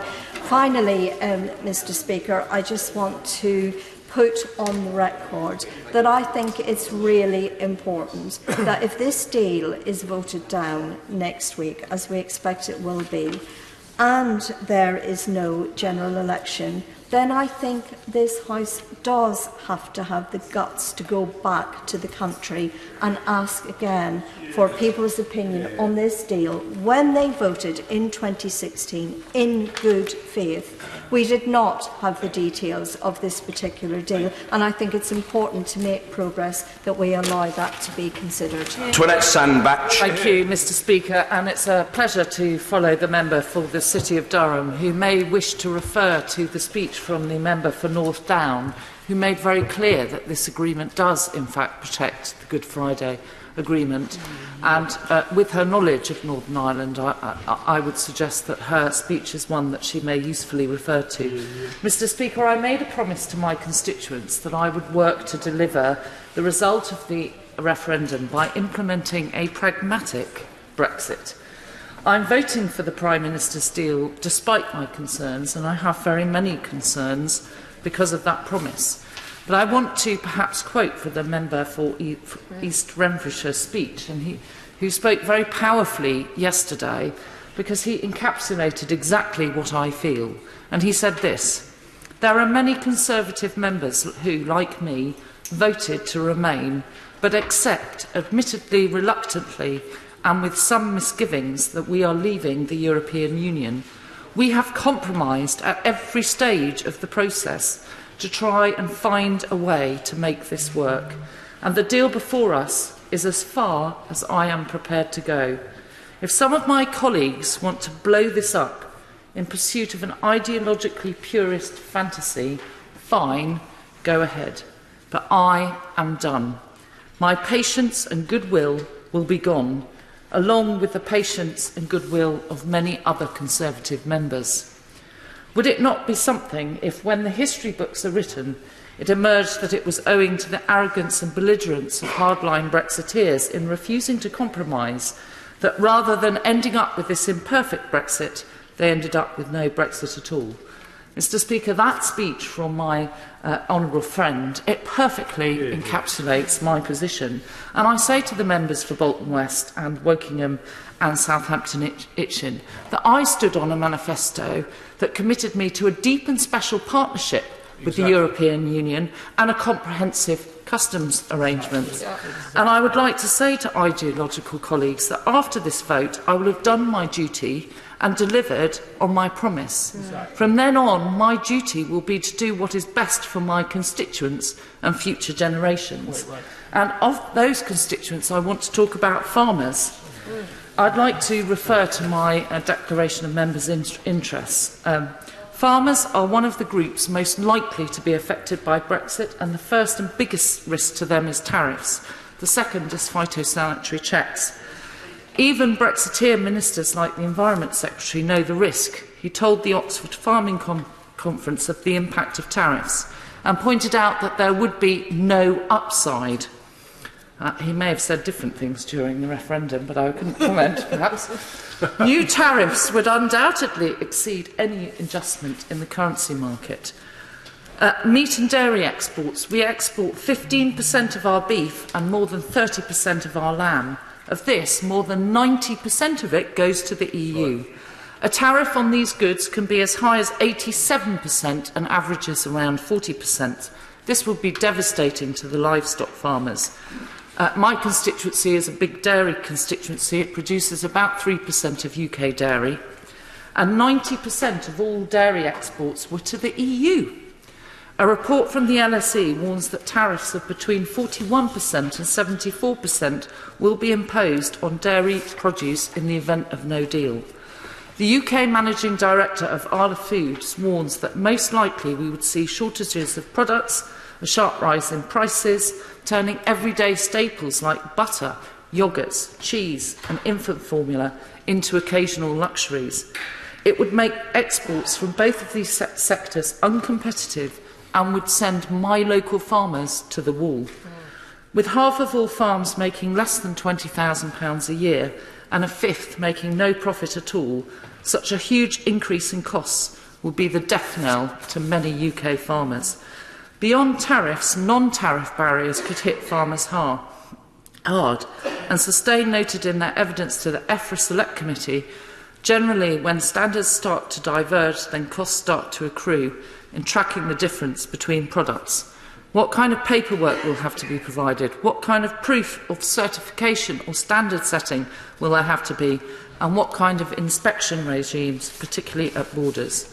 These are the questions the farming community is having to wrestle with on a daily basis as a consequence of the irresponsible rhetoric around no deal. I would urge all members to give up some much-needed certainty and reassurance to farmers and other businesses across the UK by voting for this deal. It may not be perfect, but if Brexit is to be delivered, it is the only way forward.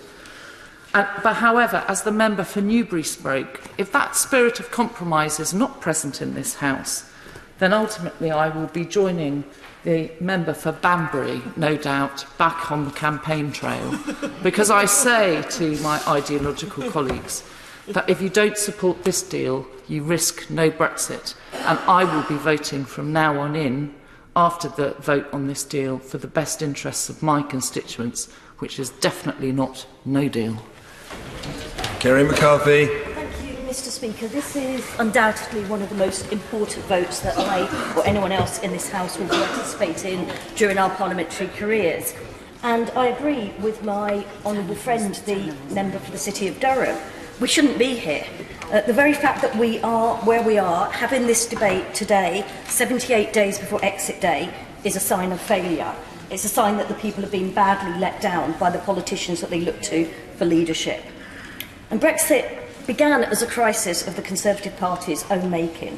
From the red meat to a referendum thrown to Eurosceptic backbenchers, to the red lines drawn up before a Tory party conference speech, it has never for them been about the interests of this country or the interests of the people that we have been sent here to represent. And the whole process has been characterised by complacency, indeed by an astounding degree of arrogance on the part of some from whom we should have expected better. The casual approach to the referendum itself, a vote that was called with not a thought given to the consequences of it being lost. Triggering Article 50 when the country was clearly not ready, just so that we could show we were getting on with it. And And even then, as the clock started to tick down towards exit day, still not putting in the work, still not having a clue as to what we wanted from our soon-to-be former EU partners, let alone having a clue as to how we would go about getting it. Shocking ignorance from government ministers whenever they appeared before select committees or before this House or in the media as to what the consequences of Brexit could be. The International Trade Secretary saying that an EU-UK free trade agreement would be one of the easiest in human history. The former Brexit Secretary, the Right Honourable Member for Halton, Price and Howden, saying it is like threading the eye of a needle. If you have a good eye and a steady hand, it is easy enough. I assume the Honourable Member is still searching in the haystack for that oh-so-elusive needle, let alone getting round to threading it. This idea that Britain is somehow, perhaps because of its history, because of the empire, perhaps because we've always punched above our weight as a small island, subject to different rules, can do things a different way, is a total fallacy. We cannot dictate terms to the European Union. We certainly cannot tell the people of Ireland what to do these days. And we cannot demand trade deals entirely on our own terms. They are deals, they require agreement, and that seems to be an absolutely fundamental basic point. There's so many of the proponents of Brexit have entirely missed. Freedom is nothing unless you've got somebody else that agrees with you and wants to go along that same path. And the rest of the world is not waiting breathlessly for us to leave the EU. They are not eager to give us exactly what we want just because it's Britain asking. Any future trade deals will involve compromise and lengthy negotiations. And I have something of an obsession with the pig trotter protocol, as we discussed at EFRA committee yesterday with the International Meat Trade Association. It's partly because of its comedy value, although it's not so funny for the pigs that are involved. But it's also because this was first talked about in 2008. And then it was resurrected by David Cameron after he led a huge trade mission to China. We are still trying to negotiate selling pig's trotters to China. And it's a product that actually we don't need and China like for some bizarre reason. The fact that it is so difficult to get a tiny little deal like that in place, I think should be a wake-up call to people about how difficult it's going to get to be have these fully comprehensive trade agreements with all these other countries who actually don't want exactly what we want. We know that Australia and New Zealand have been pressing us about quotas for land post-Brexit. We know that Wilbur Ross, the US Commerce Secretary, has said that, yes, he does want a race to the bottom on standards post-Brexit. He doesn't want to agree to a deal whereby we don't allow chlorinated chicken and hormone bumping into this country. And that's why I have put down new clause 1 to the agriculture bill to try to avoid that scenario. I was, Mr. Speaker, one of 122 members who voted against triggering Article 50, and that decision has been more than vindicated, in my mind, every day since that vote. And I will be voting against the Prime Minister's deal next week and supporting a people's vote should the opportunity arise. It is now the only way I can see to get us out of this mess. And that would obviously be a people's vote with an option to remain on the ballot paper. The promises made in 2016 are not going to be delivered, and any Brexit deal will impoverish my constituency as well as the UK as a whole. No deal would be a catastrophe, but I reject any attempt to use that threat to strong-arm us into supporting the Prime Minister's deal. Article 50 could be extended or, more sensibly, revoked. Rejecting what is clearly a bad deal does not mean accepting no deal, and it is entirely within the Prime Minister's power to take no deal off the table. To conclude, Mr. Speaker, the choice between us now is not between deal or no deal. The choice is whether we accept Brexit on the terms on which we now know it would happen, the terms which the Prime Minister has been able to agree with the EU, or whether, now that we know what Brexit looks like, we still want to do it. This journey began with the British people, and it is only right, now that we know the facts, that they choose its final destination. James Cartledge. Thank you, Mr. Speaker. And I'm sure you, sir, will remember that famous quote of Dean Acheson, the former Secretary of State, who, when addressing the West Point Military Academy in 1962, said that Great Britain had lost an empire and not yet found a role. And here we are, many decades later, and the fact is, in relation to the continent of which we are a part, this core relationship, we still have not found our role. And there are three fundamental choices available to us, and we've got to make a decision pretty swiftly about which one we're going to go with. Number one, we can be fully in, though that would now require a second referendum to overturn the original one. Number two, we can be fully out, completely separate from Europe, trading on WTO terms, or we can find a compromise and have what I would call a semi-detached relationship, half in, half out. I put it to you, Mr. Speaker, that the reason why I will support this deal, whilst I also have reservations like many colleagues about the backstop, we are by nature a semi-detached country. It suits us to have that type of relationship because it's what's in our DNA. We are a European nation. We have many close ties with our European neighbours, and yet we have the Commonwealth. We have that very strong relationship with the United States, with the English-speaking world, a country that plays cricket and plays football and all the rest of it. And I would argue, Mr. Speaker, to quote John Major, he once talked about trying to have Britain as a country at ease with itself. If we left through that semi-detached compromise deal, it may not be perfect in every way, but we would become a country at ease with itself in terms of our relations with our European partners.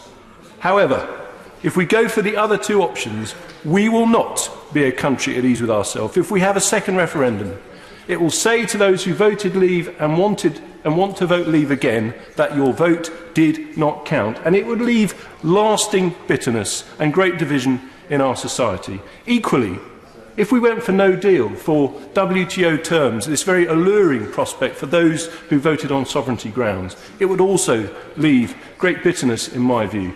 And I just want to focus on that option briefly, because certainly in my constituency, and I must say in my association, it is growing in popularity, and some may dismiss it, but there is a logic that if you voted on grounds of sovereignty, that you want the deal that you believe provides the greatest sovereignty. And for many, that is WTO, though I would argue sovereignty is about far more than legal power. It's about your agency and your power in the real world through your economy and so on. But three key points. The first is this, that no deal WTO is based on a fundamental contradiction, this idea that we can go and negotiate trade deals. Those trade deals would be with the countries that we currently trade on WTO terms. In other words, its fundamental premise is that we should go and upgrade those trade deals to superior preferential terms and do it by relegating our preferential access to the EU to standard WTO terms. The other key point is this. People talk about a managed no deal. This is a market economy. It is a free market economy. The idea that come April, by sticking a few billion in government departments, we can suddenly have command and control of the UK economy is for the birds. We know from history you cannot manage the market. You cannot manage consumer sentiment. You certainly cannot manage business investment sentiment, and that is what will be so critical in the months after we leave and why we should reject no deal. My final point on no deal is this. Let's say that we ignore the worst case scenario, though for all of us that is of course a worry. Let's take it at its best. At its very best, if you advocate WTO no deal, you are saying that after all this effort, particularly if you're a hard Brexiteer, after all this campaigning, all these years, the best we can do on leaving is to give British industry standard terms that are what in mortgage terms is the standard variable rate, bog standard, ordinary, plain, common or garden trade terms available by default to any country on earth. Nothing special, nothing preferential. Well, in my view, that is not good enough for British industry and it's not good enough for my constituents. Yeah. And I believe that this deal, for all of its failings, does satisfy that requirement of giving us this new semi-detached relationship, strong economic ties with Europe which are vital. And yet, over time, once we've established frictionless trade, once we've left through the robust withdrawal agreement that secures our departure in a steady state. Not a leaflet as shown by the Honourable Member for Banbury earlier. And so, did such hard facts, why did those hard facts not exist for us? Because we didn't know what we were voting on. And at the beginning of the debate yesterday, I was taken aback to hear the Honourable Member for Brigg and Goole intervene on the Secretary of State for exiting the EU, saying, "This House is not representative of the people." With the Secretary of State for exiting the EU responding by saying, "The majority of the House voted to trigger Article 50, and that it is incumbent on members to be clear what they are here for." Well, I beg to differ. I didn't vote to trigger Article 50. I didn't, and neither did the rest of the 2017 intake. The Prime Minister called a general election to try to convince the UK that she could provide a strong and stable government. It didn't work, did it? Because members lost their seats. 67, I believe. So let's not forget that it's not just the makeup of this House that has changed considerably, pretty much like public opinion, which has changed since 2016. Opinion has certainly changed. And I, since I've been the Member of Parliament for Gower, have seen that. And the electorate has changed. In the UK, there are now 2 million more people who have reached voting age since June 2016. According to the House of Commons Library, that's estimated to be 2,400 in my constituency alone. But adding to the confusion of how constituencies voted in 2016, the ballot boxes were not counted by constituency. In my case, Gower was counted as part of the city of Swansea. Across 3 constituencies, the majority for Leave was a mere 3,629. I'd call that a marginal win. And I took a marginal seat after it was held for a Tory for only 2 years. Yeah. And I, along with the new members elected in 2017, prove, again, opinions have changed. Yeah. Yeah. The House of Commons Library independent research on the vote estimates that Gower was 49.3% Leave, 50.7% Remain. That picture has changed significantly since 2016. I have received, like most other MPs, a vast amount of correspondence from constituents. When analysed, gives me statistics of 82% Remain and 18% Leave. From all that correspondence, 61% are asking for a people's vote. I realised I had to test that in the constituency, so held public meetings. Our mock ballot in each one of those meetings showed that that was pretty much the same. 80% Remain and 20% Leave.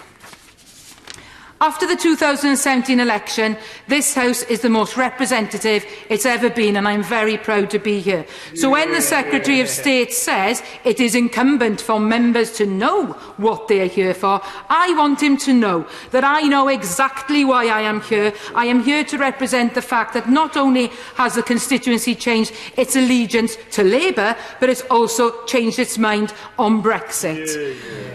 Moreover, my constituents have wanted you to know, wanted the government to know, I apologise. Small businesses like Rose and Rebellion in my constituency, a baby carrier business exporting all over the world, has lost 50% of its business directly because of the impending Brexit. What assurances will the government give to protect companies like those who are struggling to compete with America, who are swamping the market? I look to close by saying, from the parliamentary logjam to the government can kick in, there is no simple answer to Brexit. There is no Brexit which is good for the United Kingdom. Yeah. This government has proven that it can't be trusted and it isn't capable of winning. My constituents deserve to see the light at the end of the tunnel, and I am applying sense and good logic to give us a way out of this logjam. Why can't the government? This is why I am backing a people's vote. We need to move on this, get back to the issues. Thank you, Mr. Speaker. Thank you. Hugh Merriman. Thank you very much, Mr. Speaker. Mr. Speaker, when I was elected for the first time in 2015, it was on the basis that we would be pledging to give the people the opportunity to determine whether they wish to stay in the European Union or to leave. And I, for one, felt that having given people that opportunity, it wasn't for me as an MP to then go back round and tell them which way they should vote.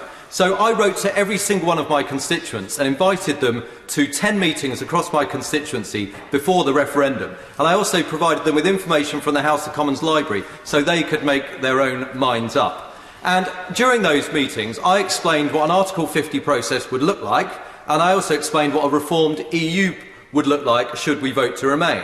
I didn't expect to be talking about Article 50 again, but of course, to my surprise and indeed disappointment, because the way I voted, the constituency voted to leave almost 60-40, and of course the country 52-48. Now, I declared my vote on the night itself because I didn't wish to influence any of my constituents following that same line. But I made it absolutely clear to my constituents that having been elected by the ballot box that gives me the authority to speak here right now, I don't feel that I have the right to then ignore that ballot box when it gives a different determination to the one that I cast myself. And I absolutely swore to honour the referendum result. And that's what I believe I am doing and will be doing when I vote for the Prime Minister's deal on Tuesday.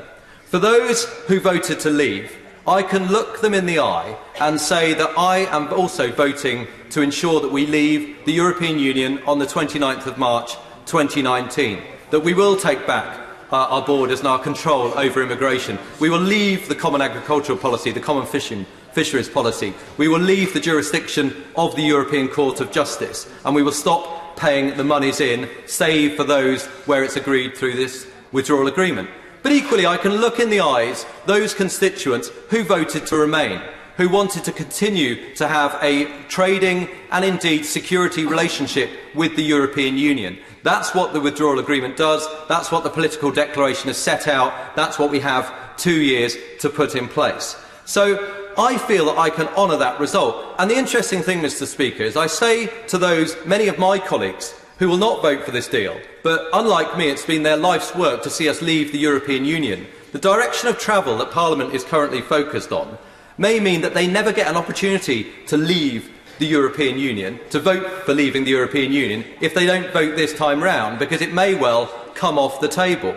But equally, I say this to other members of the House who are more persuaded by the arguments of having a second referendum. Or the latest ludicrous thing I heard was a People's Assembly, which I thought I was actually standing in right now, actually making this speech. Because we cannot derogate or delegate our responsibility. This House, by 498 MPs, voted to allow the Prime Minister to trigger Article 50. That means we have to take responsibility for the outcome. We have a deal that gives that outcome. Anything else would be a complete denial, not just of the referendum result, but of the vote that night where 490 MPs said this is the way to proceed.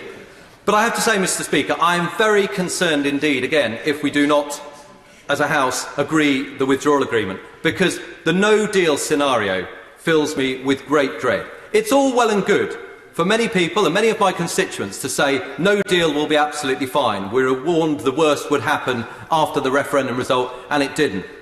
But we see model scenarios from the Bank of England that suggest that the economy will be 11% worse off by 2030 if we are in a no-deal situation. So it's all well and good for individuals to say it will be fine.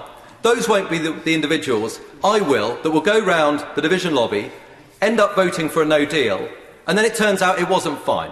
And then I knock on my constituent's door, and they answer the door and they tell me that they've just lost their job, they're about to lose their house, what are they going to do with their family? Because it turned out it wasn't all absolutely fine, and it's your fault, Hugh Merriman MP, because you made that happen. I will not play Russian roulette with my constituents' lives and their security and everything they hold dear just because it may be okay. And I say that to all of those honourable and right honourable members who may be willing to take that risk. Be careful what you end up playing for. But, Mr. Speaker, I also take the view that we would be a lot worse off from a democratic perspective if we saw a second referendum or a can being kicked down the road or no Brexit at all. How difficult will it be for us to go back on the campaign trail, knock on the doors in the next general election, ask people to put their faith in democracy when we have just denied that same democratic result that they thought they had gained in 2016? Mr. Speaker, compromise is not a very sexy word, but when you look at the percentages, 52% versus 48%, it was always going to need a compromise to unite these two positions. It is possible for us to leave the European Union, but it's also possible for us to leave and enter into a new trading arrangement. And it's also possible for us to look outside of the European Union. It's a great club if you're a 28 country member, but if you're not, if you're an African country, getting poorer and poorer because the European Union will not trade because it pulls up the walls. The African population is due to double over the next 25 years. That's where we should be looking, not just for our own future, but for their future as well, and a global economy to come for us. That's why I will support this deal on Tuesday. Thank you. Ben Lake. Mr. Speaker, I believe this debate and the votes that will follow next week will probably be the defining moments of this Parliament and certainly determine Ceredigions' prospects and prosperity for decades to come. Now, the withdrawal agreement and the declaration on the framework for future relationship that we have before us can perhaps be described as the government's attempt to convince Parliament to abandon the familiar benefits and certainty of the status quo and risk it all by embracing the possibilities of the known, of moving towards a relationship with the European Union whose opportunities are apparently unencumbered by the constraints of reality. Now, the matter in question, however, is deeply significant and serious. This is our future relationship with our closest and largest trading partner and ally. It is therefore our duty as parliamentarians to challenge the ambiguity and the risks inherent in this deal, and especially in the political declaration on the future relationship. As detailed in the government's own analysis, the UK will be poorer over the next 15 years under all possible scenarios than it would have been within the EU single market and customs union. Now, Ceredigion is reliant on the knowledge and rural economies. The education sector alone accounts for 20% of our economic output, sustaining around 5,000 jobs in total, with over 2,800 directly supported by the county's 2 universities. Agriculture is key to wealth and job creation, with every £1 generated translating into £7.40 for the local economy through supply chains and spending, and each job in farming alone supporting another 3.5 in other sectors. There's a lot of uncertainty at the moment, but there are a few things that we can be certain about. We know that the single market is a vital export destination for Welsh food and drink, with over 80% of exports going to the EU. We know that the Welsh universities thrive on our current membership and particularly benefit from the contribution of staff and students from the EU, as well as from European Research Council funding. We know that both the agricultural and higher education sectors will therefore be heavily impacted by changes to our relationship with the EU, and devastated if we were to lose membership of the customs union and single market. However, Mr. Speaker, we do not know what the future relationship under this deal will look like, despite triggering Article 50 2 years ago and having debated the matter ever since. During this time, sectors such as the agricultural and higher education have been plunged into unprecedented uncertainty, and it is entirely understandable that some may find the prospect of a period of stability appealing, and therefore the government's deal worth supporting. However, let us be clear. This proposal is no more than a 20-month stay of execution. Yeah. It is not a reprieve. It offers a brief respite, but no assurances for the long term. Yeah. Uncertainty regarding the future relationship will continue to plague businesses and communities throughout the transition period and more likely beyond. Far from being the detailed and substantive document that was promised, the political declaration merely sets out a spectrum of potential options. The details will only materialise at the conclusion of yet further negotiations.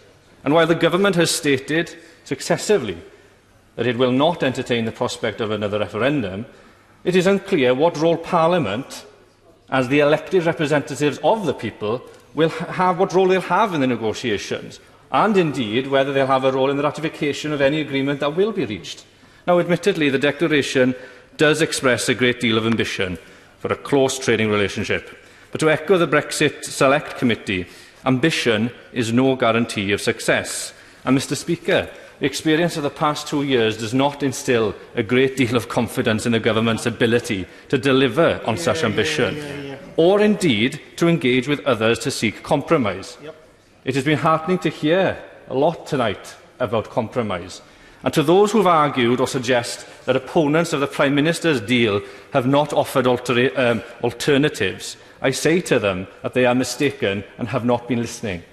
Several alternatives have been aired this evening, and back in January 2017, 2 years ago, my colleague in the Senedd, Steffan Lewis, in cooperation with the Welsh Government, published a white paper detailing a range of potential options, but also a conclusion what they think is the best future relationship for Wales and the EU.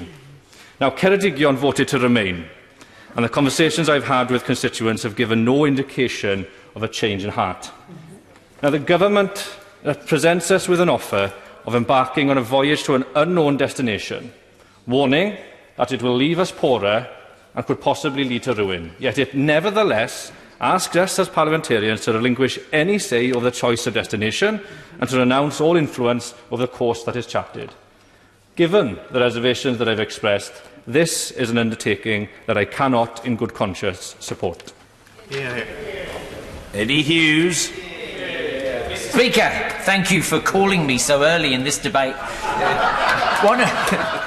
One of the great things about being called at this stage is that you get the opportunity to listen to other people articulate the case far better than I would be able to do myself. So I think my comments might therefore be slightly briefer as a result of listening to the other arguments, and not least the honourable member for Bassett Law, who gave a very impassioned speech, much of which chimed with what I think the people of Walsall North would be thinking, although it is unfortunate to follow the honourable member for Ceredigion, who has got such a beautiful baritone tone to his voice. He speaks, though, for a rural community in Wales, and that's quite a contrast to the urban industrial one that I represent in Walsall. So there are many elements to this argument that need to be represented, although when it comes to the vote, it's a very binary decision that we're making. We're either walking through the aye or the no lobby,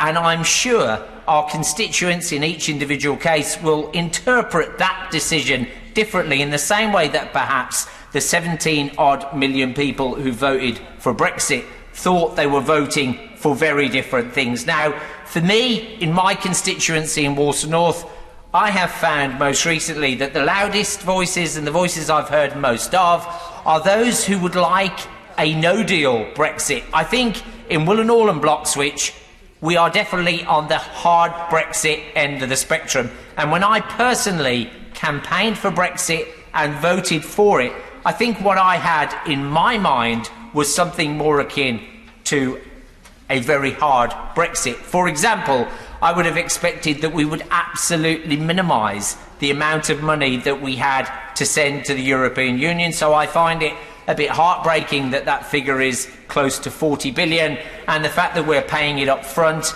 before we know what the final deal is going to be in terms of our trading relationship.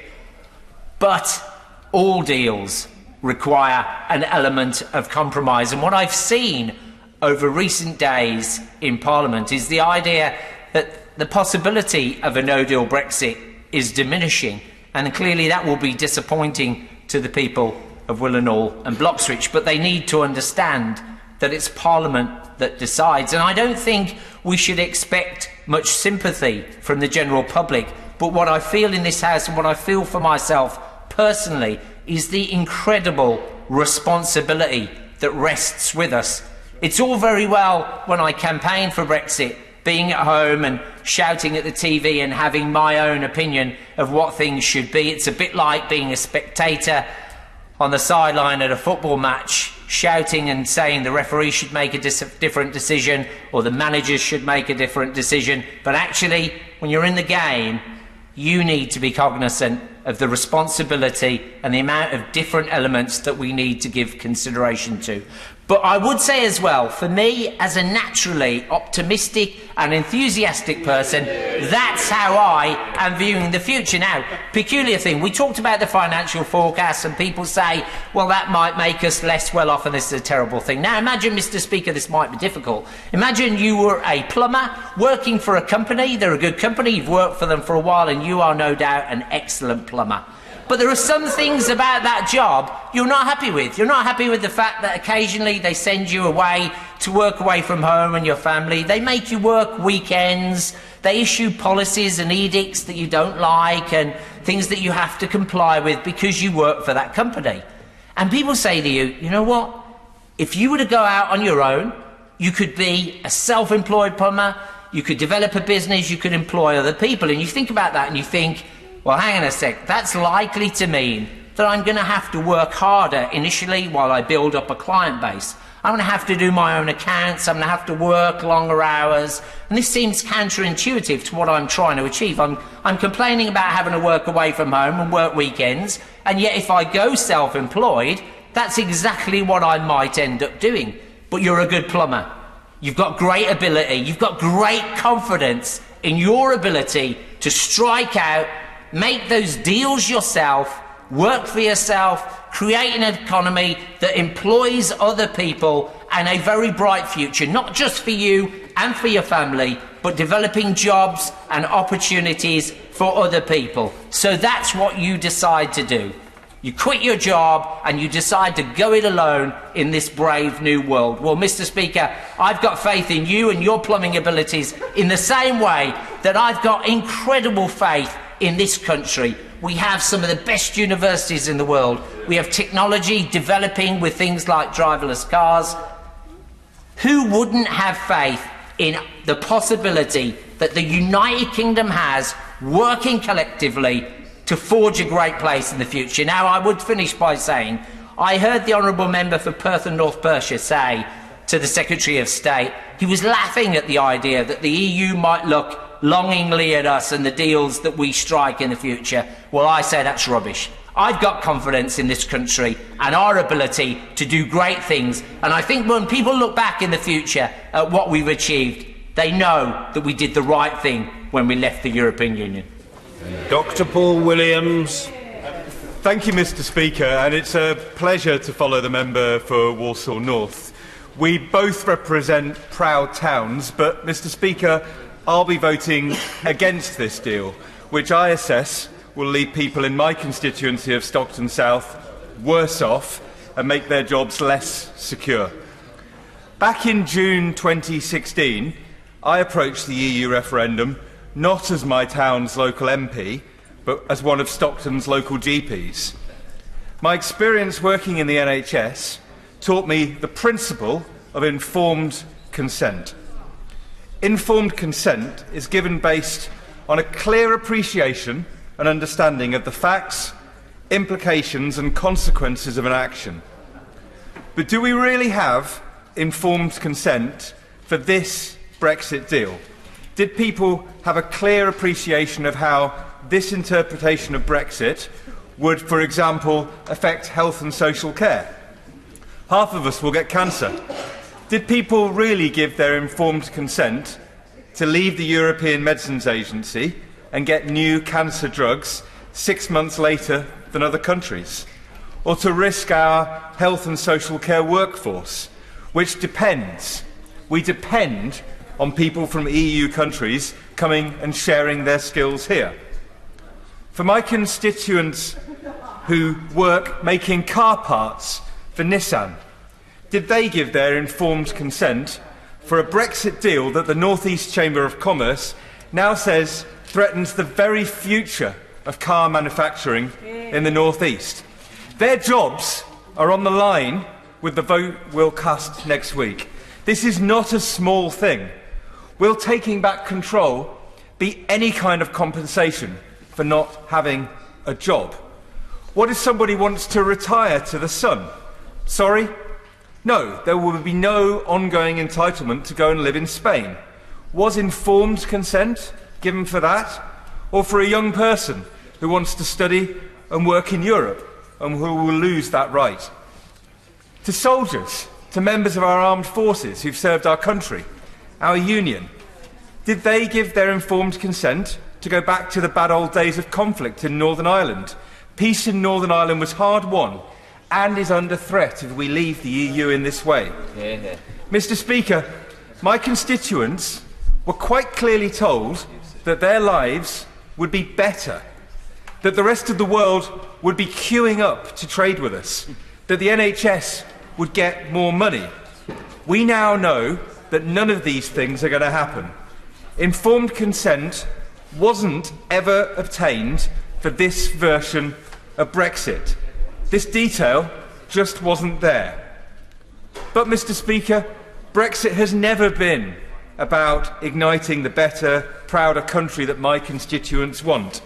This whole Brexit project is one where, from a group of people who want to fundamentally weaken our country's safety net. They want to water down workers' rights, pension protections and leave to care for children. These are the extra costs of employment that we've all agreed to share in the EU, a good thing, supported by unions, supported by workers, but threatened by Brexit. And let's be clear, this version of Brexit doesn't have the support of the NHS either. The Royal College of GPs says it's essential that the public are fully informed about the damage that leaving in the EU could cause to the NHS. Nurses and midwives say the same thing. Damage because it will lead to less money for the NHS as our economy grows less than it would. Damage because it will exacerbate an existing staffing crisis.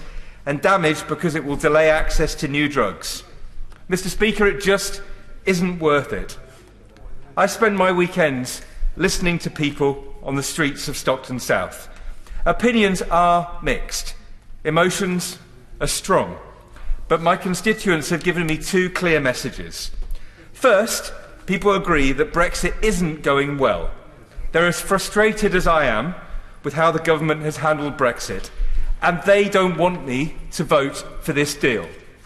And second, people do want a final say, a public vote on the final deal now that the facts on Brexit are clear. If Parliament can't agree on what to do, then this needs to go back to the people. A people's vote. The first chance for all people to give their truly informed consent, knowing all of the facts about what Brexit means. There's nothing to fear from more democracy here. We owe it to the people we represent, before taking this giant risk to the future of our country, to check with them that we truly have their informed consent. Vicky Ford. Thank you, Mr. Speaker. It's been a pleasure to listen to many debates today, and I thank the member for Stockton South for his words just before me. I will be supporting the Prime Minister's withdrawal agreement when we vote for it next week. I do not celebrate that we are leaving the EU, but I do recognise that this was the decision of the British people. I've seen firsthand how being a member of the EU can be a force for good, enabling us in the UK to work with neighbours on common issues, on environmental matters, financial market reforms, building a network for scientific cooperation, what my kids loved most, ending mobile roaming. I also saw, though, an EU which had changed dramatically from the common market we joined, and many people across our country were very uncomfortable with this. We gave people the vote. I campaigned for Remain, but Leave won. We told people that their vote would be respected. But people were also told again and again that a no-deal Brexit was not what would happen. Trade will continue. Germans want to sell us their cars. We'll get a trade deal. It will be easy. Many of my constituents work in areas that are not covered by the WTO. Leaving with a no deal is not a good deal, and a no-deal Brexit is not what people were promised. The withdrawal agreement gives stability on citizens' rights. It gives businesses breathing space to transition from where we are today to a new relationship. The Declaration on the Future Framework does pave the way to the deepest trade partnership, the deepest security partnership the EU has ever entered into with the third country. And actually, yes, it does cover environmental protections, it does cover workers' rights. And I know members on the benches opposite would like more detail on that long-term relationship. But time after time, EU negotiators, my contacts across the EU, have said to me, we cannot give you that long-term relationship, that detail on the long-term relationship, until you agree the withdrawal agreement. And so I say to the party opposite, you want to tear up that whole negotiations and start again, but that's really high risk. Come April the 18th, the European Parliament shuts for its elections. They're gone. There won't be another European Commission until the autumn, possibly not till Christmas. Some people are saying not until after Christmas. And meanwhile, what happens? Last week, Universities UK warned of the risks of no deal to our science community, the real possibility of a brain drain. This week, the Manufacturers' Organisation has published its annual survey. Our businesses are diverting investment, they are stockpiling, they are reviewing supply chains. Yesterday in this chamber, the member for North Down warned us of the real risk of no deal, leading to a border poll in Northern Ireland and the breakup of our own United Kingdom. I was born in Northern Ireland, I grew up in Northern Ireland. My friends and contacts say that's a real risk too. Now, I know that the DUP and contacts from across this floor are concerned about the backstop, but I believe we will get more reassurance. The Irish Prime Minister said that this week, and the EU negotiators, when they want to move, they can move fast. So let's make sure we get that reassurance, because I know colleagues also want more detail on the future framework. That's apparently why you're not voting for the withdrawal agreement, but you won't get that until we pass the withdrawal agreement. I say again, no deal is not a good deal. A second referendum does not reduce uncertainty. It does not reduce risk. I campaigned in the last referendum over 58 Westminster constituencies, and I genuinely believe if we went back for a second vote now, there's a very significant risk it could be even more anti the EU than it was 2.5 years ago. Going back to square one also does not reduce uncertainty. It does not reduce risk. So, colleagues, I will be voting for this deal. I will be voting for this deal because in everything that I have seen, it is the best way to protect jobs, to protect security, to enable a long-term relationship with our neighbours across the EU, and to deliver that future framework that you on the benches opposite and that we on this side of the House want in order to care for the lives and livelihoods of our constituents. Thank you very much. Thank you. Joe Platt.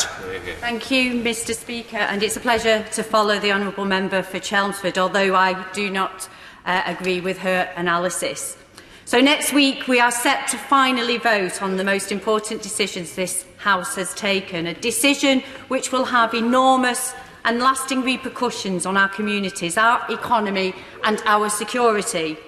So over the past few weeks I have taken the time to reflect on this deal and what it would mean for the people of Lee. And as a constituency made up of post-industrial towns in the north, this deal will particularly impact us because of the fragile social and economic landscape we face after the real hardship we have endured over the last few decades. With the decline of our manufacturing base and then austerity cutting to the bone, we have been left feeling isolated from the economic prosperity seen in some of our cities. We are facing higher than average unemployment, ballooning social issues on our streets and a social mobility crisis that threatens the life chances of our young people. So when I looked at this deal, I considered 2 points. Does it represent the referendum result, where the majority of my constituents voted to leave the EU? But also, crucially, does it deliver on the message they sent and provide a blueprint for transformative and inclusive prosperity for all our communities that will help our towns to thrive and prosper once again?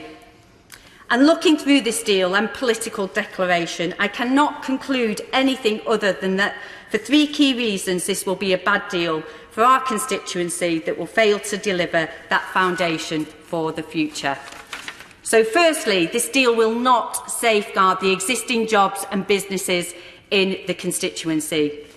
Without the assurance of a permanent customs union, our existing manufacturers in Lee will be left with uncertainty and without an assurance of frictionless trade. And we've seen before that when businesses and the economy take a hit, it is our town economies that are first to suffer. Secondly, this deal does not protect our workers' rights. If we accept this deal, we risk the lowering of rights and standards by a future Tory government. And as a Labour MP, I cannot and will not vote for a deal which does not guarantee all of our hard-fought rights and protections. And thirdly, this deal does not protect our national security. Through my work in the Shadow Cabinet Office, I'm well aware of the critical cyber risks facing our nation and how much we rely on threat information from our European partners. It is simply not good enough to aspire to a close security relationship. Our national security needs concrete reassurances. It is not a bargaining chip. These are just the tip of the iceberg of some of my serious concerns about this deal. But representing a community in desperate need of transformative investment, there is no way I could support such a gamble. Because if the last 10 years has taught us in Lee, it is that in times of struggle, our post-industrial towns are the first to be hit. And I cannot risk that on our community again. Mr. Speaker, it feels like after the last 2 years we have got nowhere. Nothing has changed. And neither has the heated and often polarised debate. It is upsetting to witness MPs, and mostly female MPs, on the receiving end of some of the most vile abuse, be it online or via email. If there is one thing that government must take control of, is the narrow arguments on Brexit. The same characters are preaching the same rhetoric, and as a country and as a community, we haven't moved forward or even reunited. We are left in a truly sorry state of affairs, and what pains me the most is that it really did not have to be this way. Instead of negotiating in seriousness and respect, recognising the close relationship the UK wants with the EU, our closest and most important partner, the government wasted 2 years fighting amongst themselves, botching together a deal which pleases nobody. Therefore, whichever way they voted in the referendum 2 years ago, one thing is miraculously uniting my constituency. It's basically we do not want Theresa May's deal. We are calling this negotiation out for the failure that it is. We reject this botched blindfold Brexit, and we agree that we must and certainly can do better than this to keep our country strong and safe, whilst helping our communities to thrive into the future. Thank you very much indeed. Anna Turley. Thank you very much, Mr. Speaker. Thank you. I'd like to start by taking some time to reflect on the issues that I heard, particularly in 2016, and continue to hear since, representing a seat which voted substantially to leave the EU back then. I understand completely the valid and sincere reasons why people voted the way they did on both sides. Our area, once the beating heart of Britain's industrial empire, has seen 30 years of deindustrialisation, rising unemployment. We have a youth unemployment now 2.5 times the national average.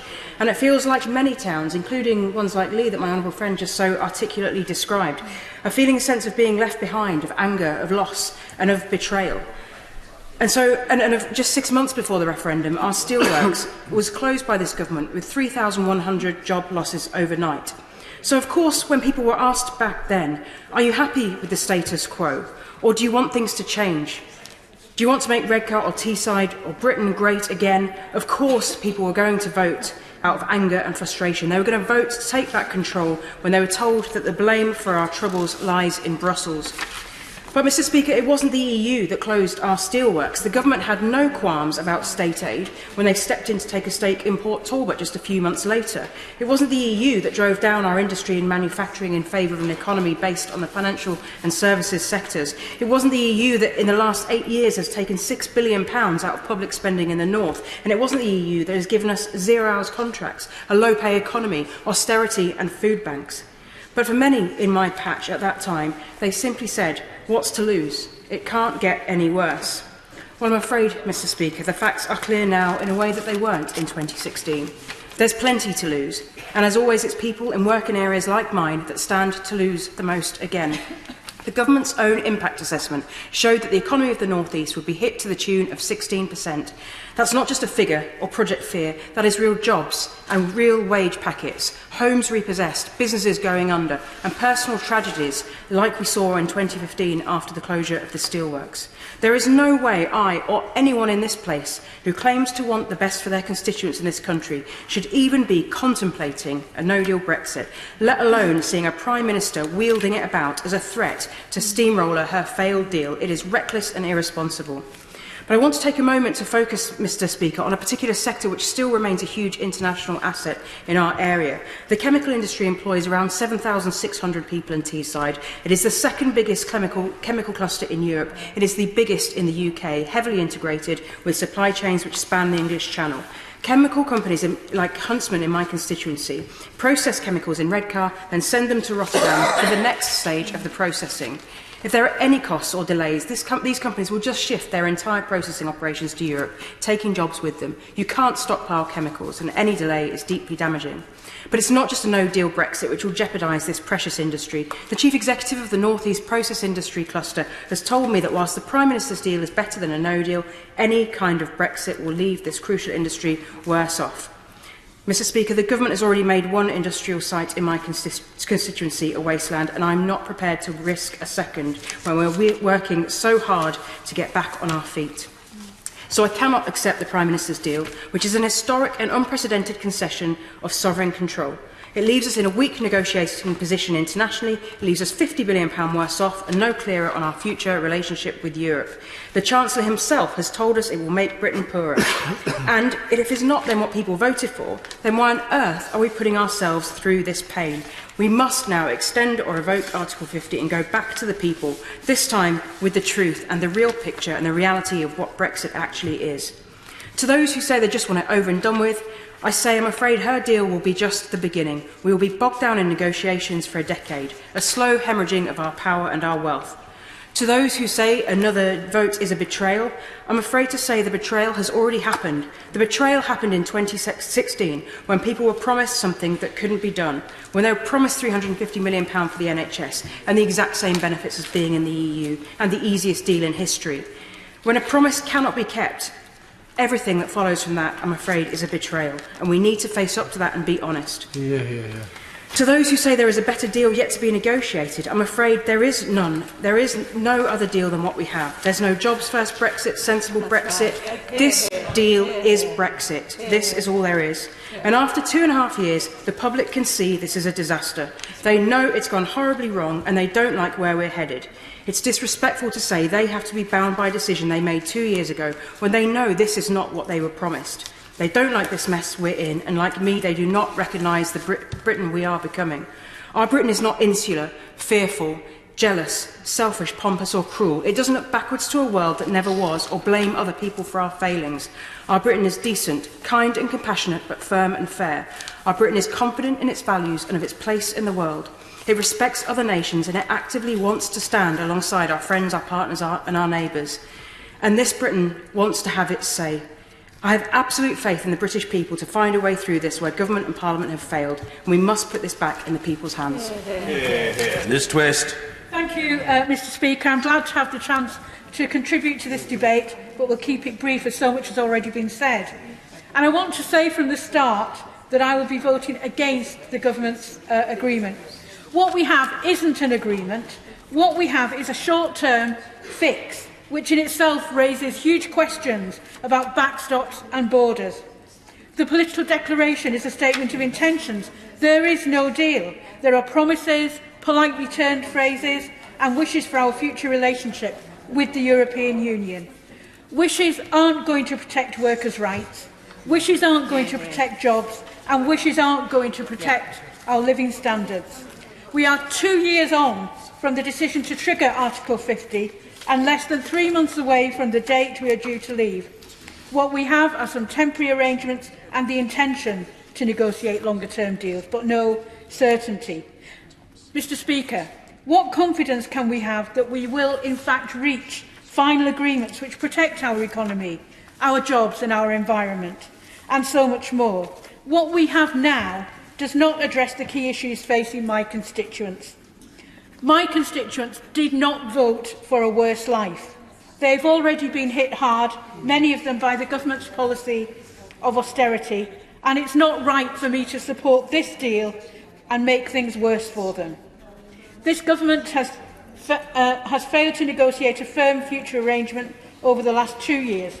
How can we possibly be able to believe that it will be able to negotiate and agree the positive arrangements we need during the implementation period?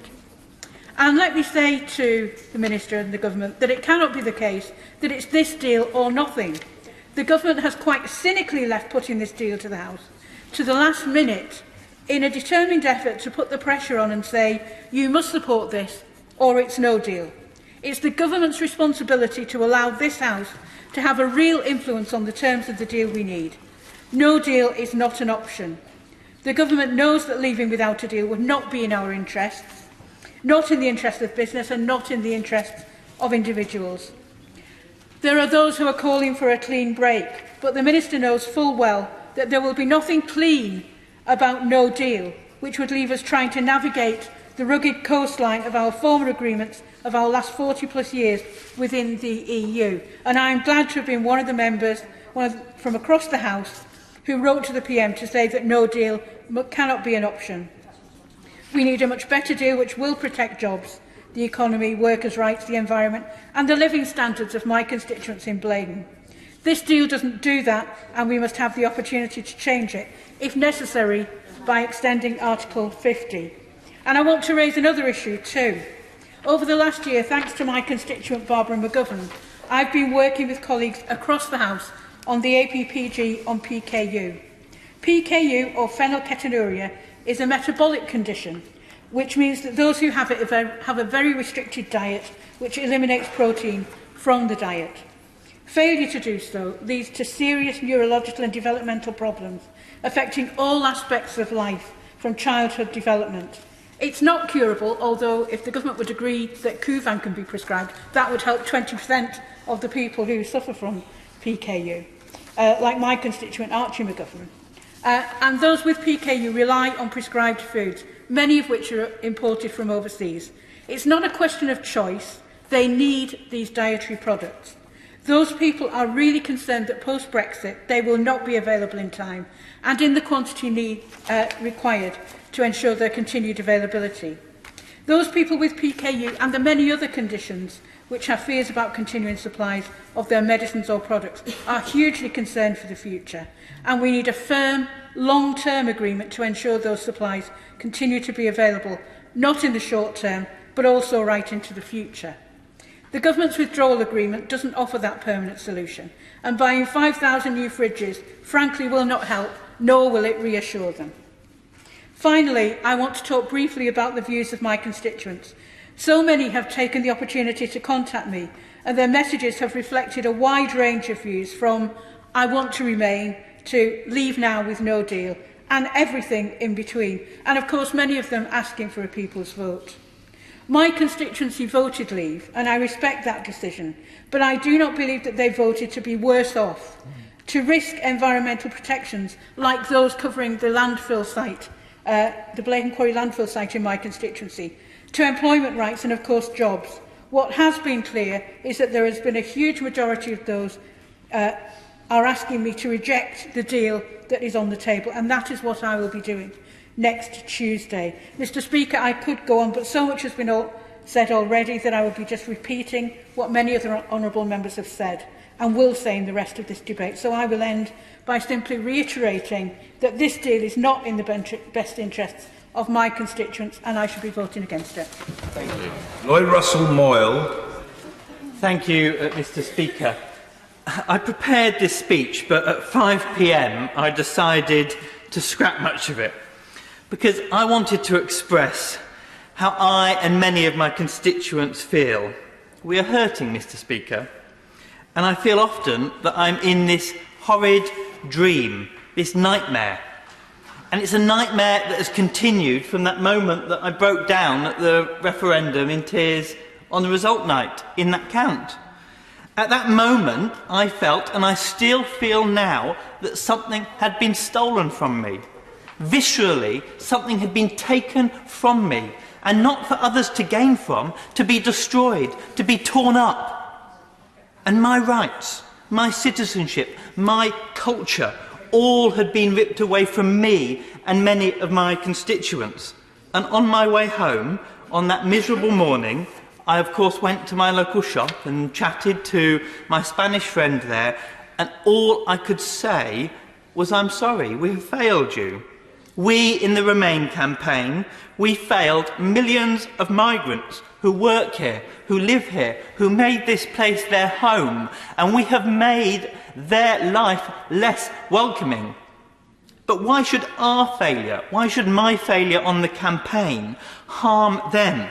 Why should a failure of 2016 bind our future and mean that we fail forever? There is a principle in democracy and in Parliament that no Parliament, no vote may bind future Parliaments. There is a principle that no votes may bind future votes. The 75 vote didn't bind us in 2016.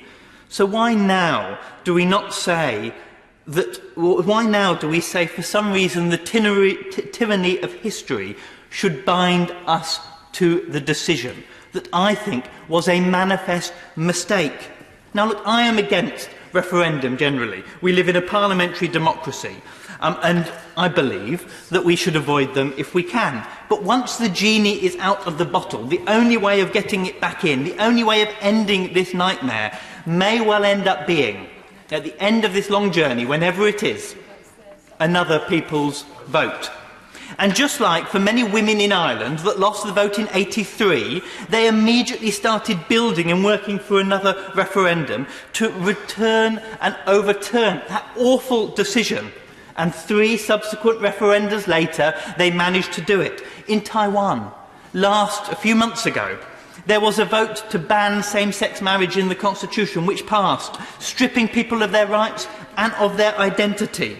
Do we castigate the women of Ireland for pushing to overthrow the will of the Irish? No, we celebrate the role of those women who overturned an historical wrong. Do we tell the LGBT people in Taiwan, no, I'm sorry, you've just got to live with the fact that you can't now marry? No, we say to them, continue fighting, continue pushing on, democratically, of course, and try and overturn that absolute wrong that has been done to you. Well, I, Mr. Speaker, feel like an absolute wrong has been done to our country. An absolute wrong has been done to me. So I can tell you, I believe there is no Brexit that will be a good Brexit for Britain. It just does not exist. No government can produce a good Brexit. And yes, if Labour got in, we would limit the damage, mitigate some of the damage of this. But even then, we could not produce a good Brexit. Because Brexit is fundamentally linked to some xenophobic, petty nationalist view. And that's not to say those people who voted for Brexit are xenophobic or petty nationalists. When I lived in Yorkshire and we voted, unfortunately, for a BNP MEP, and I had BNP councillors up the road from me, I didn't say the voters in those wards were xenophobic and racist. I said they had made an historic and terrible mistake, and we worked for 4 years, we worked for 5 years, to make sure those people were kicked out. This is a horrible and terrible mistake that was initiated by extremists in UKIP that infected the Tory party. And we must now say that mistake must be undone. And of course people are right to say there are problems with the European Union. It is not perfect. Of course they are right to say, for example, some of the rules on state aid are problematic for us. But this deal in front of us enshrines all the same state aid rules without any of the opt-outs and agreements that you can get in the Commission. It is worse, it is far worse for the left, this deal, than remaining in the European Union. And so that is why this deal must be rejected. But that is also why we on the left must understand that staying in and reforming is the only feasible option for socialists. But we also must understand that there are some goods in things like state aid rules. They stop a race to the bottom. For example, the recent ECJ rulings against Ireland and Google means that you don't have some Dutch auction of giving tax breaks and giveaways to multinational companies. Because when we live in a global capitalist world, Mr. Speaker, and we live in a system where multinational companies can, of course, have more power and more clout than many nation states, the only way that we can counter that, the only way that we can do things on climate change and other international big global things is to work together, to form a democratic union. And my God, the European Union is far more democratic than some things in this country. Just look down the road at the other place. Gareth Snell. Thank you, very much, Mr. Speaker. It's a pleasure, Mr. Speaker, to follow my honourable friend from Brighton, Kemp Town. He and I disagree on where we should be going with the answers to Brexit, but no one can doubt the passion that he has for both his community and the causes that he champions. And it is in that spirit of conciliatory debate that I wish to make my brief contributions this afternoon. I wish mainly, Mr. Speaker, to speak to Amendment P that I have tabled along with my honourable friend from Don Valley, from Bassett Law and from Wigan. We've put down an amendment that we hope is the start of a conversation, a start of a process to understand that there are various things that are wrong with this Prime Minister's deal that means that we are unlikely to be able to support it next Tuesday, that will probably not be resolved by next Tuesday. But whatever the result is on Tuesday, it is the start of a process and not the end of a process. And we as a Parliament have to be honest and upfront with ourselves about where do we go after Tuesday, because we are not going to suddenly have a magic answer on Wednesday morning that has come out of the fact that this place has rejected the Prime Minister's deal.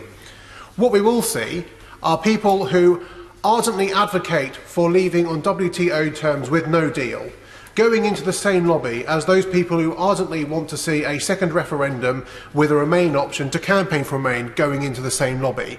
Now, I'm sorry to burst their bubbles, but one half of that unlikely coalition will be very, very disappointed in the outcome of whatever we get out of Brexit as a result of our votes in this place.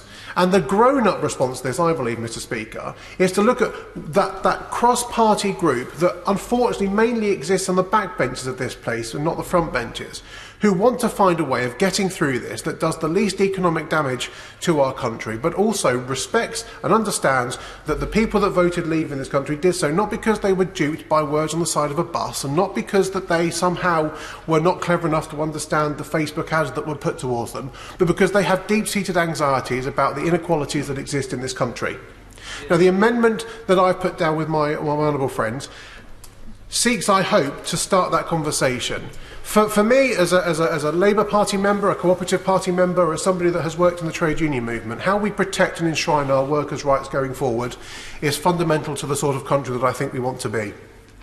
A number of those rights have been derived from Europe, but we've also got to be very honest about the fact that a number of the rights that Europe now holds up as a bastion of its good practice came from work that was done by the United Kingdom in the first place, driving those changes through Europe and being the bar that everybody else needs to reach.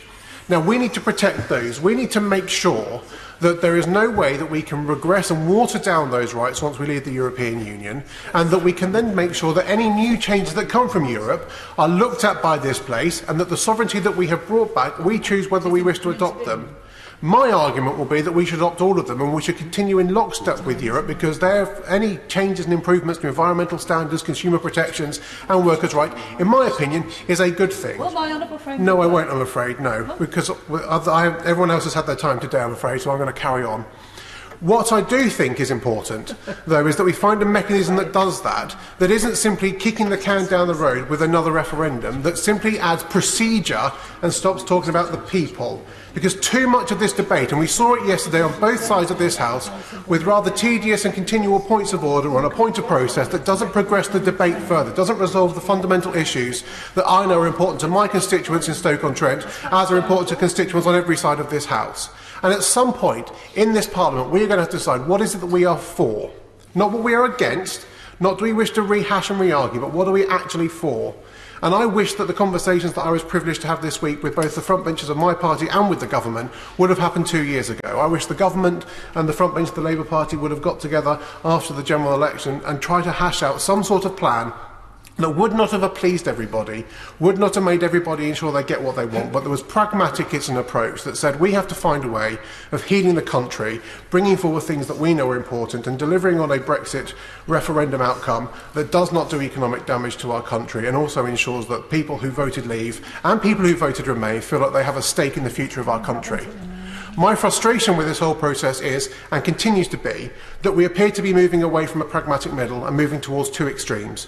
Two extremes where either if you do not support a second referendum, you are labelled as a hard Brexiteer who simply wishes to sell your country down the river, and who, if you have the principal position, as many of my colleagues do, that want to have a second referendum, you somehow are an affront to democracy. Neither of those two things are true. But at some point, we have to face facts. We have to understand that the country voted to leave, albeit marginally, and that as our job as parliamentarians is to work out how we take that forward, bring everybody together, and the amendment that I've put down with my friends, Mr. Speaker, I believe is one way of achieving that unity. It by no means solves everything, and it certainly won't take away a number of the concerns I still have on Tuesday, but if after Tuesday's vote we can use that as a starting point, then I hope we will have achieved something better. Thank you. Alex Cunningham. Thank you, Mr. Speaker. The people in my Stockton North constituency, they voted 2-1 to leave the EU. They wanted to take back control. They wanted £350 million a week more for the NHS, and many had very genuine and understandable issues with freedom of movement and immigration. But they voted for other reasons too. They were discontent with their lives after 6 years of Tory austerity and a situation which still sees unemployment in my constituency double the national average. They felt ignored in a society where the rich were getting richer, poverty is on the rise, services were being cut, and they saw very limited prospects for their lives to get better, and worse still, believed their children faced an uncertain future.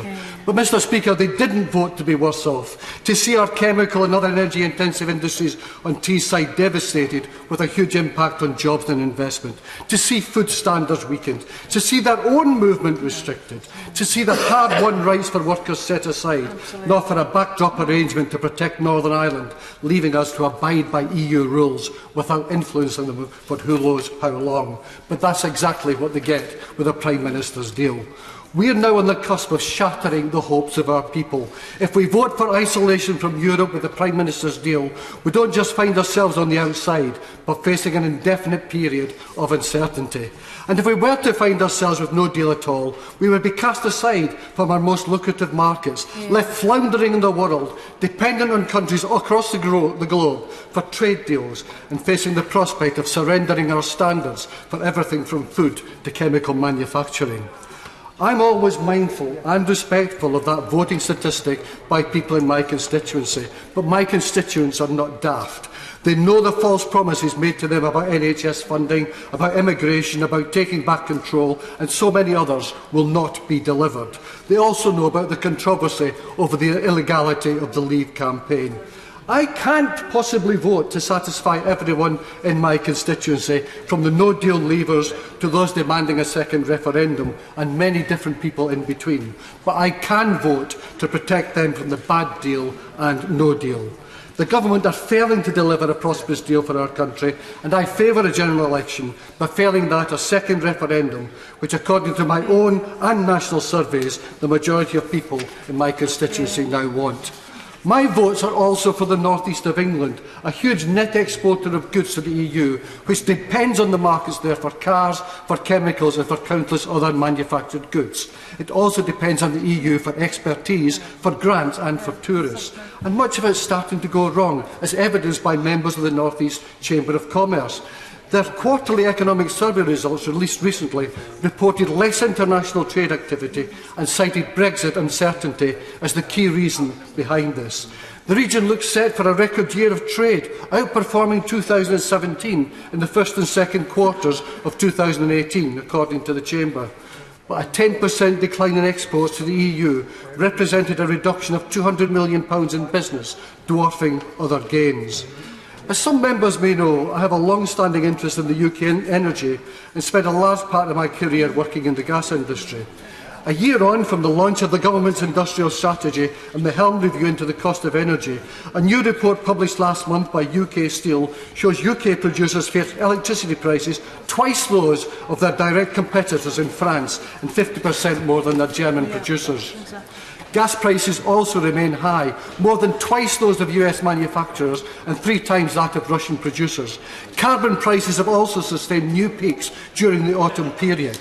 In short, the cumulative impact of the cost of decarbonising energy risks becoming unaffordable for chemical businesses in my constituency. And the truth is, this deal does nothing to help that, and little to allay fears of industry in any of those areas. Government ministers are trying to replicate all manner of regulations into British law, but companies in my region, international companies, tell me it's not good enough. One set of regulations critical to my region are the REACH regulations that govern the standards and rules around the production of chemicals. I've been contacted by many companies affected. SABIC is an international petrochemical company and an employer in my constituency. Their chemical products and technologies are utilised in a vast number of everyday essentials such as medicine, food, drinks, telecommunications, IT, clothing and much more. The volume of activity that they have in terms of exports and imports and the complexity of just-in-time supply chains with multiple border crossings involving moving raw materials to the finished products means that any disruption will adversely affect the competitiveness of their business and the potential for future trade and investment. This is industry telling us we cannot simply trust that things will simply work out, that we can go it alone. Because industry, the employers, the people that pay the wages to millions of people are saying this is a problem. Mr. Speaker, by voting against this deal and against a no-deal Brexit, I am standing up for my constituents and for their industry. If the government can't secure a deal that has the confidence of Parliament, and Parliament can't persuade the government to change its tact and seek a different kind of agreement based on a strong customs union and other links to guarantee trade, investment, jobs and people's rights, we should either have that general election or return the matter to the people in a second referendum. Hugh Gaffney. Thank you, Mr. Speaker. I'm grateful for calling me keeping the best till last. It's an important debate which will shape the future of our country for years to come. With an eventful few days before the House rose for the Christmas recess, the Prime Minister probably wishes she was still on holiday. This government was the first to be found in contempt of Parliament in modern times because of its refusal to publish its legal advice. The Prime Minister then announced that the government would be pulling the parliamentary vote on the withdrawal agreement after the days of impassioned debate in this House. The Conservative Party then threw itself and the country into further political chaos with a vote of no confidence in the Prime Minister's leadership. The Prime Minister survived and promised to listen to the concerns of the House by securing legal changes to aspects of the withdrawal agreement. She found herself in office, but not in power. And having to fail to secure any meaningful changes to her withdrawal agreement, I suspect she will soon find herself out of office as well. But let's not be kidded, Mr. Speaker. This deal commands any kind of majority in this House. It can barely command the confidence of the Cabinet, with constant stories in the press of Cabinet Ministers urging the Prime Minister to prepare for the deal to be voted down and to start looking at alternative options. Though I do commend the Prime Minister for bringing so much needed unity to the country, her deal has managed to unite those who remain and managed to those who voted to leave in opposition to it. She united both in hating the deal. The Prime Minister tells the country that her deal is the best one on the table, yet she did not have the confidence to put it to the House as originally scheduled before the Christmas recess. And if she really believes that this is the best deal, why has she chosen to attempt to scare MPs into supporting it through stepping up preparations for a no deal? Operation Brock. 150 lorries were supposed to turn up, 89 turned up. She couldn't even get that deal right. So why has she not chosen to make the case for the deal on its own merits? The Prime Minister went into the 2017 general election telling the British people that no deal was better than a bad deal. She set out a series of red lines which would drive her negotiations with the EU. Well, things have certainly changed, Mr. Speaker. The Prime Minister now tells the British people that a bad deal is better than a no deal. And those red lines have been abandoned, just like many of the Prime Minister's previous promises. Remember, she says she would not call a snap election. I have to say thanks to the Prime Minister. Thanks for bringing me down to Parliament and being here today for a voice for the people of Coatbridge, Christen and Bellshill. To see this, thank you. This certainly is a bad deal. It fails to protect jobs and the living standards. It risks workers' rights, environment standards and consumer protections that we currently enjoy through our EU membership. It fails to properly protect the rights of the EU nationals living in our country and the UK citizens living in EU countries. and it is dividing our United Kingdom with economic hardship for working people in Scotland, Wales, Northern Ireland and the English regions of the government's own forecast highlighted. The Prime Minister continues to play games with this House and the country because she knows this deal will be voted down next Tuesday. It's about time that she ruled out the prospect of a no deal. A no deal would be devastating for our economy. It's time for the government to get real, provide some certainty for businesses, workers and communities concerned about the prospect of a no deal. Mr Speaker, my constituents in Coatbridge, Christ and Bellshill do not just reject the Prime Minister's deal because it fails to protect their jobs, living standards and workers' rights. They reject the deal because it highlights unfairness at the heart of this government. A government which is prepared to put forward this deal or entertain the ideal of no deal, despite the real and damaging consequences for some of the poorest people and communities in my constituency and others across the UK. A government which has pushed 14 million people into poverty, and if he didn't hear me, I'll repeat it. A government which has pushed 14 million people into poverty, including in my constituency because of its failed welfare reforms like universal credit. A government which has pursued austerity, cutting our public services and creating an economy where workers are paid less and have greater job insecurity. My constituents do not just need a deal rejected, they need a general election and a changing government. A Labour government which can negotiate a Brexit deal which unites the country and delivers a fairer Britain. But more importantly, a Labour government which invests in the communities, tackles low pay, ends jobs insecurity and brings our vital services back into public ownership. So when this deal is rejected on Tuesday, I urge the Prime Minister to reflect on the fact you have failed to deliver a Brexit deal which protects working people and their livelihoods.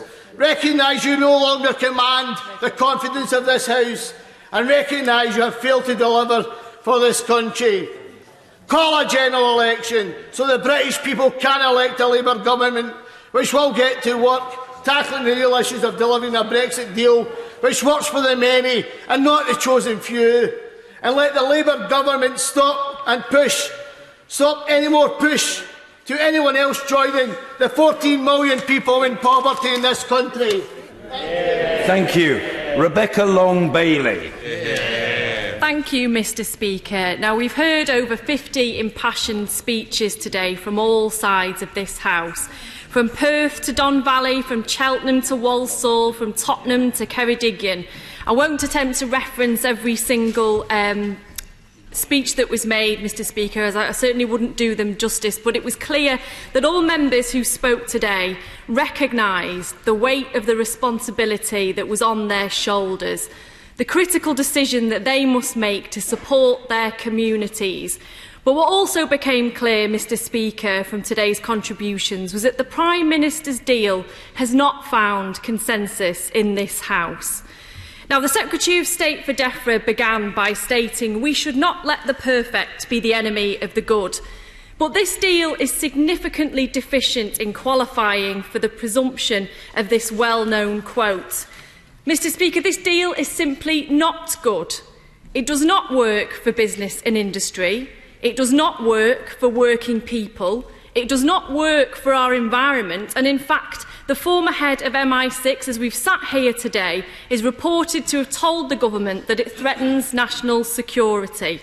Now, I just want to make a few brief comments in relation to the withdrawal agreement and the political declaration. Firstly, the withdrawal agreement and the outline political declaration will not ensure the relationship with the European Union needed for UK businesses to operate unhindered post-Brexit. The Base Select Committee has already stated that no businesses that we have taken evidence from held the view that from an industry perspective the withdrawal agreement and political declaration provide a deal as good as the one we already have with the EU. For instance, the withdrawal agreement does not provide in the likely backstop scenario for a customs union, as we enjoy now. It provides for, as the Institute for Public Policy Research said, a bare-bones customs union, meaning that it doesn't cover areas such as services, trade or public procurement, and it certainly does not provide for frictionless trade between the UK and the EU.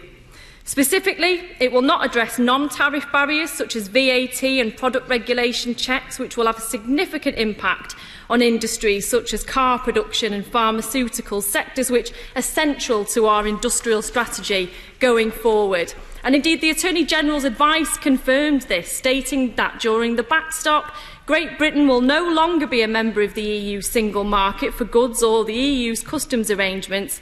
This means that any GB goods crossing the border into the EU will be subject to third country checks by member state authorities. Turning then to the outline political declaration, which, Mr Speaker, is hardly worth the paper it's written on, quite frankly, with phrases like explore the possibility. But even if the aspirations listed there were implemented, it does not guarantee frictionless trade. In the best case scenario, there will be barriers to trade in goods and market access for services will be reduced. Now, that's a fact. As the IPPR also summarised, there will be significant barriers to trade in services between the UK and the EU. UK firms will only have EU market access under host state rules and will lose the benefits of single market treatment. Under these plans, we should therefore expect significant new non-tariff barriers in goods, particularly in heavily regulated sectors such as chemicals and pharmaceuticals. Now, clearly this is not, as the Prime Minister keeps alleging, a good deal for UK business. The fact that we're still discussing it today, 2 months since its inadequacy was revealed before Christmas, rather than negotiating a better deal, is harming businesses in the here and now. It only takes a quick Google search to see that businesses up and down the country are already delaying investment, implementing mitigation plans and in some cases cutting jobs and moving operations. Significant manufacturers such as Bombardier, Rolls-Royce and Cobham have applied to come under the jurisdiction of regulators in other EU countries. And this week, Aston Martin triggered their contingency plans at an accumulating cost, according to their chief executive. Indeed, today, as we've been sat here again, Mr Speaker, Honda have announced that they are doing the same in implementing their contingency plans. Now, I'm sure the Secretary sat opposite me will quote some of the business organisations that have cautiously welcomed the Prime Minister's deal. But I gently say to the right honourable gentleman that they are doing so with a gun held to their head. They have been presented with a false choice between this deal or no deal by a government that is recklessly threatening the worst-case scenario and attempting to run down the clock. In fact, it's economic sabotage. Well, the will of this House has been clearly expressed. There is virtually no support for no deal, and it will be therefore unthinkable for the Prime Minister to proceed down that road. Indeed, according to media reports this morning, this is a principle that even the Secretary himself agrees with. So if this is true, political posturing in the media is simply not good enough. Can he assure businesses today that the prospect of no deal will be taken off the table? Now, not only will this unambitious deal hinder the UK in terms of trade, it risks a bonfire of the regulations which ensure high standards are maintained. Members across the House will recognise the strength of feeling that our constituents have on Brexit. However, I can assure you, Mr Speaker, and we've heard from many members on this issue today, that none of them voted for the watering down of workers' hard-won rights after we leave the EU. Unfortunately, however, despite assurances from the Prime Minister that existing workers' legal rights will continue to be guaranteed in law, the TUC's verdict is that the deal doesn't guarantee jobs or rights at work into the future. Indeed, Thomson solicitors have stated that the so-called non-regression clause in the political declaration will be ineffective in maintaining workers' rights, and the Institute for Public Policy Research have stated that it's not sufficient to maintain current protections. Individuals can't even bring about proceedings, and if the EU raises standards, the UK is permitted to simply fall behind. Indeed, attempting to use all parliamentary levers to mitigate against... I will give way. I thank my honourable friend for giving way. Those of us who have sponsored Amendment 1 realise it isn't perfect. We realise, like all other amendments, it's not legally binding. But if there is a willingness would she agree that it's important that whatever happens next Tuesday, we open up discussion about how we can ensure going forward that we can, in law, see a way to enshrine protecting those workers' rights, and would she be willing to engage in such dialogue? I thank my right honourable colleague for her comments, and I'd certainly state that indeed the sentiment behind the amendment that herself and various colleagues have tabled is to bolster workers' rights and make sure that our workers' rights in the UK don't fall behind the EU. I will give way. Can the honourable lady say who is threatening these rights? No party in this House wants to reduce these rights. There are clear promises from the government, so it isn't an issue. Well, I thank the right honourable member for his comments, but with my tongue in my cheek, I say I'm not looking at a party that has a track record for bolstering workers' rights in this House. So my confidence will need to certainly be increased significantly over coming weeks if I'm to believe his statement. Well, going back to the comment that was made by the right honourable member for Don Valley, I certainly hope that the Secretary of State welcomes the sentiments outlined in her amendment and the amendment that she tabled with colleagues recently, because as he knows, the deficiency of the withdrawal agreement and a government unwilling to listen to the concerns of MPs has forced members like my colleague across this House to gymnastically attempt to secure debate of key issues by any means possible. But to secure real confidence in this House, my colleague is right in stating that the government does need to go much further. The government's words so far fall far short of what Labour has been asking for, and as the TUC have stated, they don't provide the binding long-term guarantee that working people need. So it would be very helpful if the Secretary could state today, unequivocally, that he will guarantee that the UK will not be permitted to fall behind future improvements from the EU on workers' rights, environmental protections and health and safety standards. And if so, in light of the withdrawal agreement's deficiencies, what legislation does he propose to legally reflect this position? I will give way. With respect to the question from her right honourable friend, the member for Don Valley, what her right honourable friend actually asked her was whether she and her front bench would take part in these discussions, not what the Secretary of State would do, whether she and her party as the front bench would join in those cross-party discussions. It's a very simple question on behalf of the right honourable lady, who doesn't need me to speak on her behalf. Will she answer that question? Well, I thank the honourable member for his comments, and perhaps he was missing during the contributions that were made by members, and there were numerous contributions made that outlined the inability of the government to liaise with members across this House to develop a consensus. And indeed, I would share the right honourable member for Don Valley's sentiments in working together across this House to deal with the many issues that have been outlined during these debates to make sure that we can find a deal that provides a consensus that we can all rally around. Unfortunately, we haven't got a government that has been capable thus far of delivering that. But let me move on because I know that we're short on time. Now, I just want to make one final point, Mr. Speaker. And I'd like to conclude by saying a word very briefly on environmental and climate protections. Now, we know that non-regression clauses in relation to environmental protections will not be subject to arbitration procedures set out in Articles 170 to 181. Instead, standards would be enforced at the domestic level and through far weaker state-to-state procedures that are rarely ineffective in international treaties. The political declaration, meanwhile, contains only hortatory statements regarding climate, energy and the environment, which have no legal effect. But how can we trust this government to maintain domestic standards when they've taken quite an active role, shall we say, in opposing EU progress on energy and climate change? For example, I will give way. Just on that point, we have a situation now where we're tackling air quality. And that's through the EU, that's through the environment regulations, but the government has been taken to court 3 times. If such a health and environmental crisis engulfs us again, who will protect us if we're not in the EU? Certainly not this government. I thank my honourable friend for his intervention, and he makes an important point because the government's track record has been rather deficient, to say the least, shall we say. For example, in 2017, this government lobbied for EU renewable energy and energy efficiency targets to be reduced, made non-binding or even scrapped. So is it now the position of this government after Brexit to adopt and maintain out to 2030 at least the same level of ambition as that in the revised Renewable Energy Directive and Energy Efficiency Directive? And if so, how can we trust the government to honour this position?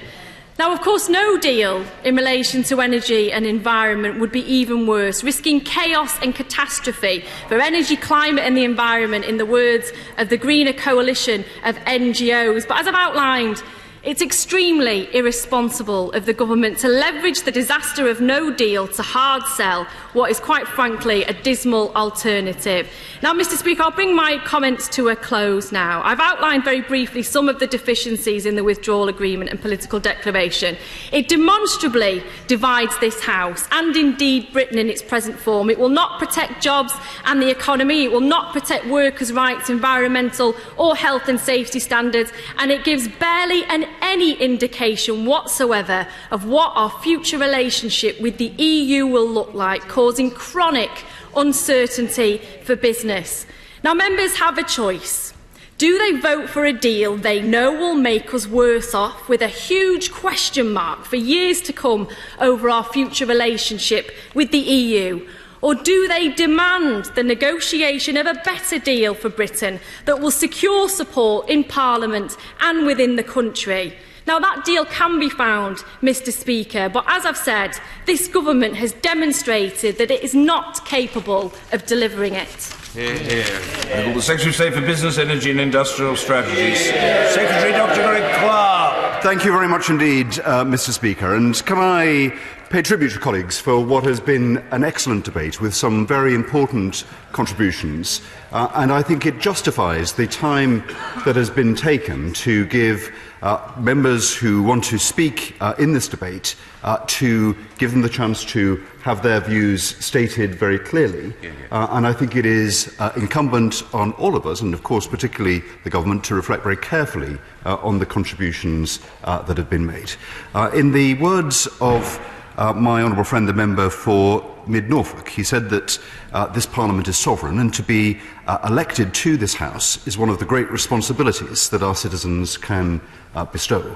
I would say that all of us that were elected in 2017 had a particular responsibility, knowing that we would vote on probably the most important decision that this House will take during our time in it, which is the terms of our departure from the European Union and our future relationship with it. And so, in that respect, I think this is not simply a matter for the government, important though that is. It is for every member to be able to shape and to participate in the deliberations that we have. And the contributions that we had, in particular, from many members reflected that. And my honourable friend from Mid Norfolk talked about reaching out across this House.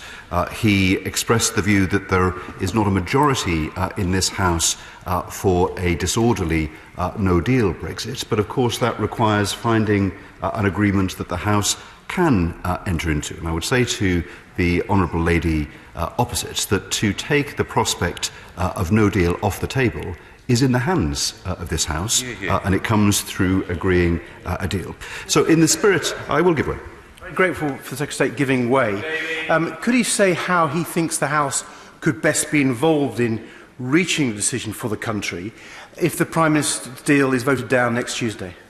Well, I think I'm going to go on to describe and respond to some of the contributions that have been made. And actually, I think this debate is very important to consider the constructive contributions that many members have made and can, in the days ahead before the vote, be reflected in what the decision that's taken on Tuesday is. And in that regard, let me start by mentioning the contribution of the Honourable Lady for Don Valley. She was right in saying that we should be proud of the record of this House over many centuries in establishing a defence and a commitment to the rights of workers, which gives us a cause to be proud around the world and certainly in Europe. And we should be determined to continue that tradition. And it's fair to reflect that this has involved governments led by her party and governments led by this party. It was the Labour Party that introduced the minimum wage. It was this party that introduced the national living wage. Going back to previous generations in Parliament in different centuries, this House has always taken an active view in these matters. And so I think the amendment that she and her honourable friends have put down is entirely in accordance with that. And far from, as my right honourable friend had it, involving, as it were, a ceding of those decisions to the European Union. I think what is attractive about the contribution that has been made is that it gives firmly to this House the opportunity to make a sovereign decision as to how we want to act on the opportunities that might exist constantly to upgrade and to strengthen workers' rights. That should be something that is open to us. The honourable member for Bassetlaw again made a powerful speech and a notable contribution. He said that the time for rhetoric had gone and the time for negotiation had come. And I think that is a way in which we can proceed, and his contribution was consistent with that. He was determined to avoid no deal by accident, as he put, that a majority don't want. And again, he reflected the fact that not just in the bill in the motion before the House, but the trade bill, he mentioned, gives very significant power to this Parliament to shape the ongoing relationships that we have with other countries. And he made some references to the importance of exercising the authority that this House has to make sure that all parts of the country, including those whose communities have not felt advantaged by our membership of the European Union and indeed the conduct of the economy over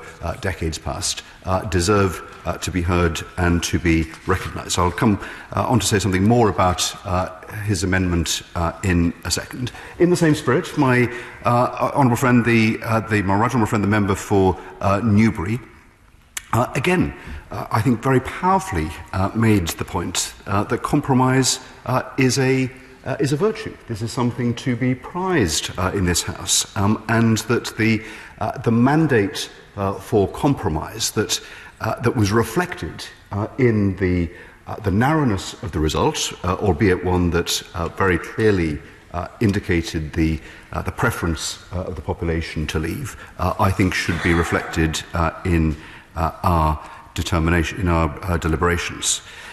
The right honourable member for Knowsley emphasised the important point of our proximity to our trading partners in Europe, and to reflect the fact that if we want to, I think all members of the House want to engage in good and close trading relationships. And so, of course, it makes sense to think very clearly about how we can do that with those that are geographically closest to us. My right honourable friend, the member for Wokingham, who has over many years given much thought to these matters, nevertheless set out a case that I couldn't agree with on his assertion. I hope I don't mischaracterise his contribution, that we should be aiming for a greater national self-sufficiency in certain of our trading relationships. He mentioned foodstuffs. Of course, as a proud Kent MP, some of the produce of Kent, as my colleague from Rochester will attest to, is some of the best in the world. But it seems to me that to aim for a a model of national self-sufficiency and not to recognise that trade does involve, as David Ricardo set out all those centuries ago, recognises the benefits to all if we concentrate and if we specialise, is something that we should embrace. My honourable friend for Cheltenham reflected on the economic benefits of the deal and how they benefit his constituents, and it is notable. The Honourable Lady referred to business having a gun to its head. Not at all. Many businesses and many business organisations were clearly campaigned for Remain during the referendum, and yet have recognised that what has been negotiated by the Prime Minister represents a settlement that would allow them to continue to prosper, and therefore our constituents too. I will give way, of course. Yeah. As the Secretary of State is in love with free trade and Ricardo, will he therefore agree with my proposal that we should remove all tariffs from imported components for manufacturers to give our manufacturing a boost? Well, my preference would be to be part of the arrangements that we benefit from at the moment in terms of our manufacturing industry, but it's a general proposition. I believe that we should be engaged in reducing tariffs. Part of our contribution to the European Union is that we have been probably the foremost advocate in Europe for the reduction of tariffs, and I think that would be a good thing. I will make some progress. On David Ricardo, could the Secretary of State tell the House what he had to say about non-tariff barriers, which is the main trade issue in trade agreements today? Well, the Right Honourable Gentleman reflects the reality of trade today, as indeed at the time of Ricardo, that it is not simply the tariffs, it is the arrangements that we put in place and the impediments that we put in place, which again is one of the very important parts of the agreements that we have entered into. I did want to mention the speech of the Right Honourable Gentleman, and from the dispatch box, I think to associate the whole House with his reflections on a previous member of this House, Paddy Ashdown, who I understand was buried in Somerset today, and he would no doubt have made a fine speech in this debate himself, and the Right Honourable Gentleman was right to make reference to it. My honourable friend, the member for Ludlow, made the point again, and I think it was a theme of the debate, about the need for compromise and support in securing an orderly withdrawal. And he reflected on the fact that our debates and their conclusions are watched by businesses through boardrooms around the world, and it is very important that we, it seems to me, live up to the reputation that we have had, long enjoyed in this country, as being a dependable place in which to do business, in which we come together, we take pragmatic decisions and offer that confidence to the world. My honourable friend, the member for Rugby, emphasise the point that when businesses do well, then workers do well, and pensioners do well. And in the context of a theme of the debate, which is about workers' rights, we need to have that prosperity in order to advance the circumstances of our constituents, something that Mrs Thatcher was particularly alive to, and he referred to the pitch that she made to Japanese investors in the early 1980s, and on the day that the Prime Minister of Japan is again visiting Downing Street, it is appropriate to recall the fact that the case that Mrs Thatcher made to Nissan and Toyota and Honda was this was a country that was skilled, that was innovative, that was flexible, and was able to command markets across Europe. And that is as true today as it was now. My honourable friend, the member for Bromley and Chislehurst, again reflected on his own contribution to taking a pragmatic view. He campaigned very vigorously to leave the European Union, but he recommended a mandate to remain in the European Union. I was never under any misapprehension about that. He advocated a managed, considered and orderly approach. He cited in his election address in Bromley and Chislehurst that was the approach that he would take. I think he has delivered on that commitment during this Parliament, and has also pursued his commitment to achieve a deal that protects jobs, businesses and livelihoods. I will. I'm very grateful to the Right Honourable Gentleman for giving way and having campaigned like him to remain, as we know. You may recall that I referred to a particular instance of a business in my constituency and the importance of a managed no deal. Since I spoke in that debate, you might be interested to know that I've had an email from the Managing Director who says, with a managed deal, with the Prime Minister's deal, his business is survivable.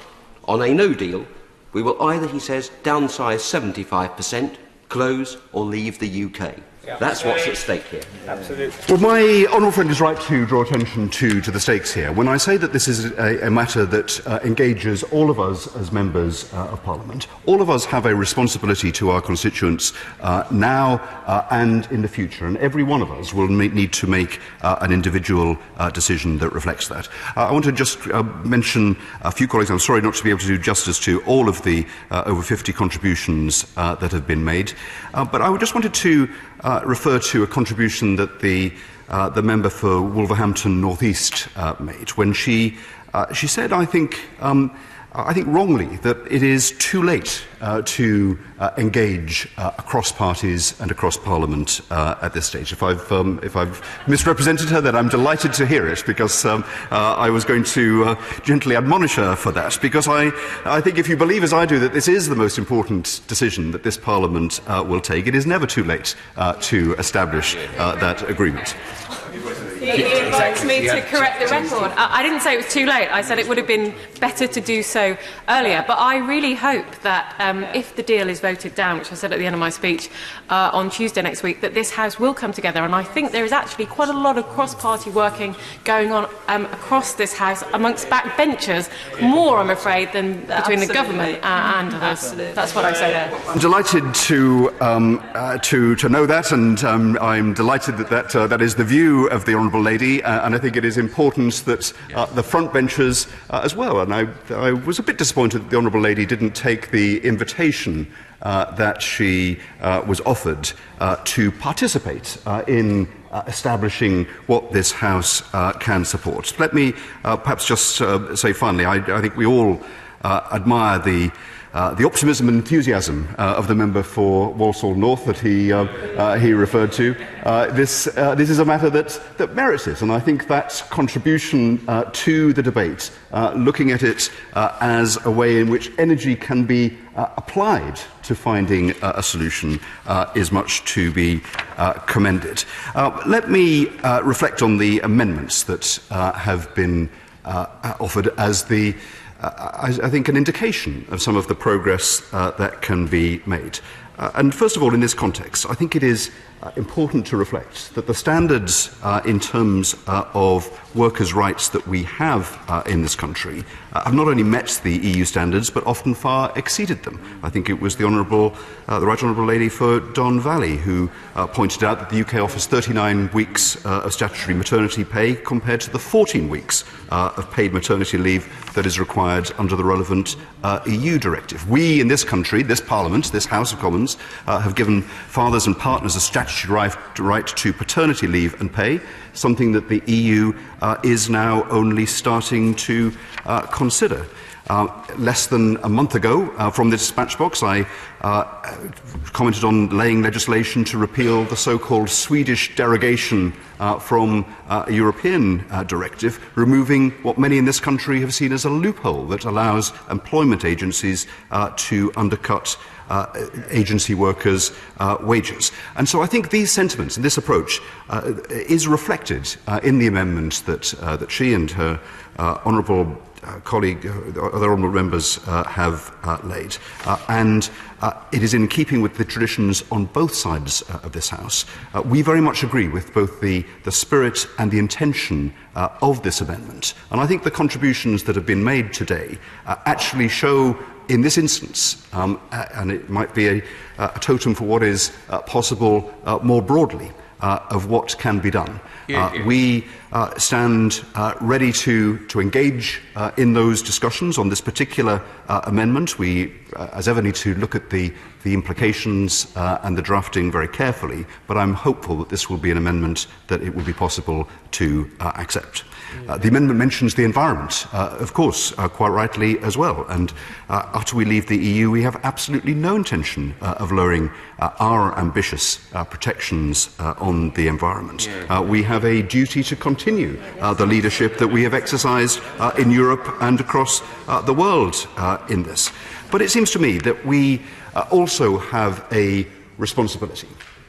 When the time is running out before the 29th of March comes upon us, when the availability of a means to prevent the damaging no-deal Brexit that would be difficult, I think, for investors around the world to understand, that we should trade on the most rudimentary terms that are available between any nations on earth, that they should be the terms that should govern our relationship with the rest of the European Union.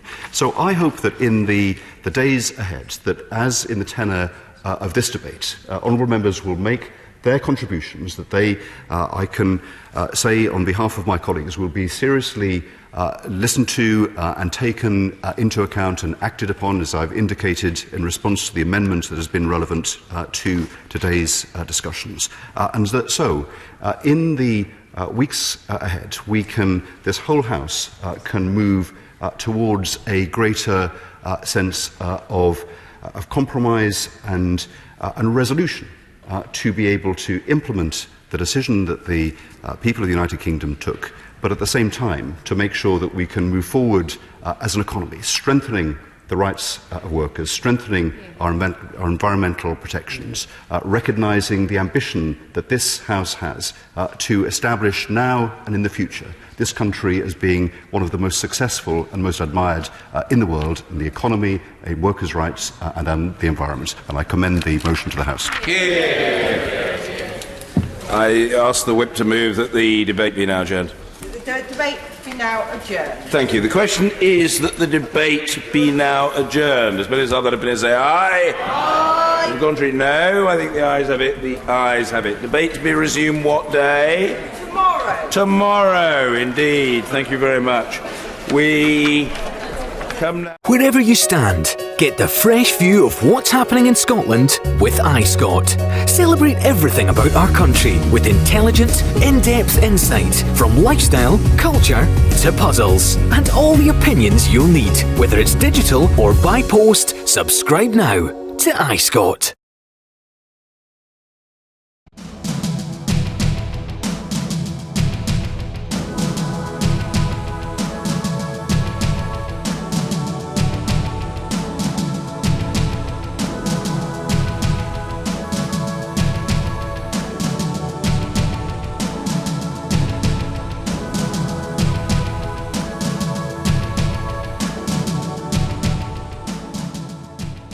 Well, it's lovely to be out on such a sunny evening in Edinburgh, but it's a shame that we have to be out tonight protesting against the two-child cap and the rate clause. Well more than a year since Alison Thewlis, my colleague at Westminster, first spotted it in the small print of a Tory budget. Very glad to see such a huge demonstration today and so many people still coming along 1 year after the rate clause came into force to show their opposition to this vile and despicable policy. The UK government have never been able to justify this policy, and we saw that this week with Esther McVeigh's pathetic attempts to say that the rate clause was somehow double support for women and that gives them some kind of chance to talk about the most appalling and disturbing experience of their life.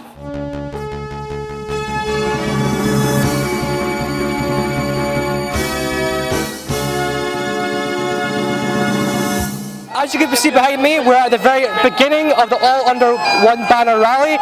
You can obviously hear the pipers behind me as events are about to kick off.